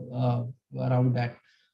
We are also working under agriculture, a platform called IDEA, the Integrated Digital Enterprise for Agriculture, where all the agriculture programs, whether it is PM Kisan or Soil Health Card, or so all these systems will be integrated together, and there will be a single sign-on, personalized sign-on for everybody. So if I'm a farmer, so it will say, and I have logged into agriculture system, say, welcome, Mr. Vinay Thakur. So you have so much of land, you have procured so much of fertilizer, tractor services are available there, this is available there, your land is this health card. So the personalized services around that are being built up, and probably in time to come, we will be able to demonstrate that in shortly. Similarly, for education, a lot of work around that being done by government. We under this also one program called NDR, National Digital Education Architecture is being worked out, where all the programs of education sector, whether it is school education or higher education, will be merged together. And the programs like Diksha, portals like Diksha, they will also be integrated. So your journey from childhood, when one starts education, till you are studying and doing even PhD or doing some other course, will be built into that system. And not only this, we have started 32 DTH channel. Now there is a provision of the government that 200 channels are being rolled out probably next 2 months. The coaching, every class will be having one channel. There will be different channel language wise. There will be channels for IAS coaching. There will be channels for constable coaching. There will be channel for different coachings. So the idea is that the students of rural area should also get a quality education through this mechanism, which is otherwise difficult for them to get. Health sector, a lot of focus, starting from e-hospital to Arogya Setu to COVID to Ayushman Bharat. So a lot of activities around that, telemedicines and all, online appointments. So they are also being integrated into a single system, AVDM. So that is also, the health sector is also being integrated in that manner. So we are working on digital platform in various sectors, as I was saying, health, education, agriculture. We are working in tourism sector. We are working in MSME sector. But this workshop is for MSME sector. So we are integrating all the scheme of MSME in order to provide the digital facilities, digital platform for MSMEs. We are working on a platform where, because for small MSMEs, it is very, very difficult to maintain the system. So we are providing them a mechanism or a space and the tools like Tally and different tools related to their requirements so that they can directly go and then make use of these tools and technologies. And all their systems, we are working on a program called RAMP, which is a World Bank funded, where all the support system around MSME will also be integrated, whether it is a legal opinion, legal support to them, or financial support to them, or for any complaint oriented system. So everything will be built into this. New initiative are many. We are working on the data centers, the cloud. We want to make India as a cloud hub, not only to serve our own requirement, but also to serve other countries. We are working on seeing that our highway, our network is robust enough, resilient enough to take care of our requirements of network, secured enough. And for that, we are working on a Digital India Info, where all the research, education, GIS I have already told, and then various infrastructure as a service for various things will be. Supercomputer, we already CDAC is doing as part of this. So we have come out with a smaller type of computing facilities where it can be a parallel computing of maybe 5 to 10 machines together or something like that. And around that, we are based on the demand of different departments or processing requirements. These type of computers are being done by them. Digital inclusion is very, very important. We are working on making 1 lakh villages a digital village, where Wi-Fi, literacy, agriculture, data entry, digitization, banking, and all will be worked out. Languages, we are working on NLTM, which I was talking of. Security is very, very important. Digital confidence needs to be ensured with the people. Otherwise, people think that their money or their assets will be lost. So around that, also a lot of things are being done. We have a CERT, we have a national CERT, we have a sectoral-based certs are also being done. Cybersecurity stack is also being worked out. Indian products related to cybersecurity. So a lot of around, and also building a trusted electronic supply chain around our products being built under Atmanirbhar Bharat. So this is around digital economy, what are our programs related to that. We are also working on emerging technologies, how AI, machine learning, deep learning, analytics can be used further to streamline our processes, make it better, empower our citizens, provide a better services to them. So a lot of work is being done, a lot of startups, that entire ecosystem is being supported by the government, data being shared with startups so that they can work around that data and then provide better services to others. Empowerment, I have already told, sir, a lot of digital literacy program have been started by my ministry, by skill ministry, by other various ministries, so that the people are skilled on using digital technologies, see to it that they are able to use data information, make a better use of it, convert it to a better knowledge, and then contribute in a national building. MyGov is already known to everybody, Arogya Setu, and then a lot of things. So we are working on through Digital India, which is the vision for next Digital India 2.0, that how we can provide a quality education, healthcare for all, e-governance for future, better infrastructure, next generation financial things, how we can double the farmer income, how technology can be used in that, make in India, make for others, and those type of provisions and job and skills. So these are few of the area where we are working, and the ultimate aim that in next 2.5 years, we are going to achieve 1 trillion digital economy in the country. So these are various figures, how we have worked to reach on this digital economy. So that is a brief about what my department, my ministry is doing around in e-governance, digital governance, and taking the vision of Honorable Prime Minister, which he gave in 2014, to a next level of governance in the country. Thank you, sir. Thank you so much. Dr. Vinay Thakur, sir, namaskar. Namaskar, sir. Namaskar, sir. I am Dr. B.M. Rao. Sir. I retired from NIC. I think you were there in NIC, sir? Yeah. Yeah. I'm on deputation to this place. Correct. So you were in land records, I think. Yes, I looked after land records for many years. Very good, very excellent presentation, sir. Very nice. Sir, I presented one paper in this conference where I felt that the e-governance for the citizen services already we are very successful, and that can be extended to the enterprises also, rural enterprises and rural industries. The idea is not just in an open-ended, there should be a kind of controlled monitoring of the enterprises for the development, sustainability, and all kinds of requirements through the portal. I have identified different problems which normally any enterprise person or any industry regularly facing, because all the training institutes which are focusing on the skill development, they are just leaving at the end of the training only. But to some extent, the financial institutions, they are giving certain consultancy services. But now, because of our e-governance initiative and success rate, we can even think on those lines where even each enterprise can log in and take his own way of the application service or infrastructure service or the platform as service, or even a kind of solution as service. So these kind of setup I proposed. Kindly go through, sir, and if it is beneficial. Yeah, that is a great idea, sir. Even I was seeing that already Ministry of MSME is working on this idea.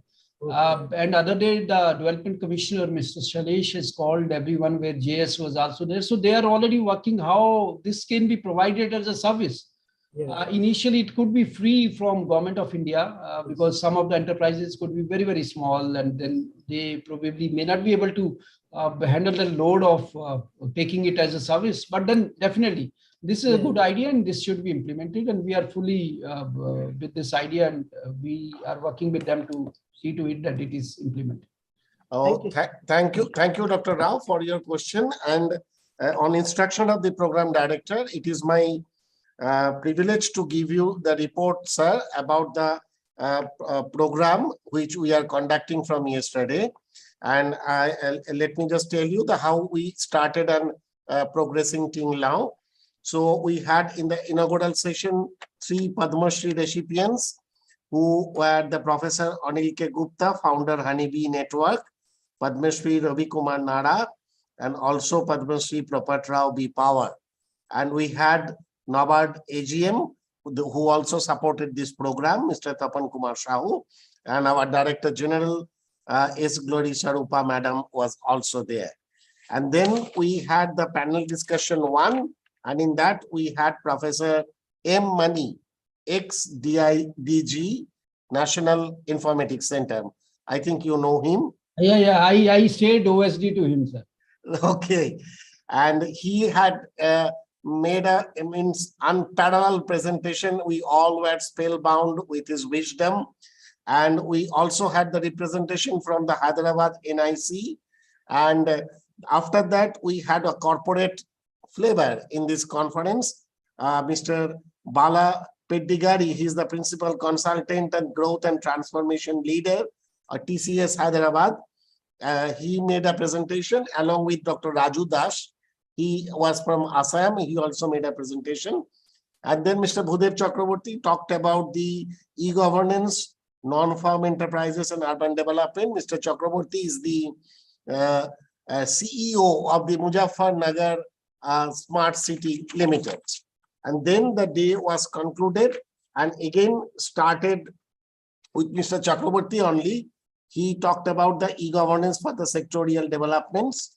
And then we had 2 very senior officers from the state government, Sri G.T. Venkateshwar, Commissioner, Mi-Seva Telangana, and Sri Srikant Sinhaji, Chief Executive Officer, Telangana Academy for Skill and Development. We had some good papers which were presented there by by Ms. R. Vinita, Dr. Jayashri K, Mr. Gagandeep S. Salan, and also Umar Shankar Jadhav. They had made the paper presentation here. And finally, Mr. Muralidharan Maningal, he is the managing director of one e-governance related company and worked for many government agencies in Andhra Pradesh, Telangana, Kerala, Karnataka. So he also made his presentation. And it is more or less all about. And now I will request our program director to take over the session and to move forward. Thank you, sir. Thank you so much. Thank you, sir. But next time when you conduct, let us know. We'll call few people from MSME ministry also. Yes, sir. Actually, today our one of the officer who is very important and he is also a source of inspiration for us. He was invited. Actually, when you were invited, Mr. Vinamra Mishra, but he couldn't reach because of some meeting. I guess there is something going on for Prime Minister, and that's why he couldn't come, and that's why you are we are also arranging. We too have a Digital India Week. Right, sir. Inaugurated by Honorable Prime Minister. So we are also here in office and then making arrangement for it. Yeah. So that's why he couldn't come. So I know you are also busy. Now, sir, as Dr. Sandeep, he talked about this entire deliberations.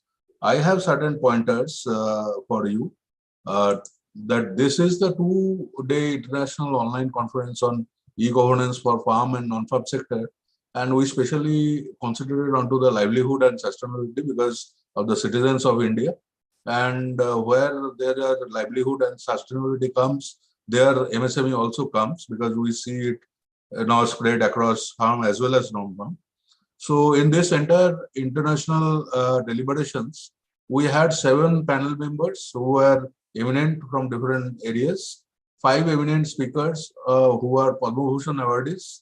So they discussed about their life experiences, how they have implemented the different programs and they got the benefit out of the Government of India digital programs. We have got 12 papers presentations, sir. There were 12 papers who had been presented by different eminent academicians. There were 240 YouTube view in one point of time where, because this entire feed is live actually online right now through YouTube. So once we have reached to around 240 YouTube view, there were highest people we have received into this particular Zoom meeting. There were around 32 people. And to conduct this particular program, we had 550 man-hour. And because you have given us some inspiration and sponsorship, we could conduct it. And that's on behalf of this organization, sir, we are indebted to you. And this is the 3rd time we are conducting this. And last time also it was very big with the international people in our own campus and it was live. But because of this COVID, we couldn't take that risk. So that's why we have conducted this online. Thank you very much, sir, for your time also. Thank you, sir. Thank you, all the organizers. Thank you so much. Thank you, sir. Sandeep, sir. So now I will request our Director General, Dr. Glory Sarupa Madam, to give her closing remarks.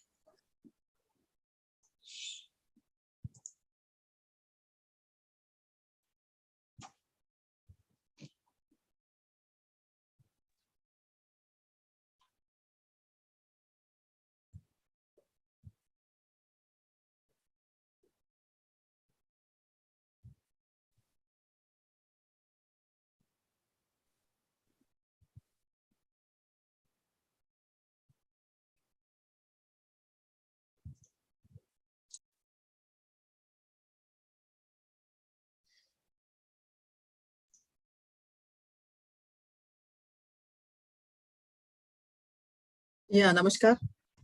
Actually, I was muted, so I was waiting for the access.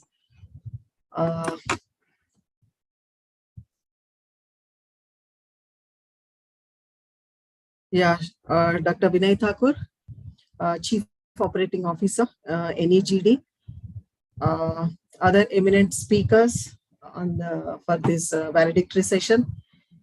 Dr. Dibyati Chaudhary, Dr. Srikanth Sharma, Dr. Sandeep Chattopadhyay, ni-msme faculty members, Professor Uday Shankar, the chairpersons, speakers, presenters, the viewers on YouTube, esteemed members for this valedictory session, and ladies and gentlemen, a very good afternoon to all of you, and greetings from National Institute for Micro, Small, Medium Enterprises, Ministry of MSME, Government of India. This is a 2-day online conference, CONFEM 2022, on the theme e-governance for farm and non-farm sustainable livelihood options. First of all, I appreciate the guest, Mr. Dr. Tapan Kumar, Mr. Vinay Thakur, for his precious time on a Sunday afternoon. Likewise, all the invited guests on a Sunday afternoon. I really appreciate your presence, your interest. My compliments to the organizing committee also for taking good interest and conducting this program and retaining the interest of the participants throughout. And I also express my thankfulness to MITI for supporting this program, and also NABARD, and especially Dr. Vinay Thakur. I learned from Dr. Chaudhary that this conference is being largely supported by Dr. Vinay Thakur. So thank you once again. I hope the objectives defined for this conference are fulfilled, and they have been achieved, and a lot of discussions and deliberations have taken place.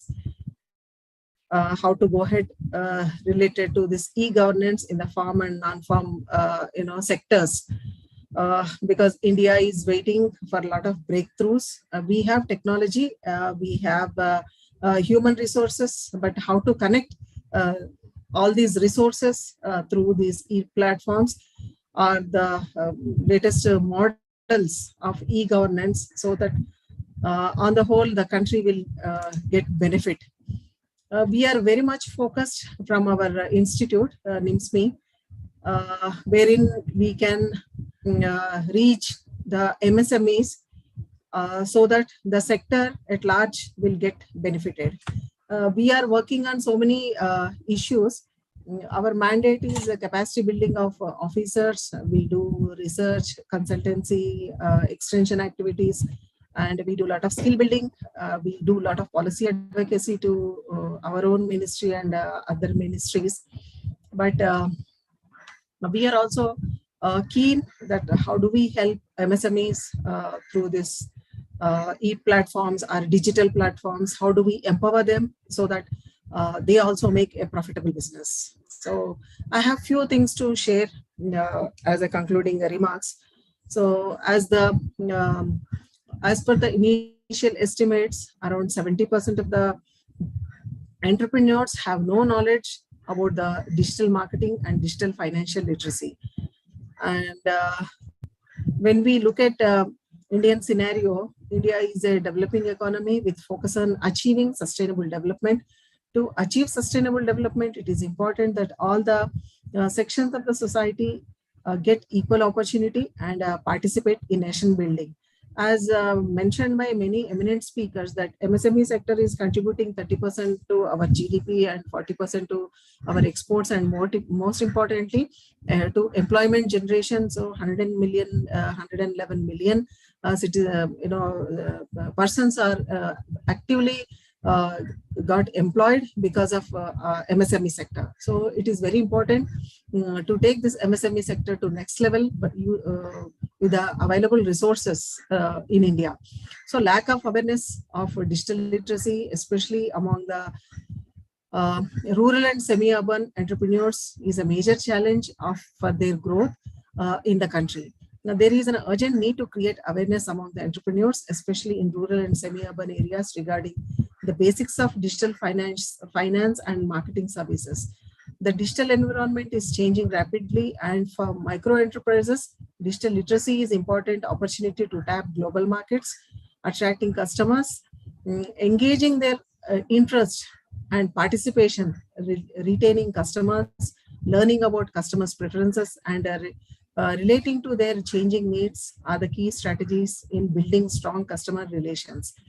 So, to help the MSMEs with this digital tools and digital platforms are the digital access to do a better business after COVID for their revival or revitalization. So we have taken a call from ni-msme to impart the digital literacy to the micro enterprises and digital financial literacy also to the micro enterprises.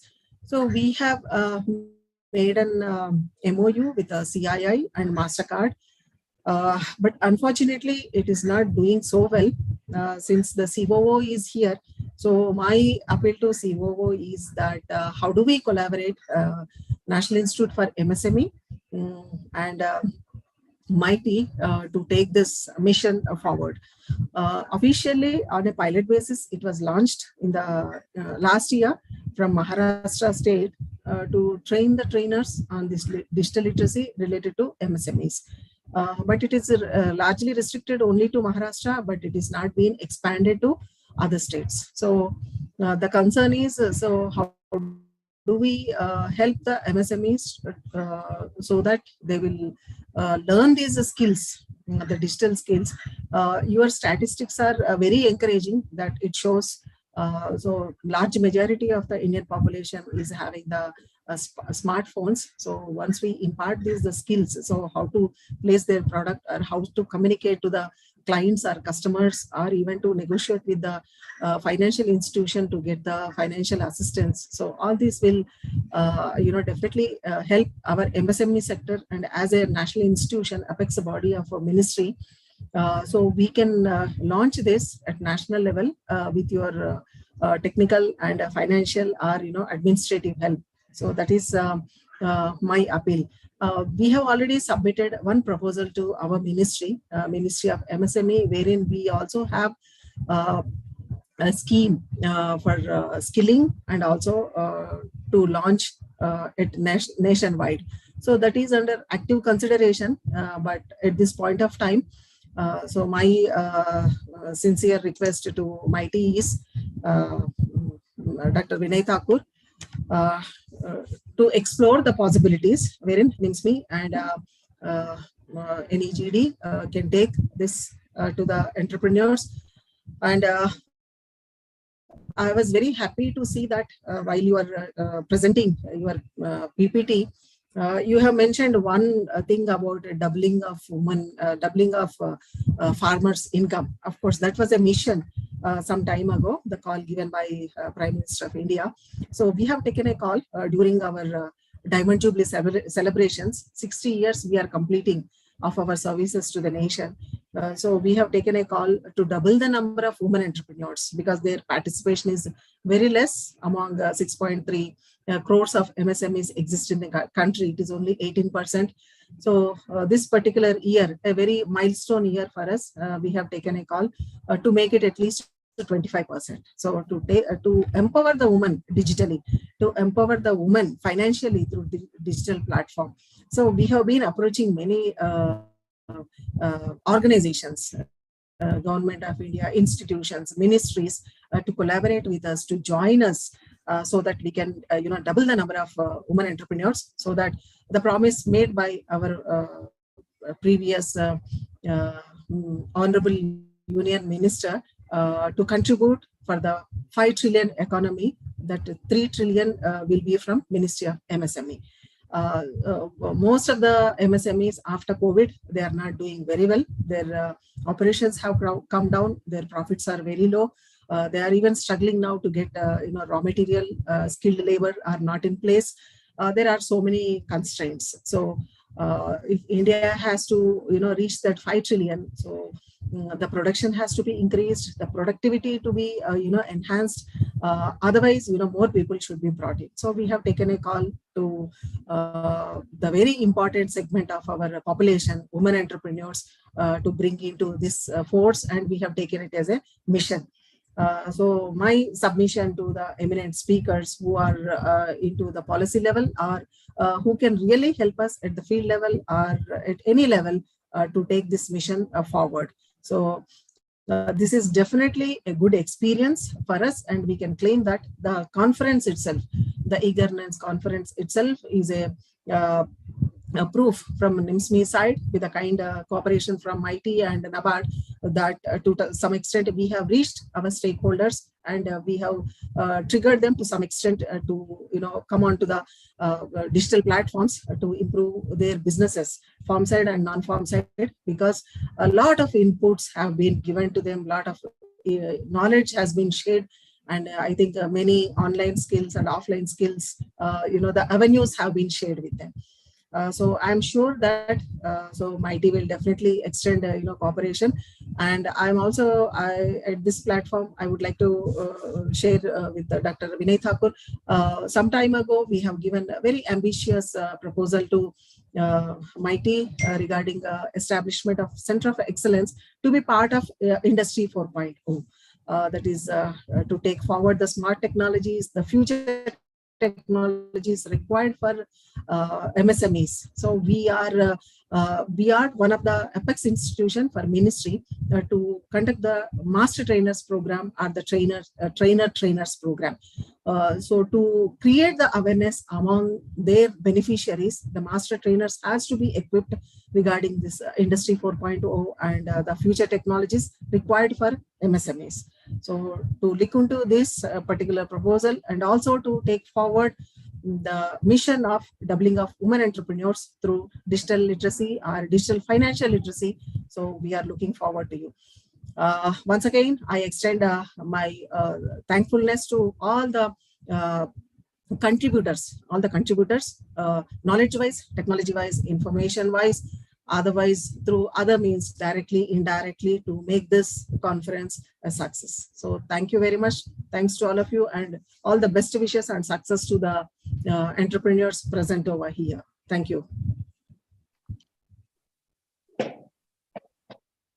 Thanks, our Director General, Madam, for conveying the pain and the need the MSME sector needs, and the help that is required for the women empowerment through the digital literacy program, to Dr. Vinay Thakur, who is the Chief Operating Officer in NEGD. And definitely it will be addressed by the ministry, because they have a mission, they have a vision. At the same time, you also have a vision and a mission. So definitely these two things will be merged, and a new India will shine up. So with this, I request Dr. Srikant Sharma to move ahead with the vote of thanks. Yeah, ma'am, thank you so much. You raised few issues. We'll definitely look into this. And then after, maybe next week, we are busy, maybe around 10th of July, someone can get in touch with me. We'll look into what all you have spoken, and then see to it that we can collaborate. And then your proposal, I don't know where it is lying, but definitely we'll look into this in MITI also, as well as in MSME. We are very closely working with MSME, Mr. Atish Singh, entire MSME. We are working very closely with them to see to it that we have a digital technology infused into this sector. So we'll look into all this, and then see to it that how we can work further, and then see something together. Thank you. Thank you so much, sir, for your support. And now, before we proceed for the vote of thanks, we'll also like to have some impression from the participants. So anybody would like to, especially if I request Ms. Sobha Supekar and Professor B.M. Rao, because they have been very attentively attending this whole conference. So if you can just unmute yourself and speak 2 lines about this conference. Yeah. Shall I, or Madam? Madam, we can start with Madam Ms. Sobha. Thank you very much for giving me an opportunity to give my feedback. It was a wonderful conference. E-governance subject was in detail, I was not knowing. We all now little bit aware of it, but we got lots of insight of various subjects where we can use this, digital knowledge, digital literacy. And personally, as Madam just mentioned, I'm also working with a women educational institute in Pune, where 35,000 girls are studying. Ours is a Maharshi Karve Sri Shikshan Sanstha, 127 years old. So, Madam, I would like to participate in your mission, to make women empowerment, because our objective is empowerment of women through training and education. So I would like to depute some staff you are conducting trainers training program, or collaborative also we can do it in Pune. But in total, it was excellent, conference where I personally learned a lot. And I'm very fortunate. I was very fortunate to attend some training activities at ni-msme since when it was initiated. I was working with Khadi and Village Industries Commission as a principal of a training institute of Pune. So I was very fortunate to visit ni-msme many times, 2-3 times, and learned a lot. And that knowledge is helping me today also to take this entrepreneurship or making women empower through training and education. Today also, that is my passion and mission is that. So I'm very thankful for giving this opportunity to attend this conference, and it was excellent conference. Thank you very much. Professor B.M. Rao. Dr. Vinay Thakur sir, Madam Glory Swarupa, Madam DG Madam, and our ni-msme eminent faculty members, program director, and very eminent speakers, and our moderators and participants. Really, these 2 days, I was totally sitting with the, even though I'm in my home, I'm continuously sitting here, and it is as good as I'm participating in the a kind of room. So now the proceedings went on very, very nice, very excellent.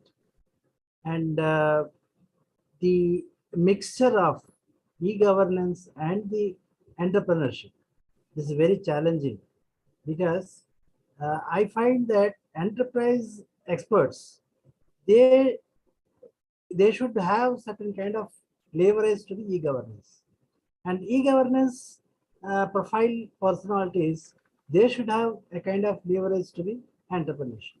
So this is very, very challenging.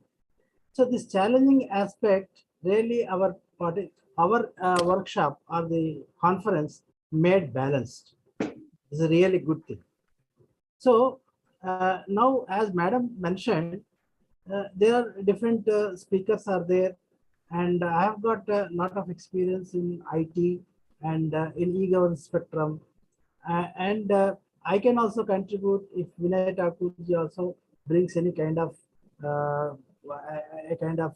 proposal for the kind of development of digital literacy and kind of entrepreneurship development through e-governance. So all these kind of things I extend, because I'm a retired person. Already I worked after retirement also in 2-3 institutions, and I am in line with the technology upgradations.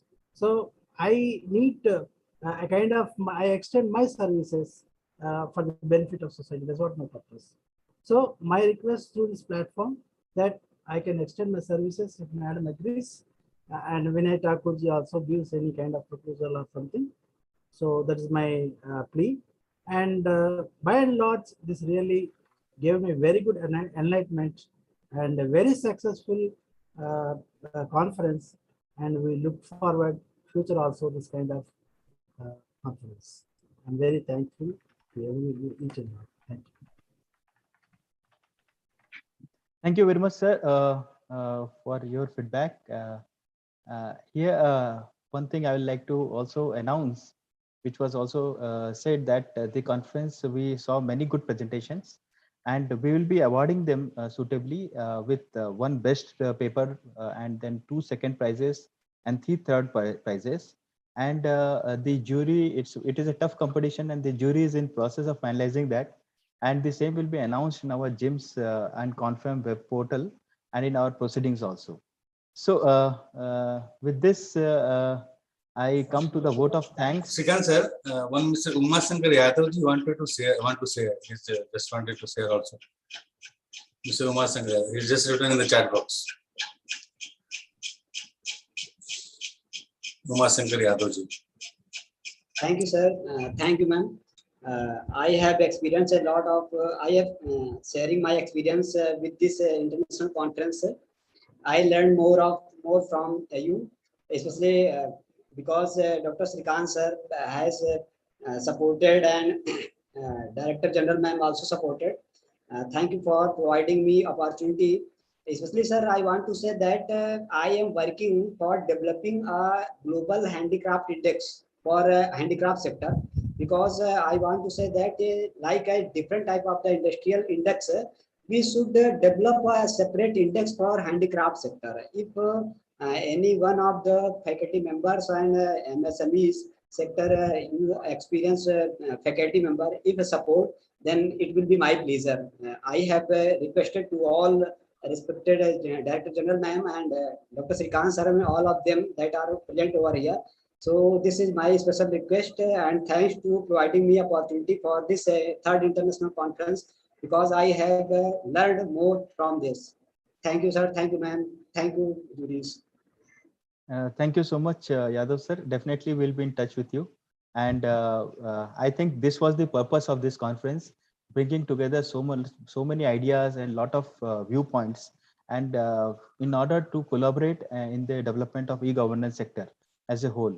So thank you all, respected Dr. Vinay Thakur sir, Chief Operating Officer, NEGD, Government of India, Dr. S. Glory Swarupa Madam, Director General, ni-msme, Dr. Dibyendu Chaudhary, CONFEM Convener, Mr. P. Uday Shankar sir, Rapporteur, CONFEM, Dr. Sandeep Chattopadhyay, Founder, Chandradeep Solar Research Institute, CDSRI, and Master of the Ceremony, and Dr. Bhudev Chakravarti, who is CEO, Muzaffarpur Smart City Limited, and an expert of e-governance, ni-msme faculty members, staff, speakers, presenters, and audience, all watching us on the online media.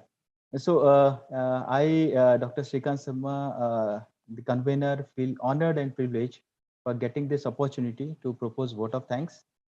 First and foremost, it's my pleasure to thank Padma Shri Professor Anil Kumar Gupta, the founder of Honeybee Network, for accepting our invitation and delivering a very thought-provoking speech in the inaugural function. Actually, he gave a very excellent start to the program, I can say that. And he was so much inspiring, and out of his tight schedule also, he was in Sikkim and he still delivered the session. And we are really very thankful to you, sir. Thanks to Padma Shri Ravi Kumar Narra sir, his national president Dicky.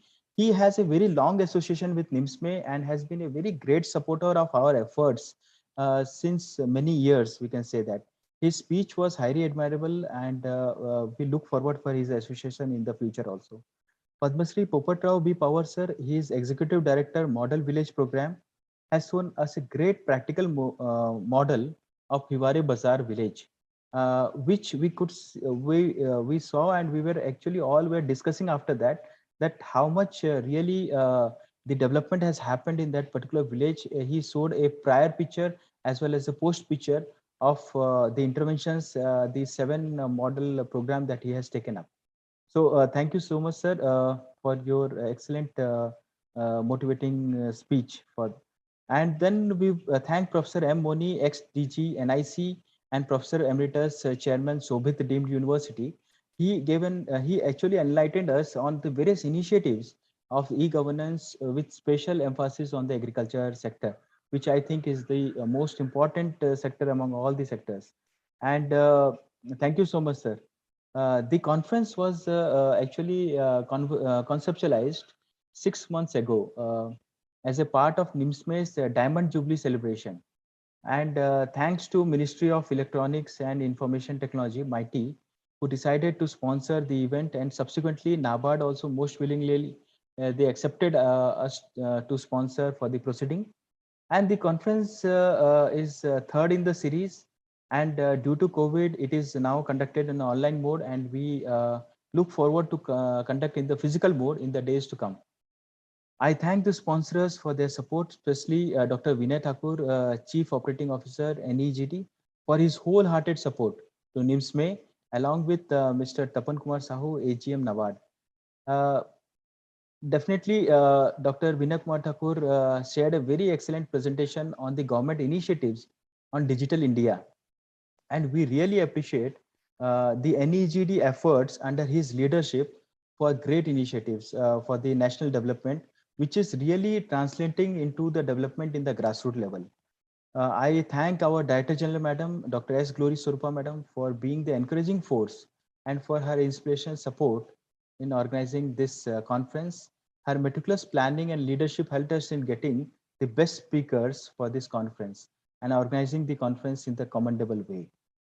I thank Dr. Dibendhu Chaudhary, sir, CONFEM convener, for initiating the idea of this conference and pulling in the best experts to effectively execute the conference, and the success of which we saw in the last 2 days.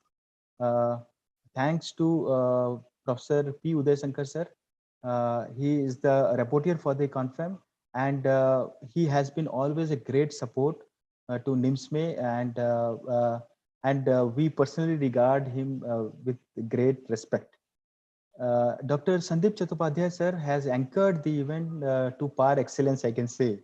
The event was like so interesting, and he made the whole, I think, 2 days quite interesting with his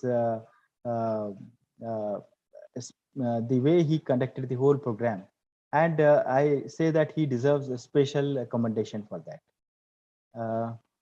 Dr. Bhudev Chakravarti was session chair for 2 themes, and he moderated the session in a very professional manner. Sri Srikant Sinha, CEO, Telangana Academic for Skill and Knowledge, Sri Mullidharan Maningal, Senior IT Executive, Sri Bala Padigari, Sri GT Venkateswar, Commissioner, Mi Seva, Telangana, shared very thought-provoking presentations, and Mr. Raju Das, Mr. Pratham Pathak, Mr. B.M. Rao, Mr. Uma Shankar Yadav, Dr. Jayasri, Mr. Ibrahim from Niger, to name a few. I thank you all. Really, without you, I think this conference would not be that successful. Your ideas were really very much inspiring, and I think now we are able to disseminate all this knowledge and the research and the ideas to many people through the online platforms and medias in which we are broadcasting it. I thank our ni-msme faculty, especially Mr. Vivek Kumar, Koteshwar Rao, sir, for their support during the whole program. I also thank ni-msme Assistant Registrar Office and staff for being cordial and supportive to even organize this conference during holidays, that is on Saturday and Sunday. And this online conference would not have been possible without the excellent IT support we received from Mr. Sujan. Special thanks to Mr. Chandrasekhar. He is the person who is working in the background, and he's the editorial coordinator for SEDME as well as for the GIMS Journal, and a part of the a very strong part of the CONFEM organizing team, I can say, for his excellent support and always cooperative nature, and because of his hardworking thing which he has contributed to the CONFEM in a big way. Last but not the least, I thank all the participation, especially Miss, I think Miss Sobha Suparkar and Professor B.M. Rao. I really appreciate you for not missing even a single session during the whole program. And all the other participants who have attended us in the Zoom platform, in the other platforms, and also for sharing their feedback and participating very extensively in the program. So whenever I say this, it's actually not the end. I can say it's the beginning, and the beginning is that it's a collaborative platform in which we have all great people coming together, trying to partner in order to do something for the development of the country through e-governance measures. And definitely, as rightly Dr. Vinay Thakur sir and our DG madam also stated various points of collaboration, and Mr. Yadav and Ms. Sobha and many others have also stated, we can definitely work together in various avenues of collaboration. And Mr. Muralidharan is also here, and so many people. Thank you all. Really, it was a pleasure. Bhudev Chakravarti sir, all really, we are thank you all from core of our heart for being a part of this conference. Namaskar. Thank you. So with this, with the permission of the Director General, Program Director, may I announce the end of this today's beautiful conference? Yeah, you can close the conference. So Thank you, all of you. Thank you. Yeah, namaskar. Namaskar. Thank you. See all of you very soon. At So we ni-msme can take a screenshot, I think, if everybody switches on. Yeah, please. Yeah. We can take one screenshot so that it can come in our social medias, everybody's social media.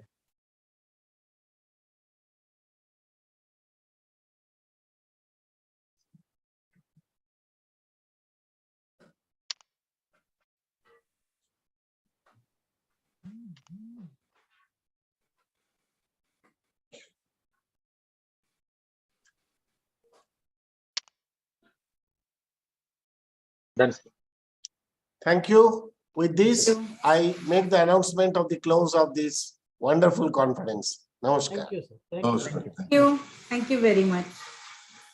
Thank you very much. Thank you. Thank you.